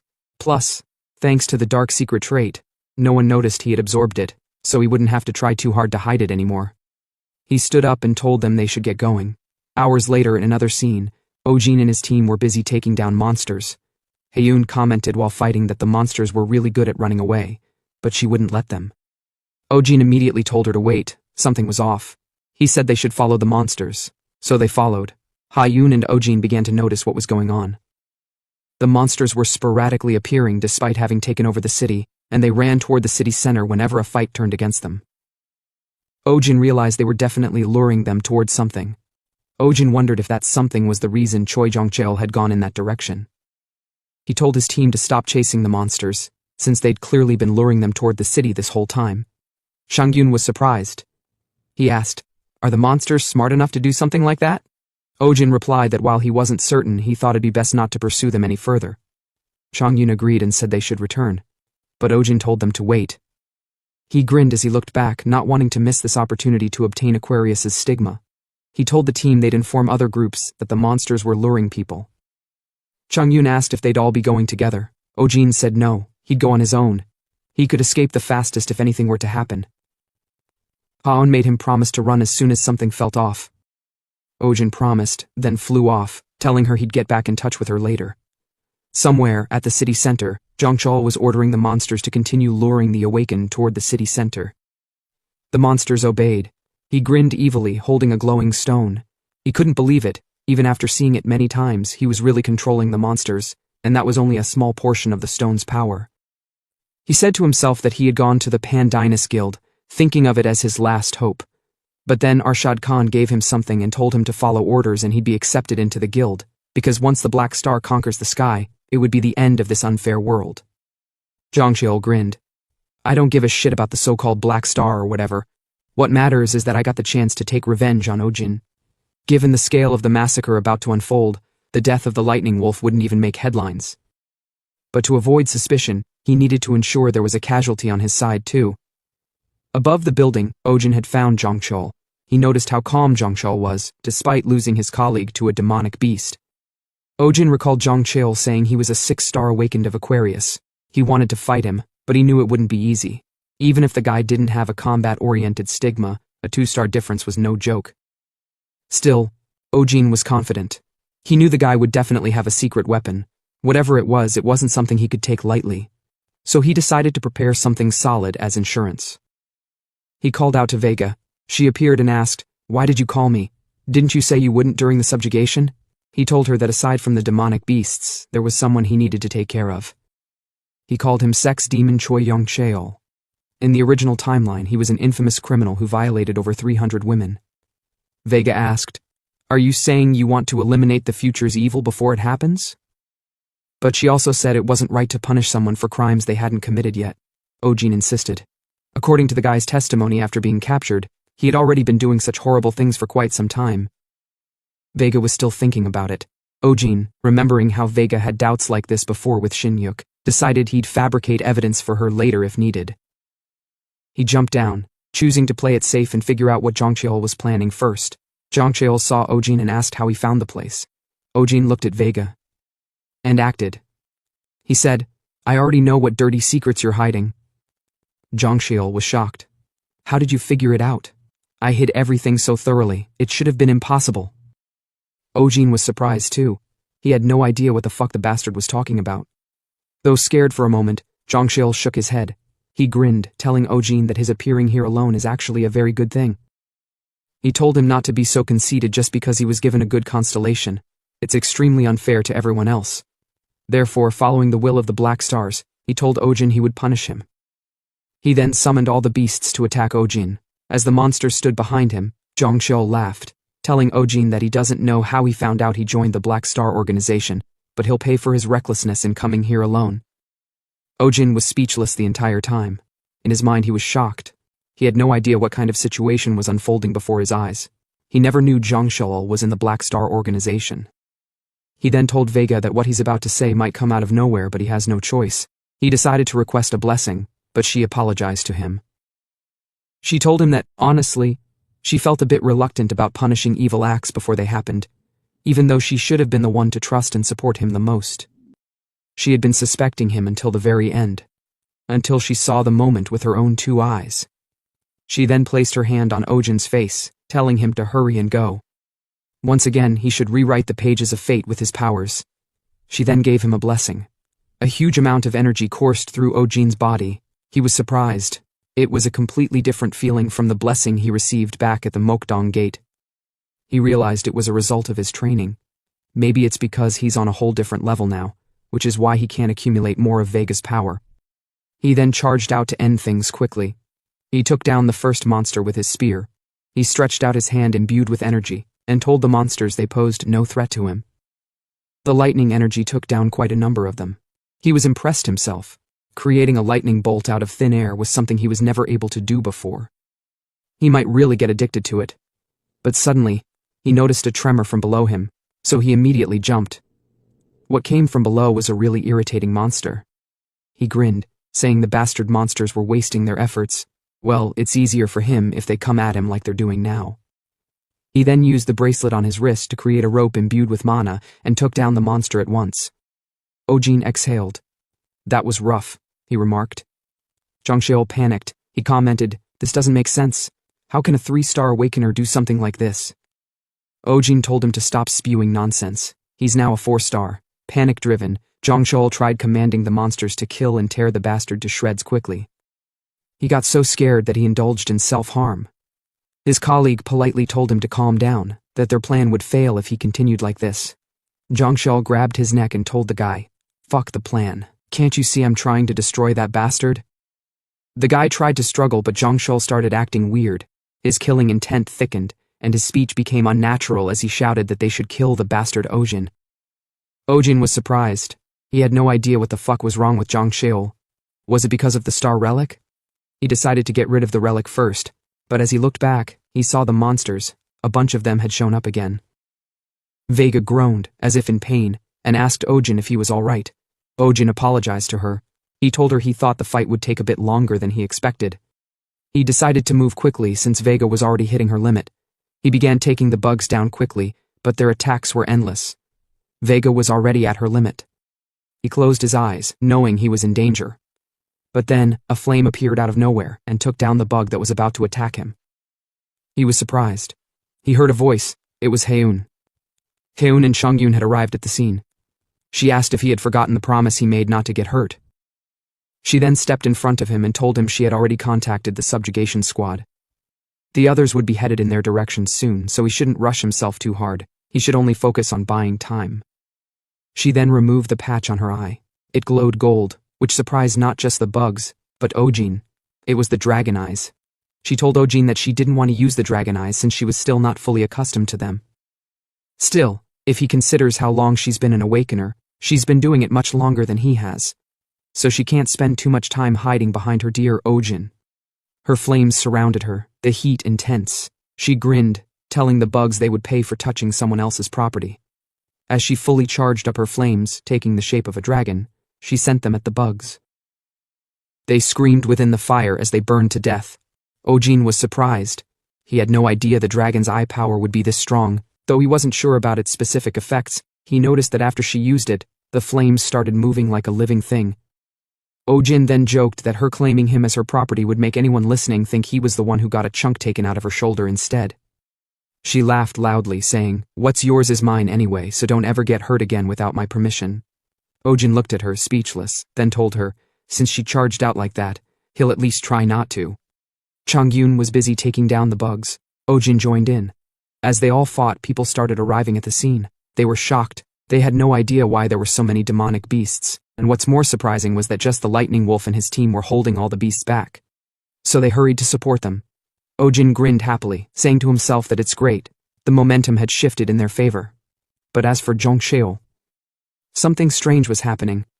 Zhongxiu, with the stone in his hand, shivered slightly, laughing like he was losing his mind. He scratched his face and shouted, "Why?" multiple times. His eyes now devoid of life, he muttered, "I did everything he ordered. I did everything I was told. So why can't I kill Ojin?" His neck twisted unnaturally, almost resembling that of the bugs. Ojin was stunned by what was going on. Haeun asked, "What's up with that fucker?" Ojin said to himself that it looked like Zhongxiu's mind had been completely corrupted by the star relic. If they just left him be, he might make things worse, so he charged forward, determined to take care of him as soon as he got the opportunity. But just before his spear could reach him, the star relic broke, and a dark mana burst out, knocking Ojin to the ground. The energy then covered Zhongxiu's entire body and shot into the sky. As Ojin sat up, he was shocked to see that the crazy bastard was completely gone. He had transformed into one of the bugs himself. And in that moment, all he wanted was to kill Ojin. Then Zhongxiu screamed as he realized his body had transformed into that of a monster. He cried out, wondering, "Why is this happening? Why has my body transformed?" Ojin was in disbelief. A person had just turned into a demonic beast. There was no time to think. He picked up his spear and told Vega to hang in there just a little longer. But as he looked back, Vega, trembling, told him she couldn't hold on any longer. She then disappeared, along with her blessing. The transformed Zhongxiu then used his tail to pierce through a hunter's chest, turning him into a demonic beast as well. His body surged with dark power. The other hunters were stunned. Another person had turned into a demonic beast. They had no idea how it was possible. Ojin realized this was a bad situation. They needed to kill him immediately, but he had no idea how. Then he noticed something. The black energy from the orb was continuously being injected into Zhongxiu. He was certain it was being provided from somewhere else. He scanned the battlefield for the source. His expression changed. He turned to Haeun and said, "I have a request." She was surprised. "What kind of request could you possibly have right now?" He pointed in the opposite direction, showing her a black haze-like energy. "Go to whatever is creating that haze and destroy it. Immediately." She asked, "Is it that important?" He nodded. "Yes, it's super important." She hesitated for a moment, worried. Then she said, "Don't break your promise again, or I'll be extremely angry. I'll be back as quickly as possible." Ojin thought about the promise, but since she was the one he made it to, he decided to keep it, if it was still possible. because the monster before him had completely transformed into something else. Zhangshou asked Ojin if he finally felt like fighting him, then started asking why repeatedly. Ojin, confident, gave him the middle finger and asked, "What the fuck are you so curious about?" He taunted him, saying even his own mom wouldn't know why she had him, so how would he know? Zhangshou, furious, struck at Ojin with his tail, but Ojin was fast enough to dodge it. He was surprised at how fast the tail was. However, he said to himself that compared to Riak, the level of speed was laughable, so he went in for another assault. But as he tried striking Zhangshou's chest with his spear, he was shocked to see that it couldn't even penetrate the outer skin. The tail coiled around Ojin. He struggled to free himself, then activated lightning charge. The lightning coursed through Zhangshou's body. Zhangshou cried out saying, "That hurts," and angrily charged at Ojin. The force was intense, but Ojin dodged it. He didn't just stop there, though. He struck again. Ojin blocked with his spear, but he was having a hard time. Ojin wondered what he could do since he was lacking power. Though he had plenty of mana left, it wasn't possible to use it all at once. It was like trying to pump water from a giant tank using a very thin hose. He realized he couldn't win with the way things were going. If only he had a blessing, then he wouldn't be powerless, taking hits like this. But then he paused and said to himself, disappointed, that the first thing he thought about was relying on someone else, thinking he couldn't do it without Vega. He wondered when he developed such a weak mindset. He resolved not to expect any miracles. He should just think about what he can do now, not rely on help that isn't visible. Zhangqiu taunted him, laughing and asking Ojin if he was already reaching his limits. But Ojin decided to ignore him. He told himself that the mana he could release at once was limited. As long as he didn't increase the number of stars on his stigma, it wouldn't increase. Then something came to mind, a method to increase his mana output even in his current state. He grinned as he realized the trick: the area around his heart, where the mana pathways to the rest of his body are concentrated. He then activated lightning there. Like pinching the end of a hose, he forced out as much mana as he could. Then he got a message: "You have acquired Exceed level 1, but a warning followed. You are currently unable to properly utilize Exceed with your physical capabilities. Entering a state of overload. Discontinuing skill usage is recommended." Ojin grinned. Now he could take care of the fucker. He charged out again to attack. Zhangxiu shouted, "What the hell are you scheming?" But Ojin didn't reply. As he got close, he activated lightning on his hand, then used lightning charge on Zhangxiu. "Just die," he said. Ojin smiled. The power was absolutely insane. It was a power beyond anything he had even when blessed, but he knew he couldn't maintain the state for long. Zhangxiu screamed, speaking disorientedly, telling Ojin he'd definitely get him. Ojin muttered that the question-spewing bastard's tone was fucking annoying. Then he said to himself that even though he was overpowering Zhangxiu, as long as the power of the Black Star remained connected to him, he wouldn't be able to kill him. So he wondered how much longer Heiyun was going to take. Then suddenly, her flame shot into the sky. Speak of the devil. Chang Yun told Ojin they'd finished off the demonic beasts. "What a killer timing," Ojin remarked. He then stretched out his hand and shot a rope at Zhangxiu, entangling him. He told him, "Let's end this fight now." Zhangxiu shouted at Ojin not to come near him, but as he screamed, Ojin approached. He placed his spear in his mouth, pinned him down, charged up his energy, and activated lightning charge, blasting through Zhangxiu's body. He then got a message: "Exceed has been released. Exceed is increased to level 2. The guy was obliterated to dust. Not even a part of him was left. Ojin cleaned his bleeding nose. He wondered if it was a side effect of being in a state of overload. But he wasn't bothered about that. What was important was to quickly take his reward. The corpse had turned to ashes, so he wondered if he'd still be able to absorb it. Either way, he decided to give it a shot. Surprisingly, it worked. He got a message that the Black Heaven was absorbing the power of the Black Star held within the Star Relic. It successfully absorbed it, and the Star Relic's trait was added to Black Heaven's traits. He was surprised to see that it wasn't a stigma, but a Star Relic. As he scrolled through the details, he saw it had a transformation feature. He could change his physical form freely. The features he saw were freaking awesome. But he wondered if that was all. He needed the stigma of Aquarius. Though the Awakeners of Aquarius rarely had battle abilities, they specialized in support, through healing and buffing. Among healing-type stigmas, they were said to be the absolute best. Just creating and selling potions could make you tons of money. That's what he wanted the most. But he guessed it was a bit unfortunate. Then, suddenly, he got a message that Black Heaven had absorbed the stigma of Aquarius. Exactly what he wanted. He decided to try using it immediately. He realized it was a bit weak right now, but about as strong as a mid-rank potion. But then, something strange happened. The stigma of Lyra and the stigma of Aquarius started connecting.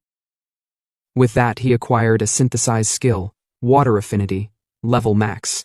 Ojin was surprised. He never expected a skill to form from the fusion of Lyra's lightning energy and Aquarius's water energy. As a result, he could heal wounds just by absorbing water. He decided to test if it could work on others, but was disappointed to see it only worked on himself. Heyoon arrived back at the scene. She screamed, saying her Ojin looked like a torn rag, and that his face looked miserable. Who dared to destroy his face like that? Ojin told her he didn't injure his face though. Then she sarcastically asked if he always looked this ugly. This bitch, Ojin muttered. She laughed, patted his head, and told him it was a joke. It's a relief you're safe, she said. She then asked if he knew how worried she was. He always shoved his nose into things by himself. Ojin was surprised, then told her he was going to touch her leg briefly. She blushed as he touched it. It was unexpected. He was speechless.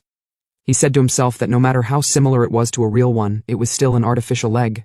Recalling that the very best Aquarius awakeners could recreate destroyed body parts and organs, he smirked. Then told Heyoon he would be going to sleep since he was so freaking tired he might die. He told her to carry him to the car. She called him a fucker. Why did he suddenly touch her leg like that? But Ojin didn't reply. It was a secret. 4 days later, in the sanctuary, Vega worriedly asked Ojin if he was alright, if he was injured anywhere, how his body felt, if anything seemed off inside. Ojin told her not to worry. He was fine. He never expected she'd still be small even within the sanctuary. It seemed like the effects of the restriction had been extreme. He told her he had been unconscious all that time, as a side effect of a skill called Exceed. She was shocked. You used Exceed already? She asked. Still shocked. She told him a person must be at least 7, if not 8, stars to be able to use Exceed. Ojin never expected his feat to be that shocking, but it definitely didn't seem like a skill a 4-star noob should be using.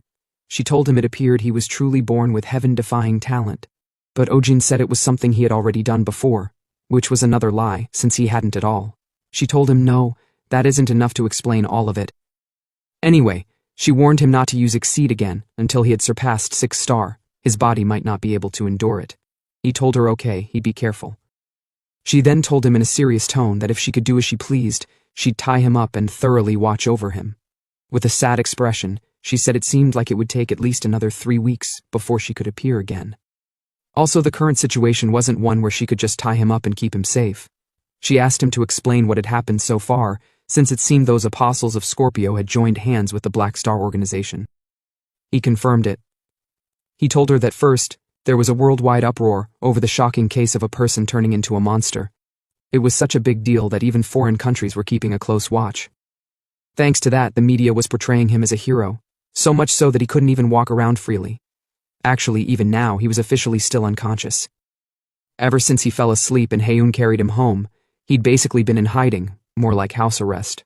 Obviously, the name of the instigator behind it all, Choi Jong-cheol, had spread widely too. Vega was happy. She thought that since it had become such a big issue, even the Pandynas Guild must be finding it difficult to avoid backlash. But Ojin told her that wasn't the case. The directory the Pandynas Guild released didn't have Jong-cheol's name in it at all. They had planned on using him and throwing him away from the start. It was the typical case of cutting off their tail to escape. Because of that, there wasn't any evidence. Whether it was intentional or not, there was even a victim from the Pandynas Guild, which made it harder to prove whether they were involved. The Pandynas Guild didn't stop there. They even went further and criticized the Starlight Lake Guild, claiming that it was the Starlight Guild trying to dump the blame on them. Currently, public opinion on the Starlight Lake Guild wasn't good. Vega was angry. Those evil apostles of Scorpio. They committed a crime heaven wouldn't forgive, yet they try to blame someone else. She was upset there wasn't a way to stop those evil people. Ojin told her not to worry, he'd handle it himself. Vega asked how he was going to do that. Didn't he say there was no evidence pointing back to the Pandynas Guild? He knew too well, there definitely wasn't any evidence to shift public opinion in favor of the Starlight Lake Guild. However, if there isn't any evidence, he'd just have to make some. He grinned evilly. He might not know everything, but one thing was certain, they shouldn't try to pull a stunt in front of him of all people. Hours later, in Ojin's house, while holding his phone, he cleared his throat and made a call. The person on the other end asked if it was Ojin. Had he regained consciousness? Ojin told him yes. Though he wasn't feeling great, he was a lot better. The man said that was a relief. He had a lot to say and asked if Ojin could come to the association right away. Ojin told him no. He had a request to make first. He wanted to be provided with some bodyguards. He hadn't fully recovered yet, after all. In truth, Ojin needed one man, an awakener who was famous even among the top ranks of the association. The man asked worriedly if something had happened for him to need a bodyguard. Ojin told him that in the past few weeks, a lot had happened. He now had critical evidence proving the connection between Choi Zhongshol and the Pandinas Guild, so he should please prepare a press conference. Ojin ended the call. Now then, he said, deciding to organize his thoughts before beginning. First, the black haze connected to Zhongsheol. He wondered if it was related to the demonic beast hidden under Seoul Station. For now, he was pretty sure they were both tied to the power of the black stars. Vega had mentioned that the feeling she got under Seoul Station was a bit different from what she felt at the Mukdong Gate. He wondered if it could be due to different constellations of the black star being involved. Since many constellations exist, there's a high possibility that the Black Star organization also has more than one. And since there's no way to know for sure, he decided to skip over it for now. Next, he walked to his toilet mirror. Since he couldn't test Exceed, he decided to try out transformation instead. He tried it, and it worked exactly as he expected. He changed his face to whatever he desired, even transformed into Zhongsheol. He was impressed at how crazy the ability was. He deemed the transformation skill to be even more valuable than receiving the stigma of Aquarius. After going through his system panel, the bathtub finally filled with water. Using the hand with a scratch on it, he placed it into the water. The water coiled up to his hand, and the scratch healed, but he was disappointed. It used way too much water just to heal a scratch. Unless he was fighting near a river or the ocean, it would be difficult to use in a real-life scenario. Well, at the very least, he figured it'd be useful for warming his body while taking a hot bath. He put on his jacket. He was done organizing. As he stepped outside, he was surprised to see Hyun nearby. He told her she came a lot faster than usual, then asked where she had been going so often these days. She didn't reply. Instead, she asked where he was headed. He told her he was going to the association, then asked again where she was always going. She smiled and told him, "That's a secret." Ojin was surprised. "Since when were there secrets between us?" he asked. She replied, "You're not the one to be asking that. You've got more secrets than anyone I know." "Well," he said as he turned to leave, "don't miss me too much." "Bullshit," she remarked. Ojin smiled and said, "No matter what happens, don't worry too much." She asked, "What are you up to?"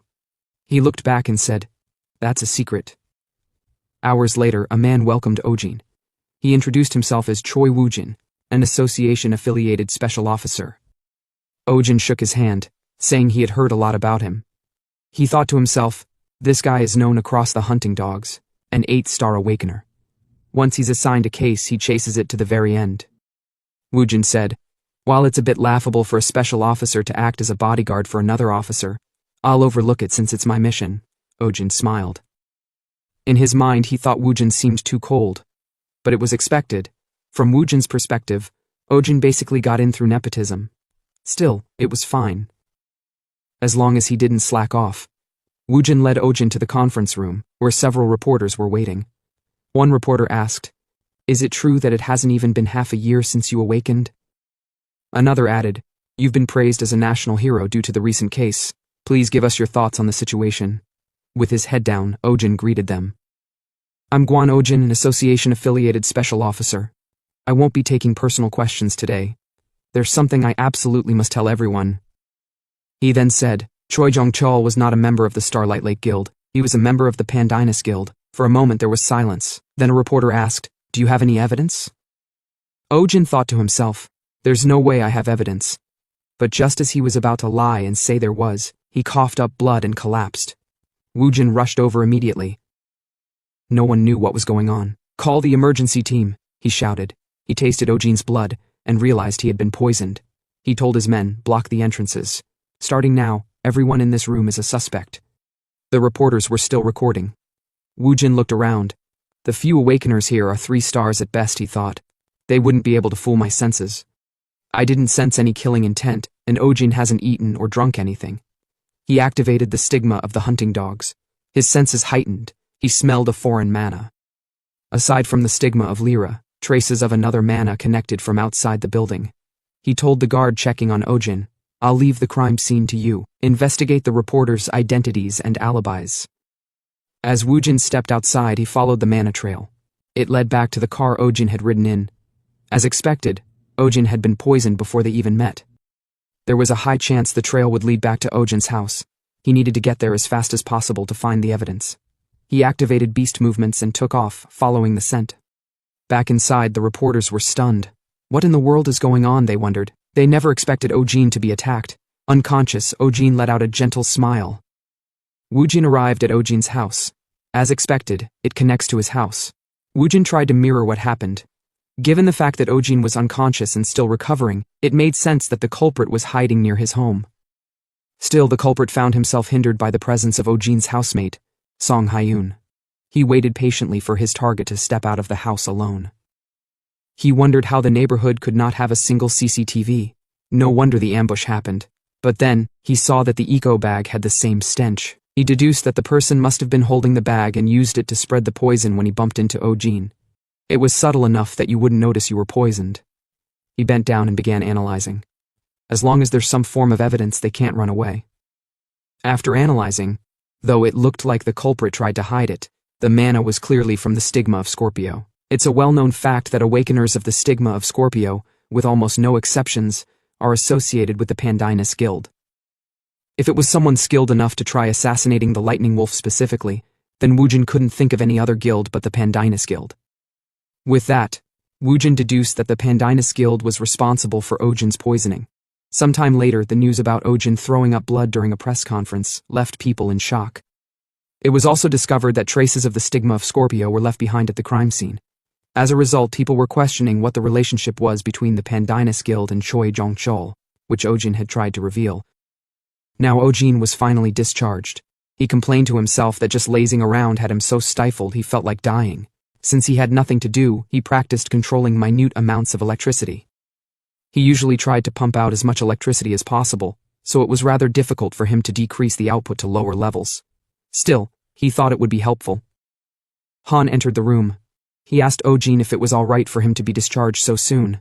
Han apologized, telling Ojin that all the responsibility fell on him for not properly managing the situation. Ojin told him it wasn't his responsibility. It was clearly the fault of the guy who tried to poison him. Well, in truth, Ojin was the guy who had tried to poison himself. He said to himself that there's no way any evidence the Pandinus Guild feared could exist. The press conference was simply a show he put on while using his life as a trump card. It was all thanks to Woojin's excellent investigation skills. Now that he thought about it, he asked Han what happened to those Pandinus guys. Han told him they denied everything to the end, but they all scattered and ran away. The other large guilds were chasing after them. Ojin was surprised it all happened within just 10 days. He didn't expect them to break apart so fast. Han added that the Valhalla Guild had filled in the vacancy to become one of the top 10 guilds. Ojin then asked if there was any mention of the Black Star organization. Han told him he hadn't heard anything about it, but he did hear something unusual and separate from the ongoing case. Recently, in Italy, an organization of the same name was gaining momentum by using force. Ojin said to himself that the fuckers weren't just local fuckers, but global fuckers. Well, he guessed they were bastards who wanted to change the world after all. He then told Han that if he heard any more news, he should please contact him. Han asked him if he was going straight back home. Ojin told him yes, his housemate would worry if he didn't, though that was a lie, since he had already messaged her. Well, actually, Han told him that his housemate had just visited. Now at Hapjeong Station, exit number 9, Haun was standing there. Ojin asked her why she didn't pick up when she was the one who made him come to the station. She told him she did that to mess with him so he should stop complaining and follow her. Ojin, surprised, asked where they were headed. Sometime later they were riding inside an elevator. As it stopped, they entered a house. She told him it would be their new home. Ojin was surprised. He realized the thing she had been sneaking around doing was the house. She told him she earned a large bounty and also took out a loan. The bank bastards were happy to empty their vaults now that she had recovered. They didn't even look at her before. She told him there were 2 rooms, and the one in front of them now was the master bedroom. Ojin was surprised, because the one room was as big as their old house. He asked her why there were 2 beds in that room alone. She told him the other room was for storage, and the master bedroom was their room. Ojin, speechless for a moment, asked if she was saying they should share the big room when they had 2 rooms. She told him yes. Ojin pressed on, sarcastically asking her if she only drank water at an all-you-can-eat buffet or something. What's with the inefficiency? She told him it was the homeowner's decision. He could leave if he didn't like it. Anyway, she said the old place was full of mold and rust, It was really hot in the summer and fucking cold in winter. Ojin couldn't refute that. She then asked him what he thought of the amazing view. It was also close to the association and the sanctuary. There was an Awakener exclusive training ground nearby as well. Most importantly, the house had hot water. Ojin was surprised at the mention of hot water. It was something he never imagined would be possible. He excitedly hugged her, saying he really didn't need anyone but her. Then he called her the prettiest in the world. The two were about to get in the mood. Ojin pinned her to the wall, but then someone called him. She was hella disappointed. She wondered which bastard was calling right now when they were getting in the mood. The person who called was Park Changhyun. He asked Ojin if he could come to Valhalla Guild right away. The guild leader had been killed by the Black Star organization. A few hours later, Ojin arrived at the Valhalla Guild. He asked Changhyun about Woo-yuk's current condition. Changhyun shook his head. He told Ojin there was no risk to his life, but he couldn't say he was in good condition. Still, he was able to regain consciousness and personally ordered them to contact him. He pressed a button that opened a door, telling Ojin it would be best to discuss the specifics in person. Ojin told him okay, though he was surprised there was a hidden area. It was like some ancient dungeon. As they entered, Changhyun told Ojin that they were restricting access so that news of the attack wouldn't become public. Ojin wondered if Khan did something. He then asked if Woo-yuk was the only one who got hurt.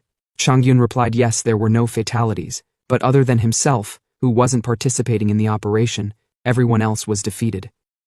Ojin was surprised because Arshad Khan is a mid-rank Templar, so there was no way a mere mid-rank Templar could sweep through the Valhalla Guild by himself. Changhyun knocked on a door and told the guildmaster that he had brought Ojin. The guildmaster told them to enter.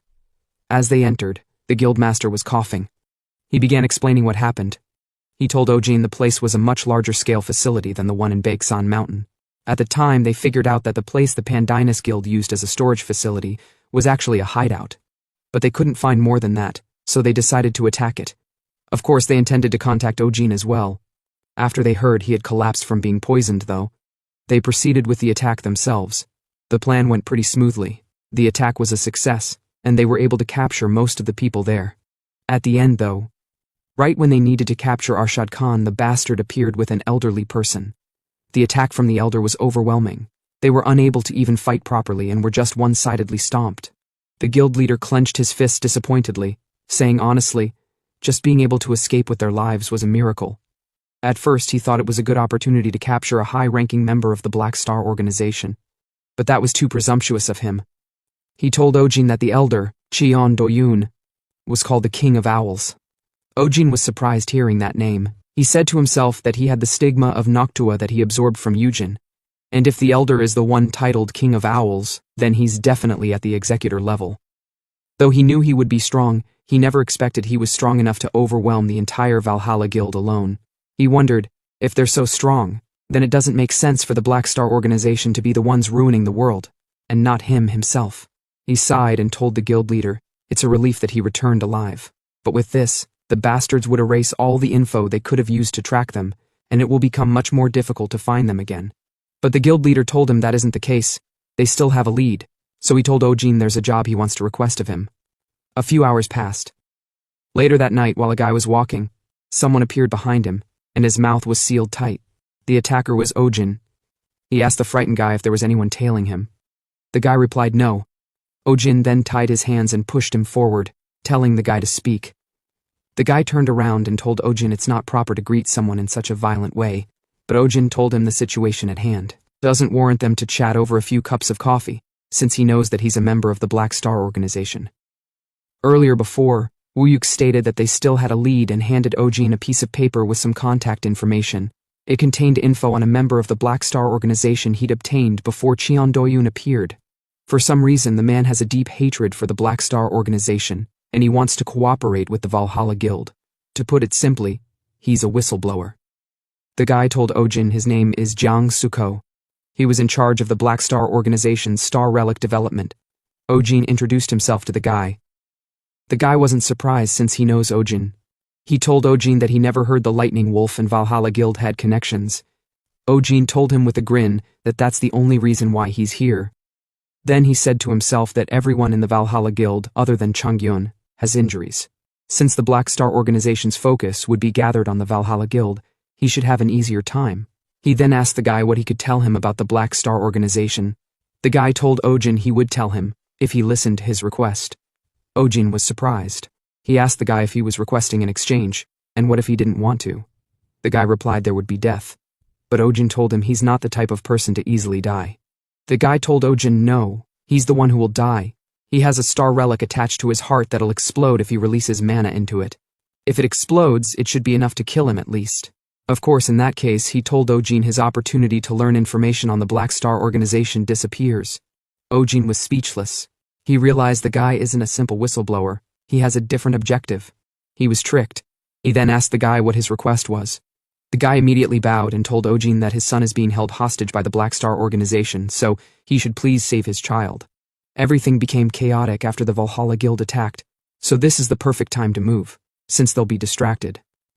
Ojin realized he was working for the organization because of his son. The guy told Ojin what he's about to say might be embarrassing, but he's quite skilled when it comes to star relic development. Since knowledge on star relic development is precious, they continued to hold his son hostage. And so it went for 3 years. Just like that, time passes quickly.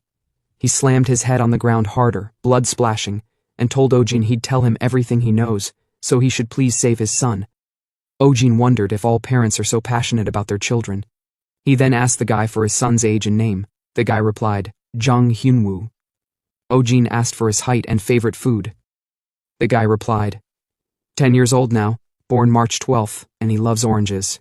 He also asked for his height and weight from 3 years ago. Not sure, the guy replied, but he should have weighed about 25 kilos. Ojin didn't know how parents should be because he never had them.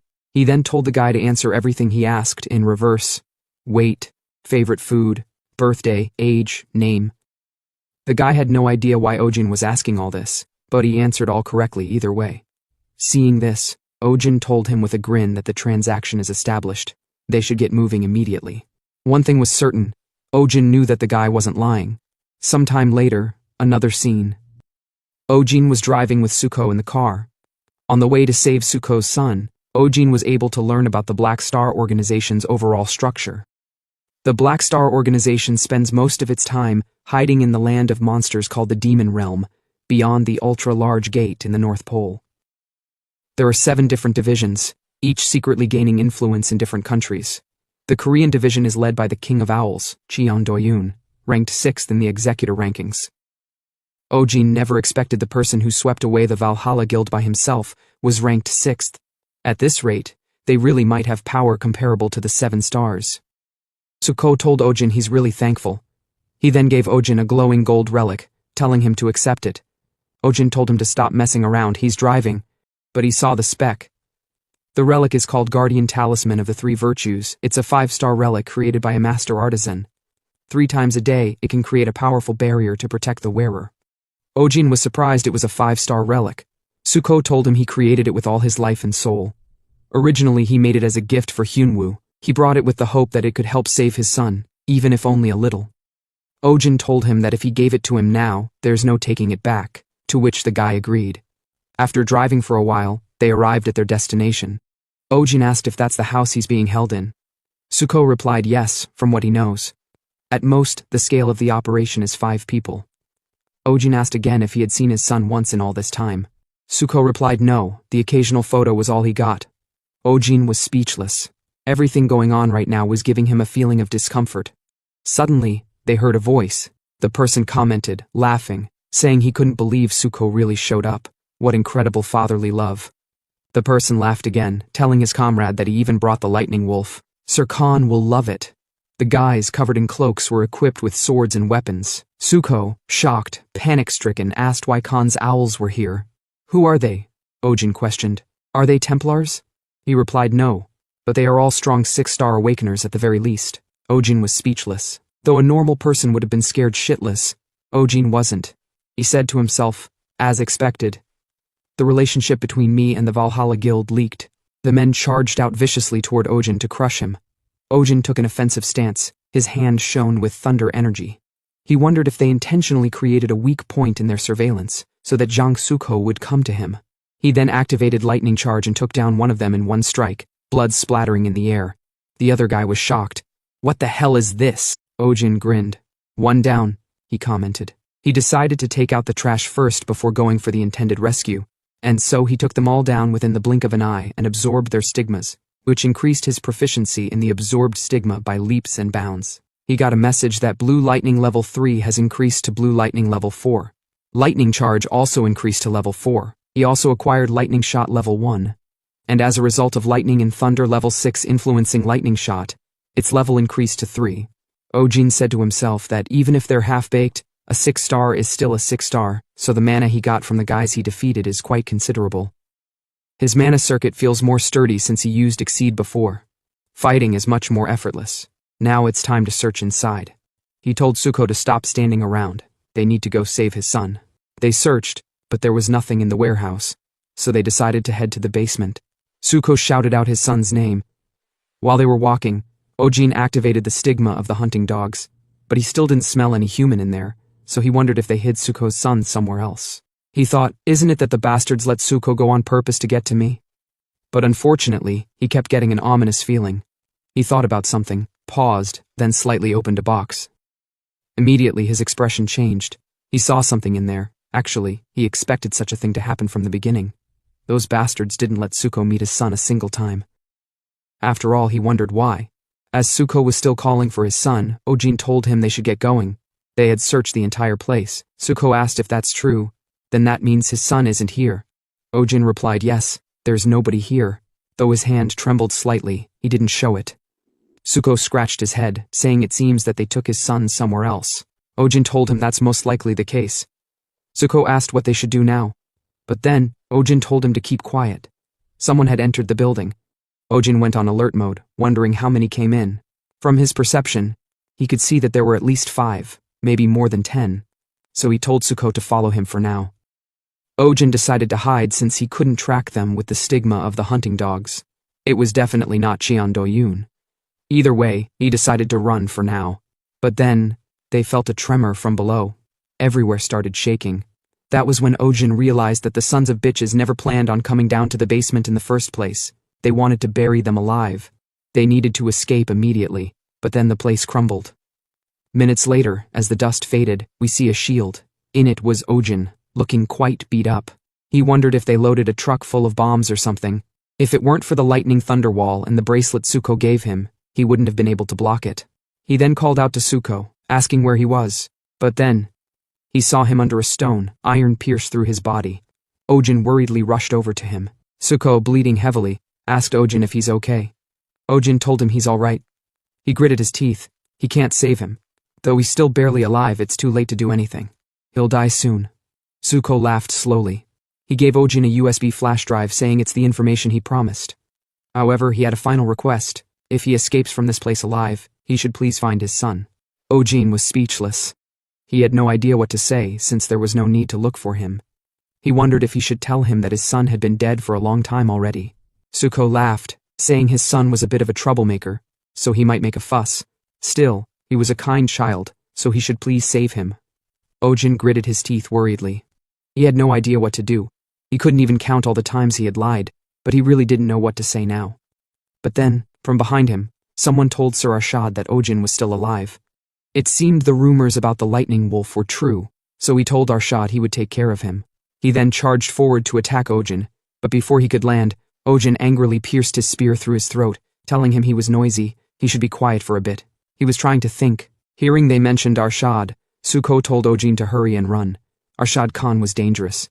Ojin told him that's enough, he shouldn't speak anymore. He then used Stigma of Aquarius, water drops of healing on him, to help him last a bit longer. He should not die. He should just wait there for a moment. He'd be right back since he still had one final lie for him. Arshad stood confident. He asked Ojin what he was thinking about. Was he perhaps wondering how he could get out of their encirclement alive? Ojin jumped up high, replied no, then said he was thinking about Arshad's mother. When she passed away, she asked him to take care of Arshad, but it seemed like he wouldn't be able to keep the promise. He shot his rope, then entangled 2 guys. They struggled to free themselves, but they couldn't. He then pulled them in his direction, but instead of letting Ojin kill them, Arshad killed them himself with his blade. Ojin then charged at him. Boom! The collision was intense. For a moment nothing happened. Then Ojin was forced back. He worriedly said to himself that the stigma of the hunting dog had already told him as much. But now that he had personally exchanged blows with Arshad, he could tell Arshad was far above him. Still, he attacked him with all he had, but there was no effect. Arshad, using Owl's stigma or skill, told Ojin he was quite impressive. He couldn't believe he was a 4-star. However, it wasn't enough. He then launched multiple explosive feathers at Ojin. Ojin ran, worriedly trying to dodge. He realized that the explosive feathers were how they blew up the warehouse. Ojin then counterattacked with his spear, launching multiple strikes, but Arshad blocked them all easily, not even moving an inch from his spot. He told Ojin his reflexes weren't bad. No, maybe it was purely instinct. If he had given him another half a year to grow, he might have ended up becoming a monster. But then, to Arshad's surprise, Ojin suddenly powered up. Ojin activated Exceed. Lightning Thunder level 6 increased to level 7. He also acquired Lightning Flames level 1. Lightning Thunder influenced Lightning Flames, increasing it to Lightning Flames level 2. Ojin was feeling quite a bit of pain as he leveled up. He got a warning message, informing him that the current state of his body had not met the standard required to use Lightning Flames, so the amount of mana consumed would be increased dramatically. Ojin grinned angrily, saying the shitty message and that bastard Arshad talked too much. He then launched a fierce strike at Arshad. The strike was intense. Ojin said to himself that he didn't want to use Exceed, but he had no other way. There was too big a difference in the amount of mana. Arshad then told Ojin that thinking he would only need half a year was complacency on his part. Ojin saw the guy's power up. He decided to end things quickly, since he didn't have much time. Arshad then said a chant, telling the great Noctua to grant his humble servant his blessing. Immediately he got an insane power boost. Ojin was shocked. What the fuck? He thought the bastard was a mid-rank, but now, a mere mini-boss had a second phase? Within a blink of an eye, Arshad charged at Ojin with his explosive feathers, but Ojin dodged by jumping mid-air. The shockwave was intense. He gritted his teeth worriedly. He couldn't think of any way to beat him. While still mid-air, Arshad appeared behind Ojin undetected. He told Ojin that at least he was skilled when he was running. He then launched multiple sword strikes at Ojin. He turned around. He was kinda surprised, since Arshad had definitely aimed for Ojin's neck, yet he somehow managed to barely dodge it. But Arshad told Ojin that he might as well be dead already, since he had lost his arm and weapon. So he told Ojin it was the end, but Ojin told him to stop saying bullshit. Who said he could end it as he wished? He then punched Arshad in the face. Ojin said all this while bleeding all over his face. Angered at the crazy bastard for punching him, Arshad furiously slammed Ojin to the ground. Furious, he told Ojin fine. They would do things his way. He would end things his way. He punched Ojin continuously, telling him to come on. He should stand up. He should try and put up more of a fight. After minutes of punching, he finally calmed down. He looked at Ojin, bleeding all over like a dead man. How pathetic, he remarked. He sighed, saying he thought they would be seeing each other often. How unfortunate. He then turned around, wishing Ojin goodbye. Ojin lay there, bones shattered, hand cut off. Then it began raining. As Arshad was leaving, he paused as he recalled from the news that there would be a storm today. Now, it's pouring. Anyway, he decided to tell his superior that the plan was a success. It seems he would be going to the association to meet him. Then he groaned in pain. He had overused his powers. How absurd is it for me to have so much trouble against a mere 4-star awakener, he remarked. Then he said to himself that before he had to pay the price for using the blessings, he should find a place to rest. But then, he noticed something strange. He wondered why the ground around him was dry. How can there be dry ground when it's raining this hard? He wondered if all of the water was being absorbed somehow. To his biggest shock, Ojin woke up, stood up slowly, and asked Arshad where he was going. Ojin groaned in pain as his broken bones were restructuring due to the surrounding energy filled with water. He then told Arshad that honestly he didn't intend for the water to heal him. Well, since he got to use the Black Star's blessing, or whatever it is, it should make sense for him to have a blessing of his own. Ojin then got a message that the effects of water affinity had increased dramatically. He stood up, fully healed, with an evil smile on his face. Arshad was shocked. He had no idea what was going on. He asked Ojin how he was still alive. Ojin told him he shouldn't be asking that question. He has the skill time of the owls. Then said, from now on, it's the time of the lightning wolf. He walked toward Arshad, stretching his hand. Arshad was still surprised. He hadn't made sense of what was going on. He panicked and asked Ojin how he was able to get up without injury. Ojin told him even the mini-boss he fought had a second phase, so it would be disappointing if he didn't receive the same. Bullshit, Arshad commented, as he decided to attack Ojin. But then, something happened. He felt a sharp pain and immediately fell to his knees. Ojin was surprised. He asked him what he was doing. Is that the price for your blessings?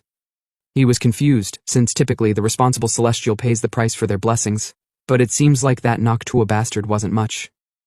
Arshad stood up, already turned into an old man. It seemed his life force was the price he paid.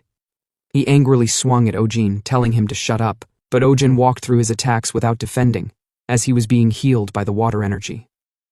He grinned and told Arshad, "Now, it's the time of the lightning wolf." He then charged forward and struck at Arshad, but Arshad defended it.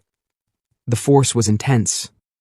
Arshad called Ojin a bastard, and told him that even if his injuries were being healed, the pain shouldn't go away.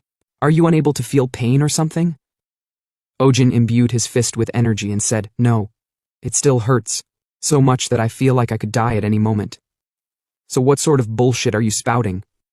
As Ojin launched the punch, his fingers broke, but then healed back. Of course it fucking hurts, but enduring the pain isn't that hard. He got a message informing him that since he maintained his mana through an extreme situation without losing focus, his lightning and thunder energy level 7 had increased to level 9. Also, his lightning flames level 2 had increased to level 4. Following that was a warning message informing him that the damage to his body had reached severe levels. Should the damage continue, an increased pain penalty would be applied. Rather than being worried, Ojin grinned. He was relieved. It wasn't a penalty that would affect his movement. He wondered if Tsuko's dead son would return to life if he endured, but the answer was no. He already knew that feeling of helplessness, where no matter how much you endure, you can never get back what you lost. Pain can be ignored, and pain can be endured. So he said out loud, "If it's something I can simply solve through enduring, then it's nothing." He then struck Arshad, breaking his defense. Arshad fell to the ground engulfed in fear. He stuttered and panicked, telling Ojin to get away from him. "You demon!" But Ojin stepped on him as he tried crawling away. With a sharp tone, he told Arshad, "What the fuck? Why are you calling me a demon? I'm a normal human.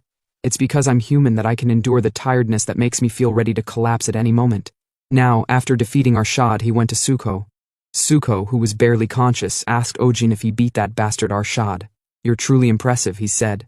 Ojin told him he found his son. Tsuko was surprised to see his son. The boy worriedly asked what happened to his body, but Tsuko apologized to his son and told him, "Your dad is hurting a lot, so I'll need to sleep soon." He told his son to follow the big brother next to him and be on his best behavior. He also had to stay healthy. The son replied, "Yes."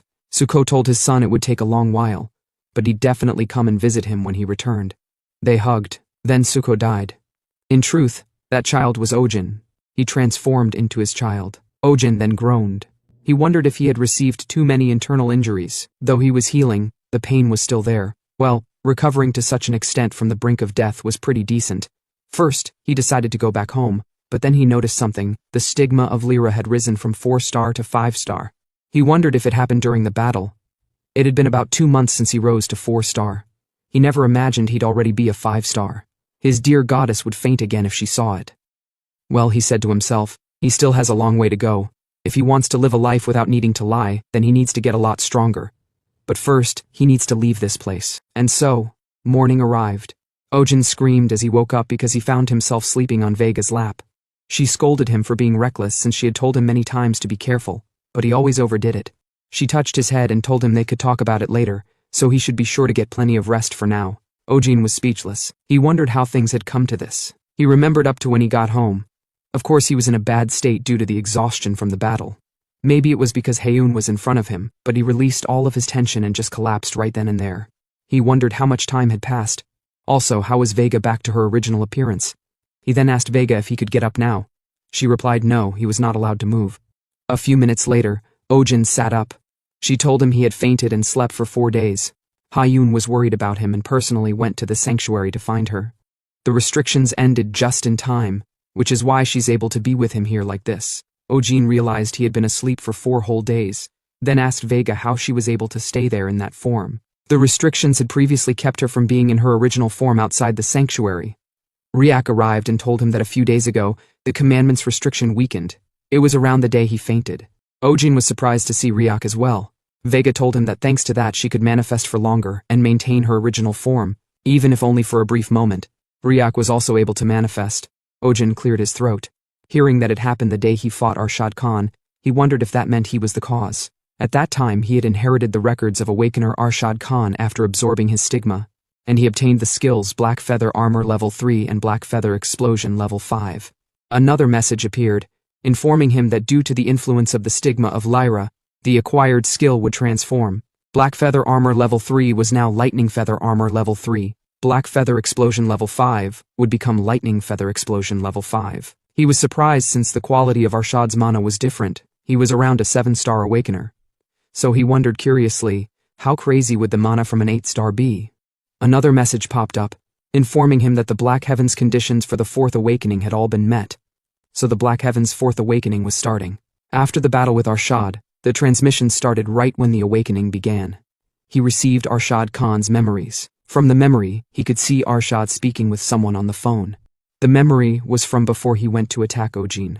The person told him that the Lightning Wolf and Valhalla were in a cooperative relationship. The president's faction had been taking him around everywhere, so it was about time for them to take care of him. And so, Arshad went out to eliminate Ojin. But before that, he asked the man if he knew what happened on Italy's side. The man asked if he was talking about the Queen Leeches. He told her the bitch does whatever she wants, so news of her has even reached the demon realm. Not to mention, since she's the 3rd-rank executor, it's a bit difficult for them to directly intervene. Well, they at least prepared a plan. But then, Ojin got a message that Arshad Khan's and Lee Shin-hyuk's memories had clashed, and a portion of Lee Shin-hyuk's records had been lost. The Black Heaven would automatically recover records necessary for transmission. Depending on the progress of restoration, transmission would occur in parts. Ojin felt a sharp pain in his head. He wondered if it was because the transmission interfered with the awakening. Still, it was a relief that recovery was possible. He obtained quite a lot of information, but then, he received a quest, which was activated due to the 4th Awakening. He was surprised. He never expected a quest. The quest's name is Star-Devouring Devil of the Sky. The objective is to absorb star stones to open the Black Heaven. The current completion rate is 0%, and the reward would be obtaining a random ancient constellation. Ojin had no idea what they meant by ancient constellation, so he decided to ask Vega about it later. Back to the present, though that night there was a lot going on. Right now, he couldn't tell exactly what the cause was. He then curiously asked Vega, if the restrictions were weakened, does it mean she could freely grant him blessings? She told him they weren't weakened to that point. She cleared her throat, blushed a little, and told him she could provide some simple support when he's fighting. She then performed a spell for Ojin to see. Ojin was surprised. He never expected lightning to be controlled in such a way. So he wondered, how far up the peak does he need to climb if he wants to be able to do the same? Proudly, she told him he could rely on her a bit more. Ojin laughed and said he'd keep that in mind. Then he stood up to go outside since he was feeling a bit better physically, but Vega blocked his path, telling him that he needed to be careful right now since there was someone even angrier than her. Then suddenly, Haeun barged into the room and asked if Ojin had woken up. She grabbed his collar. "You son of a bitch! Do you know how worried I was?" she scolded. Ojin apologized. She cried, calling him an awful bastard. "Do you think it would be over just because you apologized?" But then Ryak called her lizard woman and told her she was noisy. All warriors must risk their lives in battle in order to grow. Pissed, she asked him what was up with the lizard woman bullshit he was saying. Then she told him she had a perfectly fine name, and it was Song Haeun. But Ryak told her he had no need to memorize a mere human female's name. Since she's an apostle of Draco, she is a lizard woman. She approached him and told him no cup ramen for a week. But Ryak immediately switched. Swinging his tail, he called her Dear Haeun, telling her she must have suffered a lot due to that ignorant human Ojin, so he completely understood. Ojin wondered what the bastard was doing. What was up with his change in behavior? Anyway, Vega told him to start telling them what happened to him that day. Just like that, he told them everything that happened to him, leaving out the parts about the Black Heaven. They were surprised that such an unfortunate thing had happened. That explains why he looked so messed up when he came back. Then, Haeun asked him if he really beat a 7-star Awakener. He told her yes, though he almost died. But the truth is, if it hadn't started raining right then, he wouldn't have won, though he didn't tell them that. Haeun was surprised. She asked him if the stigma of Lyra was that powerful. It doesn't make sense, even if he's an apostle of the North Star. Vega told her she wished she could say that with her stigma, you can ignore that much of a difference. But honestly, even she finds it hard to believe he defeated an opponent 3 ranks higher. Ryak then asked Ojin, calling him by his nickname Greenhorn, if it's true that his lightning and thunder skill went up to level 9. Ojin replied yes. Ryak called Ojin a monstrous bastard.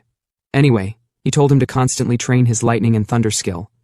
Once he reaches level 10, he can obtain the lightning flame skill. Ojin was surprised that he mentioned lightning flames. He then asked him if he was talking about his level 4 lightning flames. He told him he learned it during his last fight. Ryak was shocked. He cried in sorrow. It didn't make sense. He called Ojin a fraud. He questioned if Ojin was actually the heavenly demon bastard. He himself had barely reached the finesse needed to use it, but Ojin could use it at will.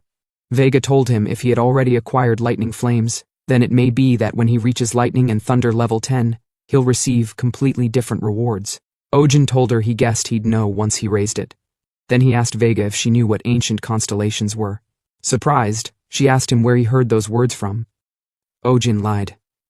He told her he just remembered the heavenly demon said something about them in the past. Vega thought for a moment, then told him that celestials, created by the primordial giants called Titans, were made by borrowing the power of stars. The Titans managed many worlds at the same time through the use of celestials, and the thing called the commandment is a device to make sure the celestials cannot thoughtlessly wield their influence. However, in the distant past, all of the celestials went extinct due to the darkness born in the beginning of time, the Black Heaven. In other words, ancient constellations are what the celestials who were consumed by the Black Heaven are called. Ojin asked, "What about the current celestials?" She replied, "After all the celestials were consumed by the Black Heaven, new stars were born." Ojin finally understood what happened. He said to himself that the world was already ruined once by the Black Heaven, and the current celestials are all new. The quest reward is saying it will grant him one of the constellations the Black Heaven once consumed. Even if he has absolutely no thoughts of bringing the world to ruin, the Black Heaven will ruin the world again. And the Black Heaven is currently him. Though the thought of it is really driving him crazy, he decided not to worry about it now since it's meaningless. The future has already begun to change. What's important is how he moves forward in the changed future. He grinned, since his course of action was already decided. Even if he needs to fool the entire world, he won't let go of what is precious to him. Sometime later, Ojin said to himself that he could finally check the USB he received from Suko. He plugged the USB into his laptop to see the objectives of the Black Star organization. Ojin watched a video of someone saying, "Why is it that in this crazy world running rampant with monsters, only some people receive stigmas from the constellations, and others have to be defenseless? So after killing all of the current awakeners, we will make everyone an equal awakener." Ojin was shocked by the video. He deemed them completely insane. He recalled, from what he had heard back at the Mokdong Gate, that the Black Star organization is able to turn non-awakeners into awakeners. It's a scheme that tries to exploit the hatred of non-awakeners. Still, he doubted anyone was earnestly following such an insane plan. It's probably just a vague ideal they used to spread their influence. It seemed like Suko didn't know their true objectives. Well, he did know they were bastards who needed to be dealt with quickly. Besides that, the USB included some branch locations and some information regarding the Owl faction's Templars. Ojin scrolled through the file. In it, he saw a name, Cheon Wusung. He's the son of the owner king, Cheon Doyun. Called the king's delegate, he manages the Black Star organization in practice, and he's currently hidden within the organization. Ojin then said to himself that it seemed like this guy was the insider Khan had mentioned from his memories, so he decided to give Mr. Han the information. The next day, at the association, shocked, Han asked Ojin if it was really true that Cheon Wusung was part of the Black Star organization. Ojin replied yes, according to the information he received. He then asked Han if he knew what kind of person Cheon Wusung was. Han laughed and said that actually, the current association was completely split into two factions. One faction is the one he's affiliated with, the association president's faction. The other is the executive faction, and the leader of the executives is Cheon Wusung. Ojin asked Han if he recruited him into the association because of the faction issue. Han replied yes. Of course, while one of their objectives was to try to bring the association's prestige up, trying to draw the North Star's apostle into their faction was the other reason. Ojin said to himself, no wonder they went out of their way to place me in an iffy position that isn't officially affiliated with the association. If I were officially affiliated, the other faction would have the authority to order me around. Not to mention, I wouldn't know who is in which faction. They made it so that he would only meet Mr. Han, who's definitely in the president's faction. He then asked Han if there was any way he could help him. Han replied, not at all, they would handle the situation. Ojin didn't say anything further. He then brought out his broken weapon from his bag. He told Han he wanted to ask him for a new weapon again. Han sarcastically remarked that the weapon was destroyed quite spectacularly. He then suggested for him to meet the weaponsmith in person, since he might be able to create a weapon that's much more optimal for him. Ojin was surprised he could meet him. And so, They arrived at the place where all sorts of starstone gear and weapons are researched and created, the Star Relic Center. The manager of the place is Kim Si-hoo. Si-hoo came running. He asked Han why he came to visit. Han patted his head while telling Oh-jin that Si-hoo may be young, but he's an expert in the field. Si-hoo excitedly greeted Oh-jin. He told Oh-jin he knew he was the lightning god. He had seen him on TV. He then asked Oh-jin if he was using the wire cutter he made for him well. Oh-jin told him it broke, which surprised Si-hoo. Si-hoo said that still, that's a good thing. He was so busy back then that he cut corners during its creation.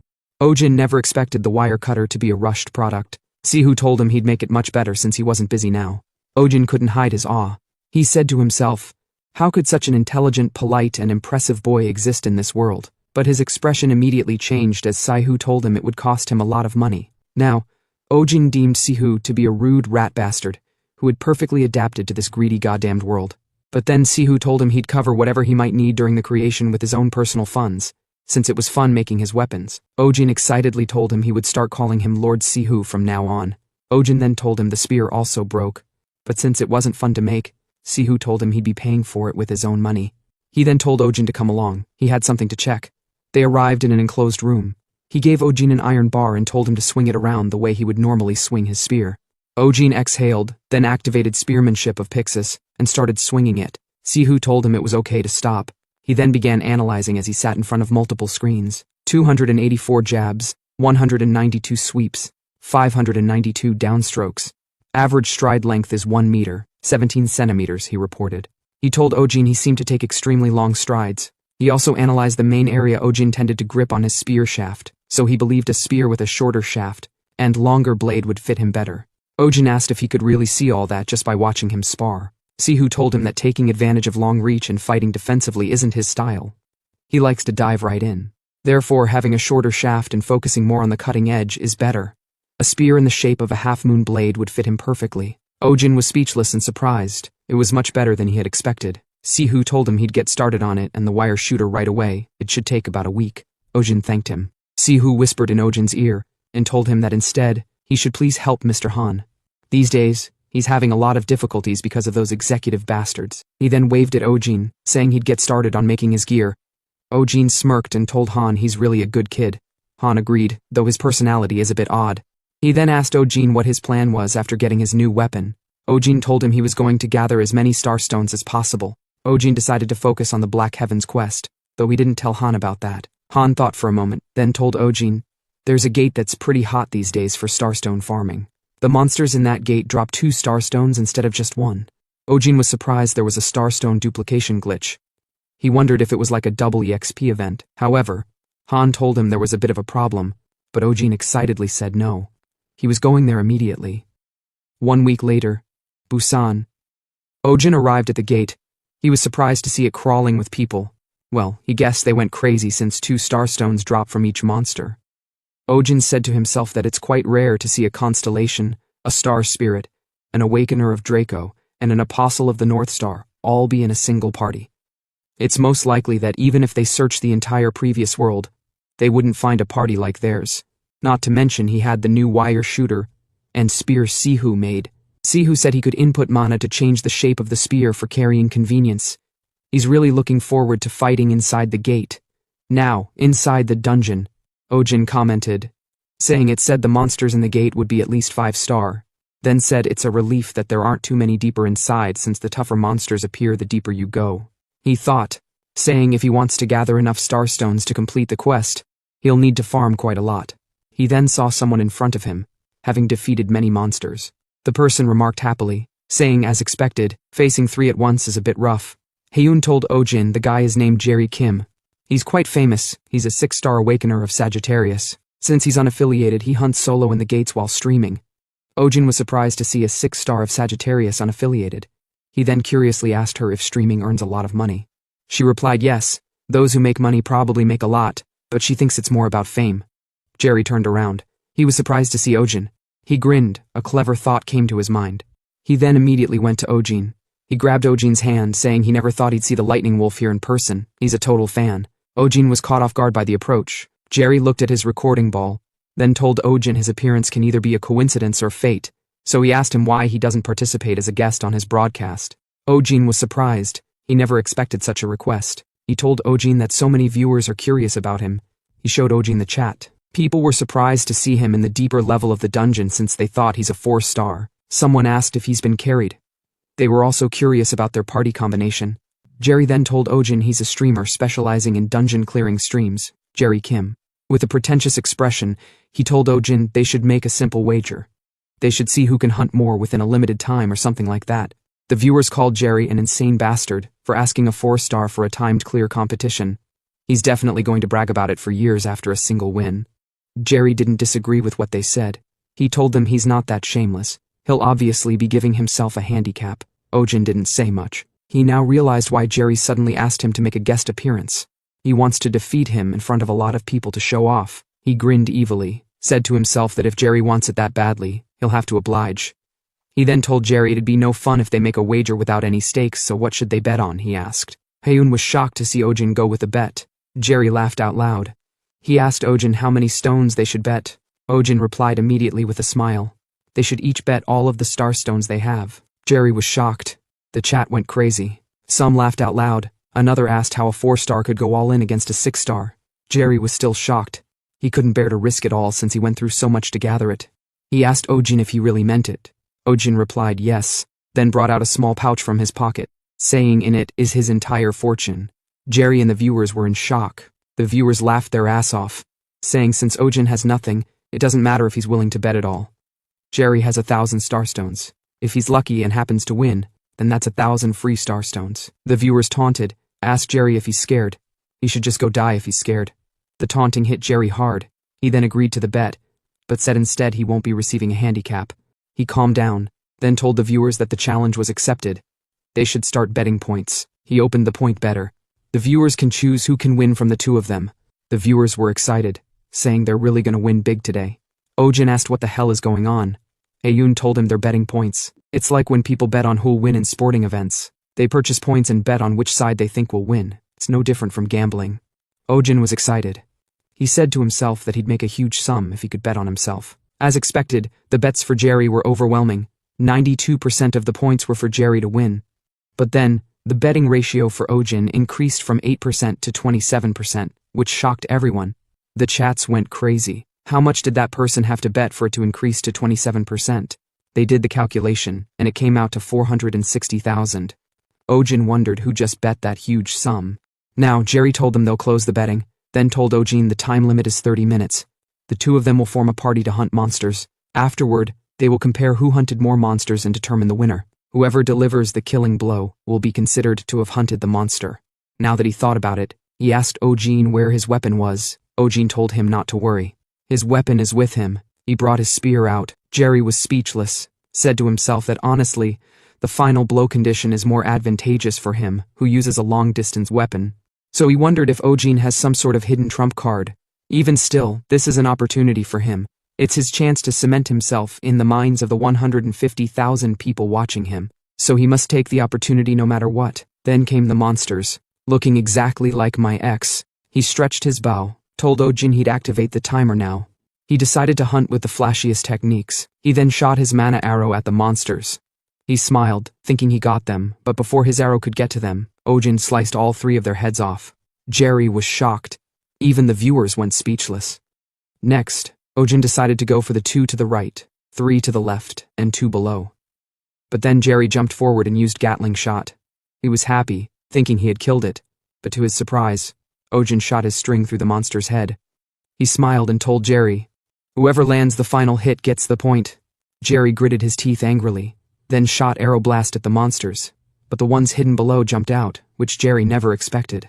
He closed his eyes to brace for impact, but lightning out of the blue struck them down. It was from Ojin.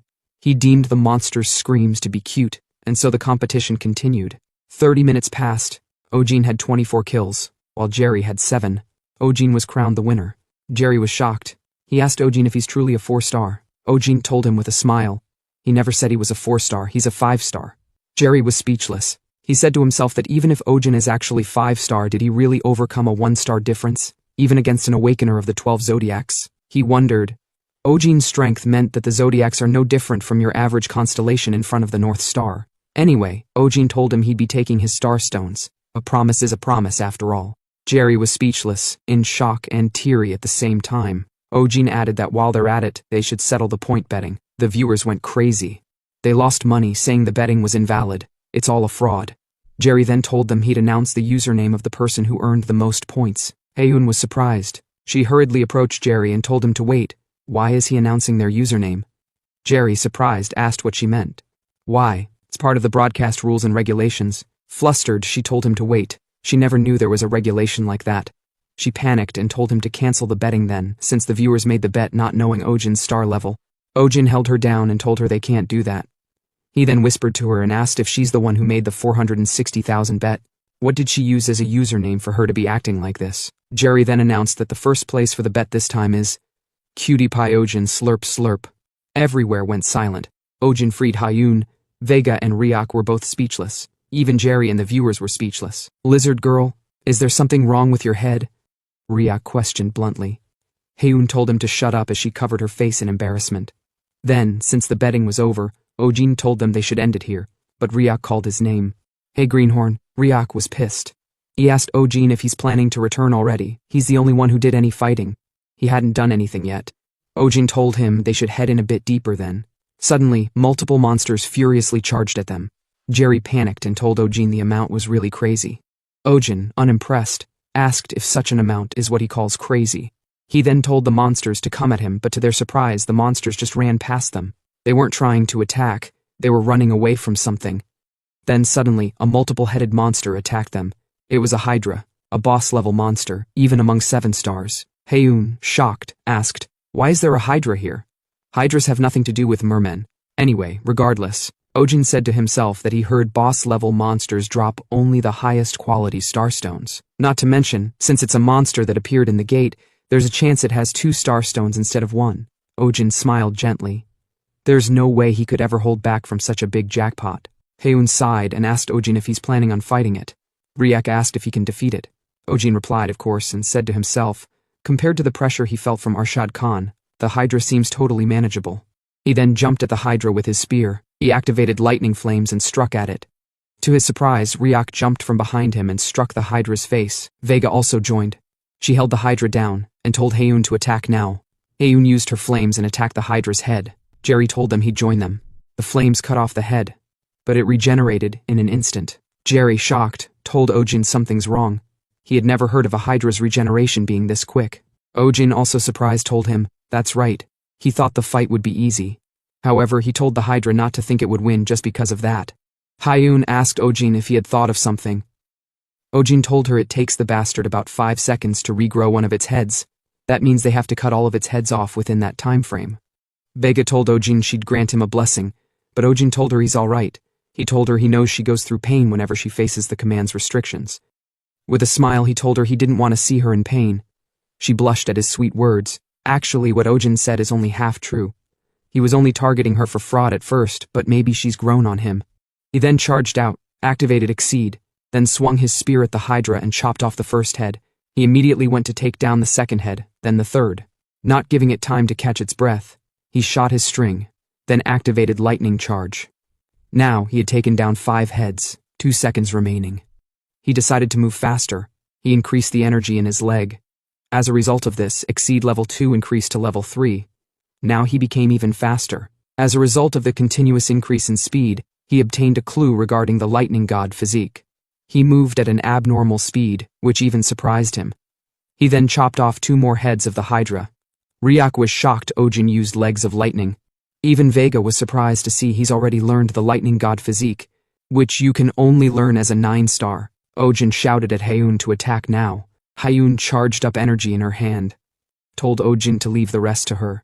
But then, she felt a sharp pain in her eyes. It hurt.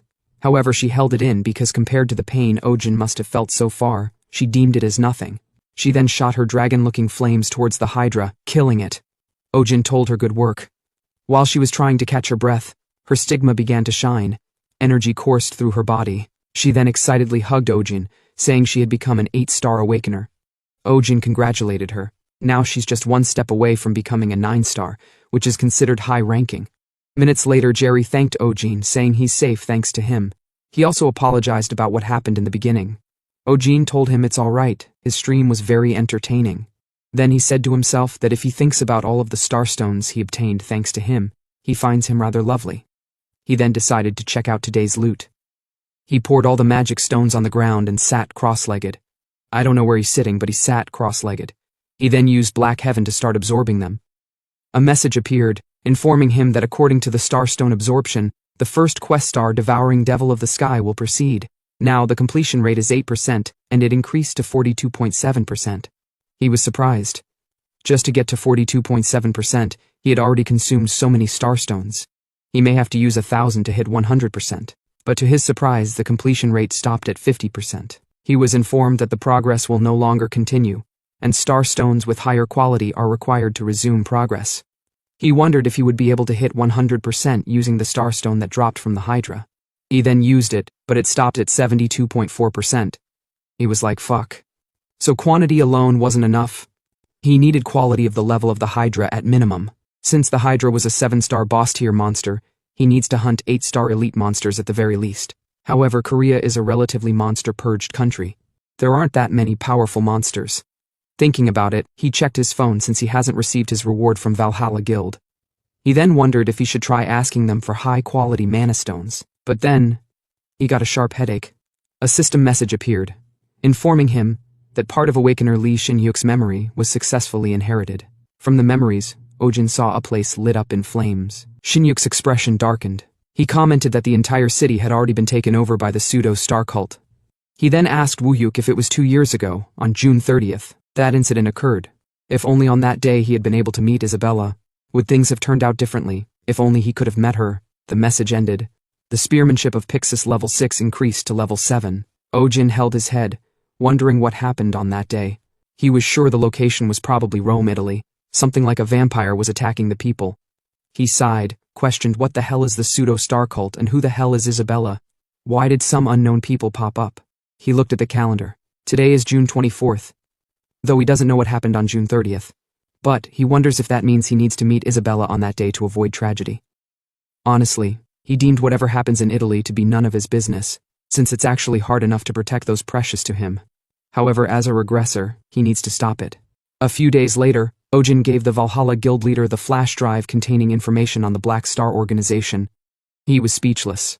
The lady beside him thanked Ojin for taking on the dangerous mission on their behalf. They would continue to track down the Black Star organization with the information he gave them. Ojin told them it wasn't a big deal. As they discussed, he asked them to please reward him with starstones of at least 7-star ranking.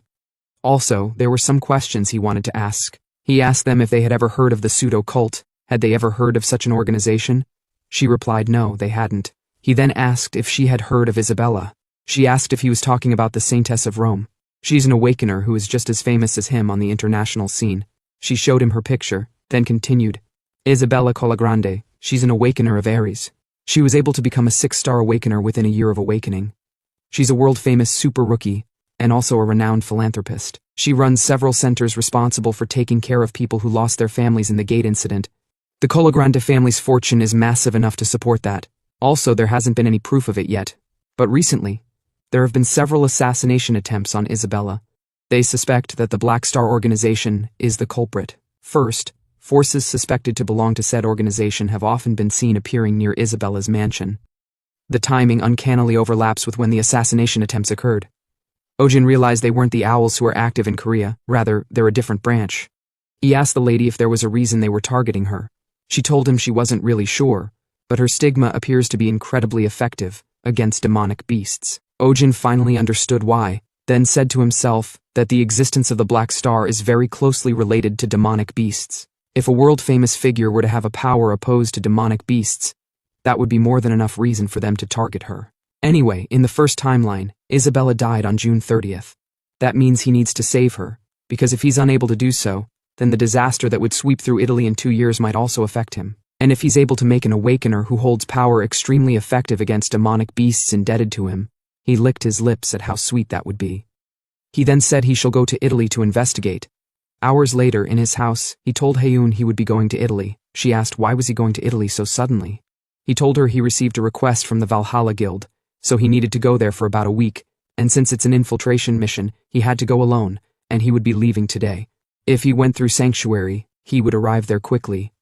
But the problem is, he's not sure which entrance leads to Italy, though he could just ask once he's in the sanctuary. She told him that means he won't be returning for a whole week. Ojin asked her what's wrong. Was she lonely without him? She was speechless for a moment, then told him to call her often if he could. Ojin smiled, then told her he'd be back.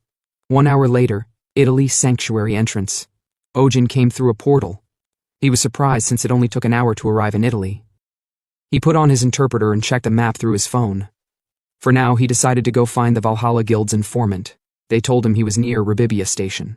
He jogged to the location but paused, sweating slightly. Though he knew he was in the Romani village somewhere, the place was like a maze. He checked his phone to look for the place, but then someone appeared behind him. He looked back. The girl smelled his body. She told him he had a pleasant smell. Ojin was confused himself. The girl immediately closed her eyes in embarrassment. She told him she didn't know why she did that, and apologized, asking him to please forget all about it. Ojin still had no idea what she meant by scent.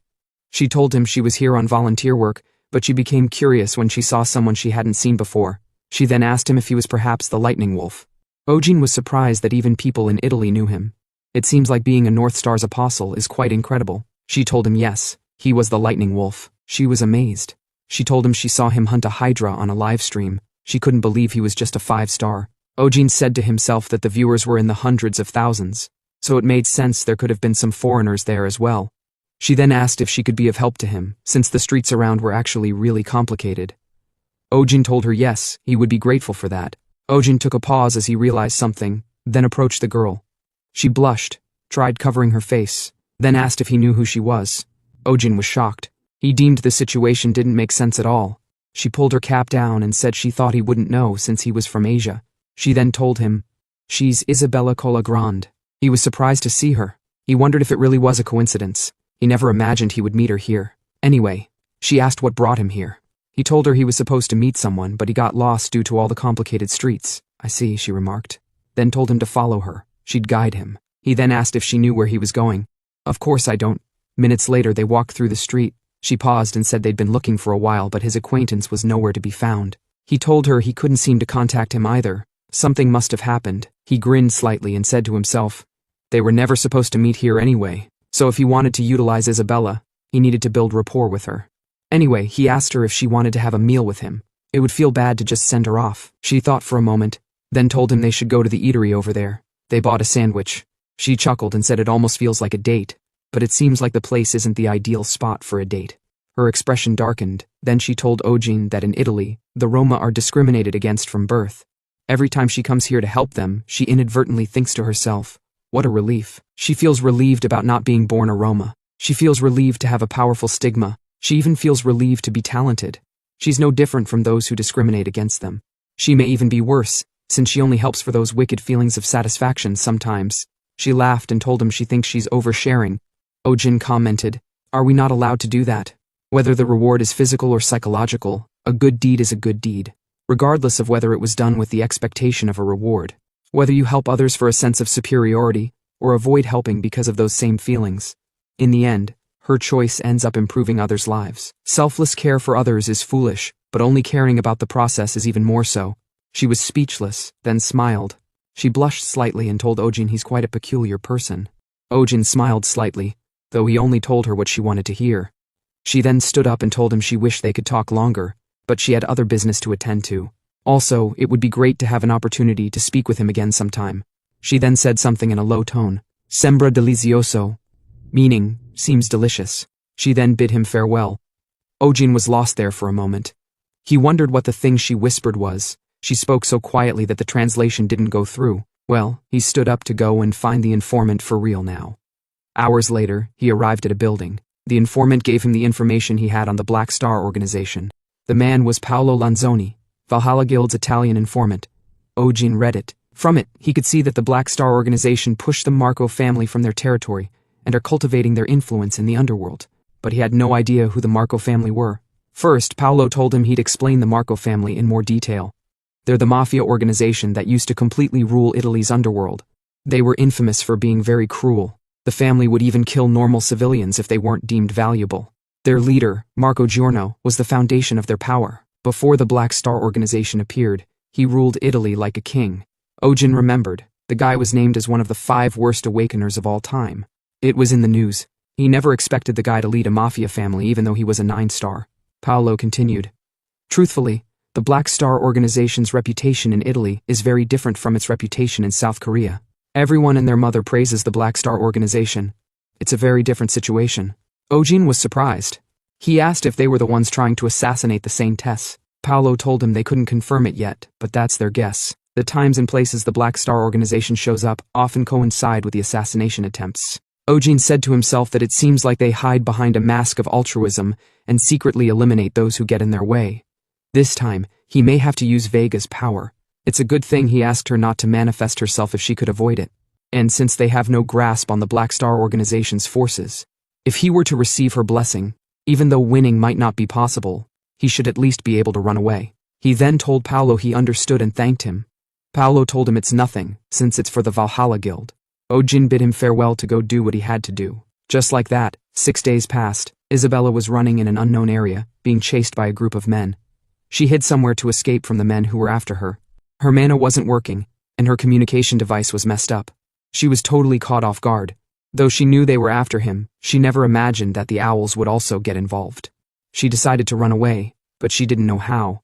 Then she was shocked as someone appeared behind her. He grabbed her tightly and called for his teammates. One of them commented that chasing her was a pain in the ass, but it was quite easy. The other guy said such should be expected since she received the curse of the purple forbidden enclosure. It's a stigma seal of a different level, so there's no way she could release it. She bit the guy's hand, but he slapped her. He grabbed her throat to knock her out before she caused more trouble. At that moment, her life flashed before her eyes. She didn't want to die since she had so much to do. She couldn't die without accomplishing anything. But then, suddenly, from above, lightning bolts took down some of the guys. It was Ojin. He came like thunder, sweeping the place clean, chopping their heads off. Surprised, she asked him how is he here. With a grin, he told her he smelled something good. That's why he came. While they were talking, the pursuers came rushing at them. They had no idea who the hell the bastard with her was. Ojin looked back. He could feel the energy of the Black Stars all over the place. As expected, he realized the Black Star organization was behind the attack. First, he carried Isabella to escape from the place. He told her they should start by getting out of Rome. Moving along the Tiber River toward the sea would be best. Actually, he had already prepared a boat. He used his rope and easily moved through the terrain. While the pursuers were still chasing them, he told her if they were to go toward the mountains instead, the assassins would chase after them more blatantly, so they needed to go downtown. The assassins furiously charged at them, killing anyone in their path.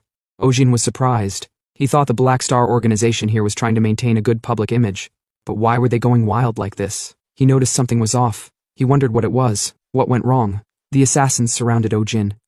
He decided to think after he dealt with them first. He swung his spear with one hand while carrying Isabella with the other. The pursuit was endless. From behind, someone sneaked an attack, but Ojin blocked it with his hand, then used his lightning energy to electrocute the guy. He then used his spear to take the guy down. After walking for a while, they arrived at the boat's location. Ojin, blood all over his body, told Isabella to take the boat and that he'd buy some time. She worriedly told him no, she couldn't leave him behind. He shouted at her to hurry and go. While on his knees, she asked why he was doing so much to help her. Speechless for a moment, he touched her face and told her he just wished she would be safe right next to him, just like now, so she should run quickly. Then he fainted. She cried, not wanting to leave him. But then, the stupid boy smirked. He said to himself that he really nailed the acting. He looked so fucking cool. And now, right when she would be falling into mortal danger, he'd act as if he received a blessing and kill all the assassins. The assassins then arrived. The boss told Isabella she was like a rat. Unfortunately for her, there was nowhere else to run. Immediately, she was engulfed in fear. Ojin peeked with one eye. He wondered if the guy was the boss. He looked rugged as fuck, as expected of a 9-star. Now then, he decided to awaken Vega. He heard the guy telling someone to toss the awkward acting aside. He thought his act had been discovered, but realized he was talking to Isabella. He called her a bitch, told her the expression she was making wouldn't trick them. Ojin had no idea what was going on. He wondered why the guy was talking to her. Isabella then stood up. Her expression changed. She told the guy it seemed he hadn't changed, still saying such crass words to a beautiful lady like herself. The guy grinned and told her to stop acting all relaxed. The curse was stopping her from using mana, so they'd just kill her here. She chuckled evilly and told them the curse was certainly quite persistent. However, he should know that her stigma is many times stronger at night. The guy, shocked, told her that's not possible. It's the curse of the purple forbidden enclosure. They were barely able to complete the curse thanks to the owl's support. So even if she was a 7-star, she shouldn't be able to escape the curse. She laughed and told him that would be the case for a mere 7-star. You crazy bitch, you're just bluffing, the guy angrily voiced out. Ojin on the other side had no idea what the hell was going on. Not to mention Isabella just said a mere 7-star, so he wondered if that meant she had been acting. He then got a message, informing him that part of Awakener Lee Shin-hyuk's memories had been successfully inherited. From the memory, Shin-hyuk stood in front of a burning flame atop a building saying, if he had been able to meet Isabella, would things have turned out differently? If only they could have met her and killed the bitch. If only he had killed the crazy bitch when she was weakened by the curse, he could have stopped the disaster. Ojin questioned why the system was telling him this now. Seriously, the situation was no joke. Isabella was not the gentle girl he knew, but the queen of leeches. She was the third-rank executor of the Black Star organization. From what had occurred so far, the way the assassins ferociously swung their weapons without caring about civilians, he realized they were the Marco family. They had the Black Star's energy because they allied with the Owls. On top of that, Isabella was part of the Black Star organization. Isabella then remarked happily, saying the rich taste that perfectly matched its sweet fragrance was really the best. It was such a relief that Ojin was still alive, since it had been a long time since she found such a top-tier snack. She almost lost him because of those folks. Her expression then changed. She said to them, "It seems like you children don't know the value of life," then activated a spell with her finger and shot it at them. Though their boss blocked it, it was still able to kill some of them. The rest who survived started running in fear, saying there was no way they could beat the Queen of Leeches. He shouted at them to come back. Anyone who ran would die by his hand. He gritted his teeth angrily, then charged out to attack by himself. He imbued his weapon with mana, determined to kill her, but she stopped his weapon with a single finger and disarmed him with just a wave of her fingertip mana. The guy knelt down, groaning in pain. She licked his blood, then spat it out because of how awful it tasted. She told him that compared to Ojin's blood, his tasted like decomposable waste. She had purposely taken on the curse to lure them into her trap since he was a 9-star. But it seemed it was all a waste of effort. She glared at him, grabbed his throat, and borrowed his head from his neck. She threw it away, saying, "Regardless, with this, the annoying Marco family is done for." Ojin was speechless. He was dumbfounded. Since the Valhalla Guild was trashed by Cheon Do-yoon, he thought it would be a long shot. As he thought, the third executor was on a different dimension. Not to mention, Lee Shin-hyuk stated that 2 years from now, the pseudo-star cult took over Italy. He wondered if it could be that the Black Star organization somehow became the pseudo-star cult in 2 years. Anyway, he thought, what's certain is that moving forward, he needs to avoid everything related to Isabella. No matter what happens in 2 years, it's already dangerous. Now she turned to Ojin and said truthfully, that was risky. In that regard, she told the unconscious Ojin that he's considered her savior. My Ojin, she remarked, touching his face, who is cooler than a prince and sweeter than honey. I'll never, ever let him go. Ojin was sweating hard. He hoped dearly he was dreaming. But then, he found himself waking up in the hospital. Isabella was beside him and worriedly asked Ojin if he was finally awake. Ojin realized he was fucked. It wasn't a dream. He asked her where he was. She told him he was in the Colagrande family's hospital. After he passed out, her family had been able to send support, and the assassins ran away the moment they saw backup arrive. He knew she was lying, but he composed himself. He said to himself that it wasn't too late. He needed to cut ties as quickly as possible and make a break for it. He said to her with a worried tone, "In the end, I wasn't able to protect you." She told him no. "I would have died if you weren't there." He said to her that he found himself pathetic, that he couldn't bear to see her anymore. Immediately her tone changed. She asked, "What do you mean by that?" Ojin flustered. She told him he was the one who said that he hoped she would be by his side, so he'd have to be with her from now on while he was in Italy. Ojin immediately told her that wasn't what he meant. He gulped, grabbed her hands, and asked if she could give him a little bit of time. When he finally believed he was good enough to stand by her side, he'd definitely return to Italy, he promised. She was touched by his words, then told him with a smile, "Promise it is, then." And so, she escorted him to the gate. She asked when he would come back. He told her he'd return when he became strong enough to be with her. Speechless for a moment, she then kissed his cheek and waved at him, saying she'd contact him later. Ojin was surprised. He finally arrived at the sanctuary. Vega worriedly went to him. "My child, do you know how worried I was since you didn't contact me?" She asked what happened. Did he save the saintess? Ojin told her, "I think I'm fucked." Minutes later, he explained all that happened to Vega. He told her he saved the Saintess, but the situation became really annoying. In his past life, he didn't know the Saintess's identity because she had died, but he couldn't have guessed Isabella is an executor of the Black Star organization. Vega told him, "Doesn't that mean things have become worse compared to his last life?" He replied, "No. Isabella doesn't know that he's aware of her identity. If he can use the situation to his advantage, he should be able to dig up information on the Black Star organization. If he can even go further and control the situation well, she'll make for a perfect weapon." More importantly, he told her he's sorry. He moved recklessly. He kept thinking that he had to change the future, so he ended up making a mistake. Vega was speechless. She then went on and hugged him, saying he shouldn't be sad. It's all right to take his time. From the moment he and she met, the pages of fate were rewritten. He hugged her back, saying he'll definitely change it. She was confident he would. Ojin smirked slightly. His operation-induced empathy had been successful. He then told her Haun will start to worry, so he should be headed home. Before that, he was planning on visiting the association, but the most urgent matter is over, so he told her she can continue to manifest herself as usual. She told him okay, she'll wait until he calls for her since Haun also needs some time to enjoy his reunion.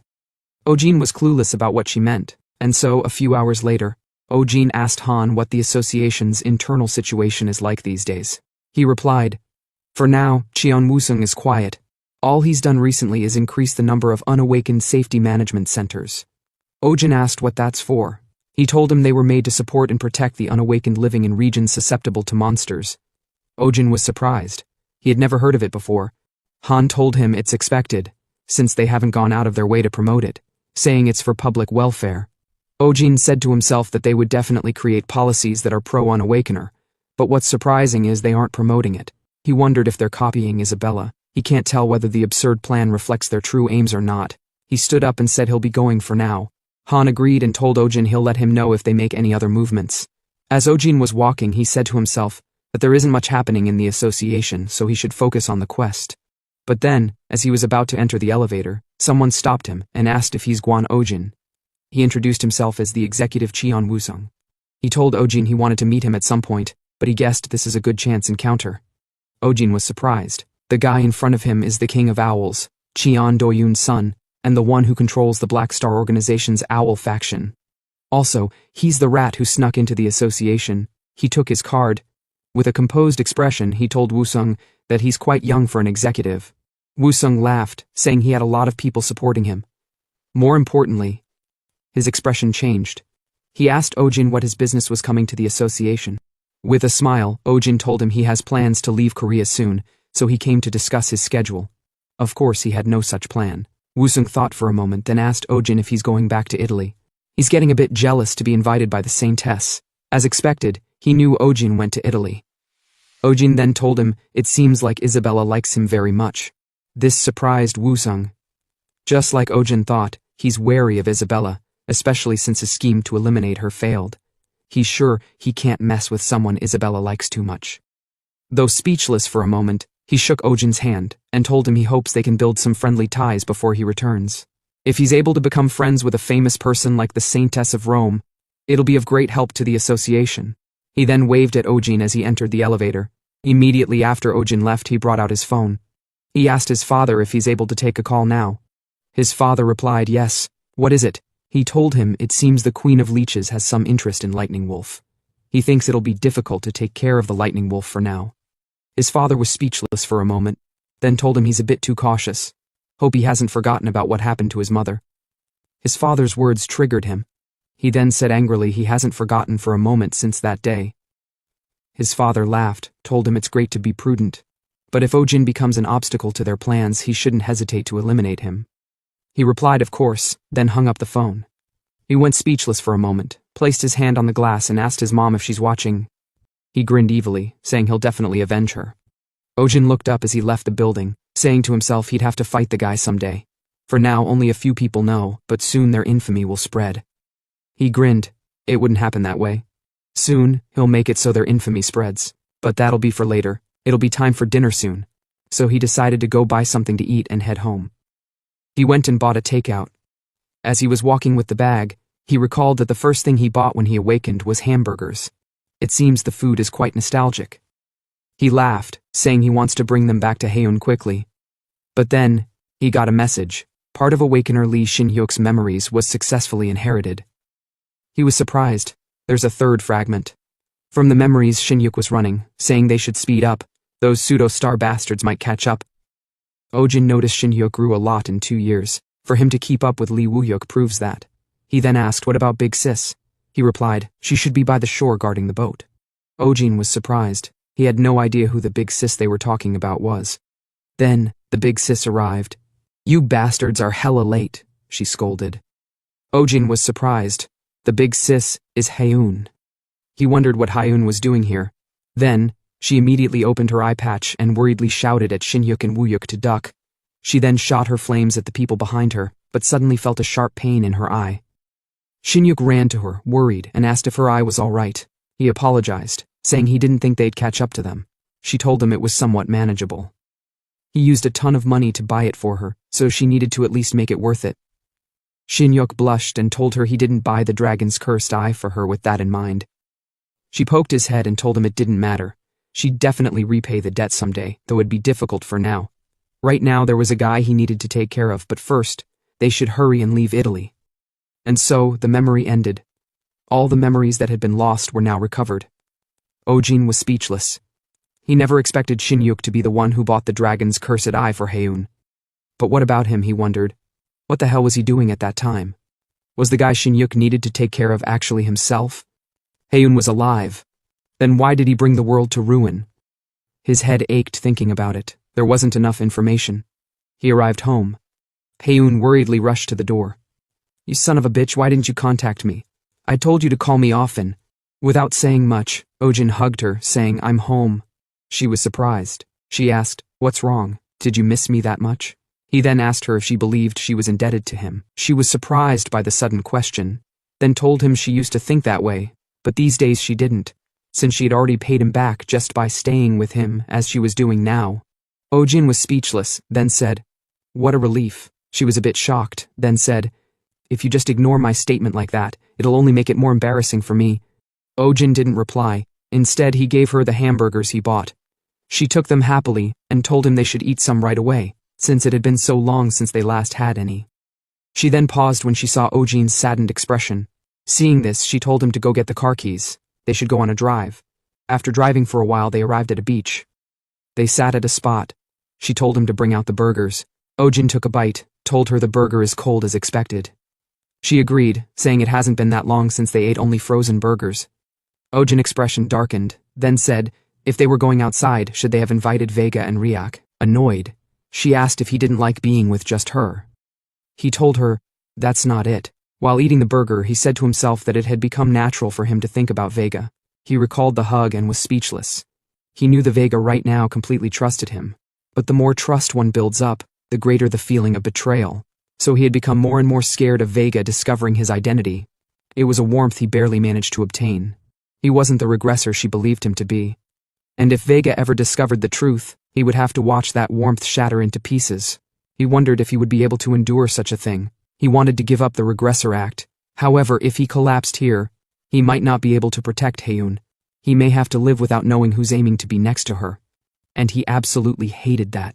If he were to lose Haeun as well, he wondered how ruined he'd become, because Haeun was so precious to him. Then, she interrupted his thoughts and told him to raise his head. She told him that, though she might not know what happened, he could lean on her when he was troubled. She was always by his side after all. He was touched. He smirked, then rested on her shoulder. She was surprised, then asked how he was going to live without her. He told her, yes, I wouldn't be able to live. She was speechless by what he said. Then she hugged him, saying she also needed him to be with her. He blushed, touched her face, then kissed her. Though he may not be a real regressor, he decided to protect the world. Finally, they kissed, after 55 chapters. This story covered all 55 chapters of Season 1, and it's been 9 months since it ended. Season 2 has yet to come out. If you liked this story, don't forget to support us by liking and commenting.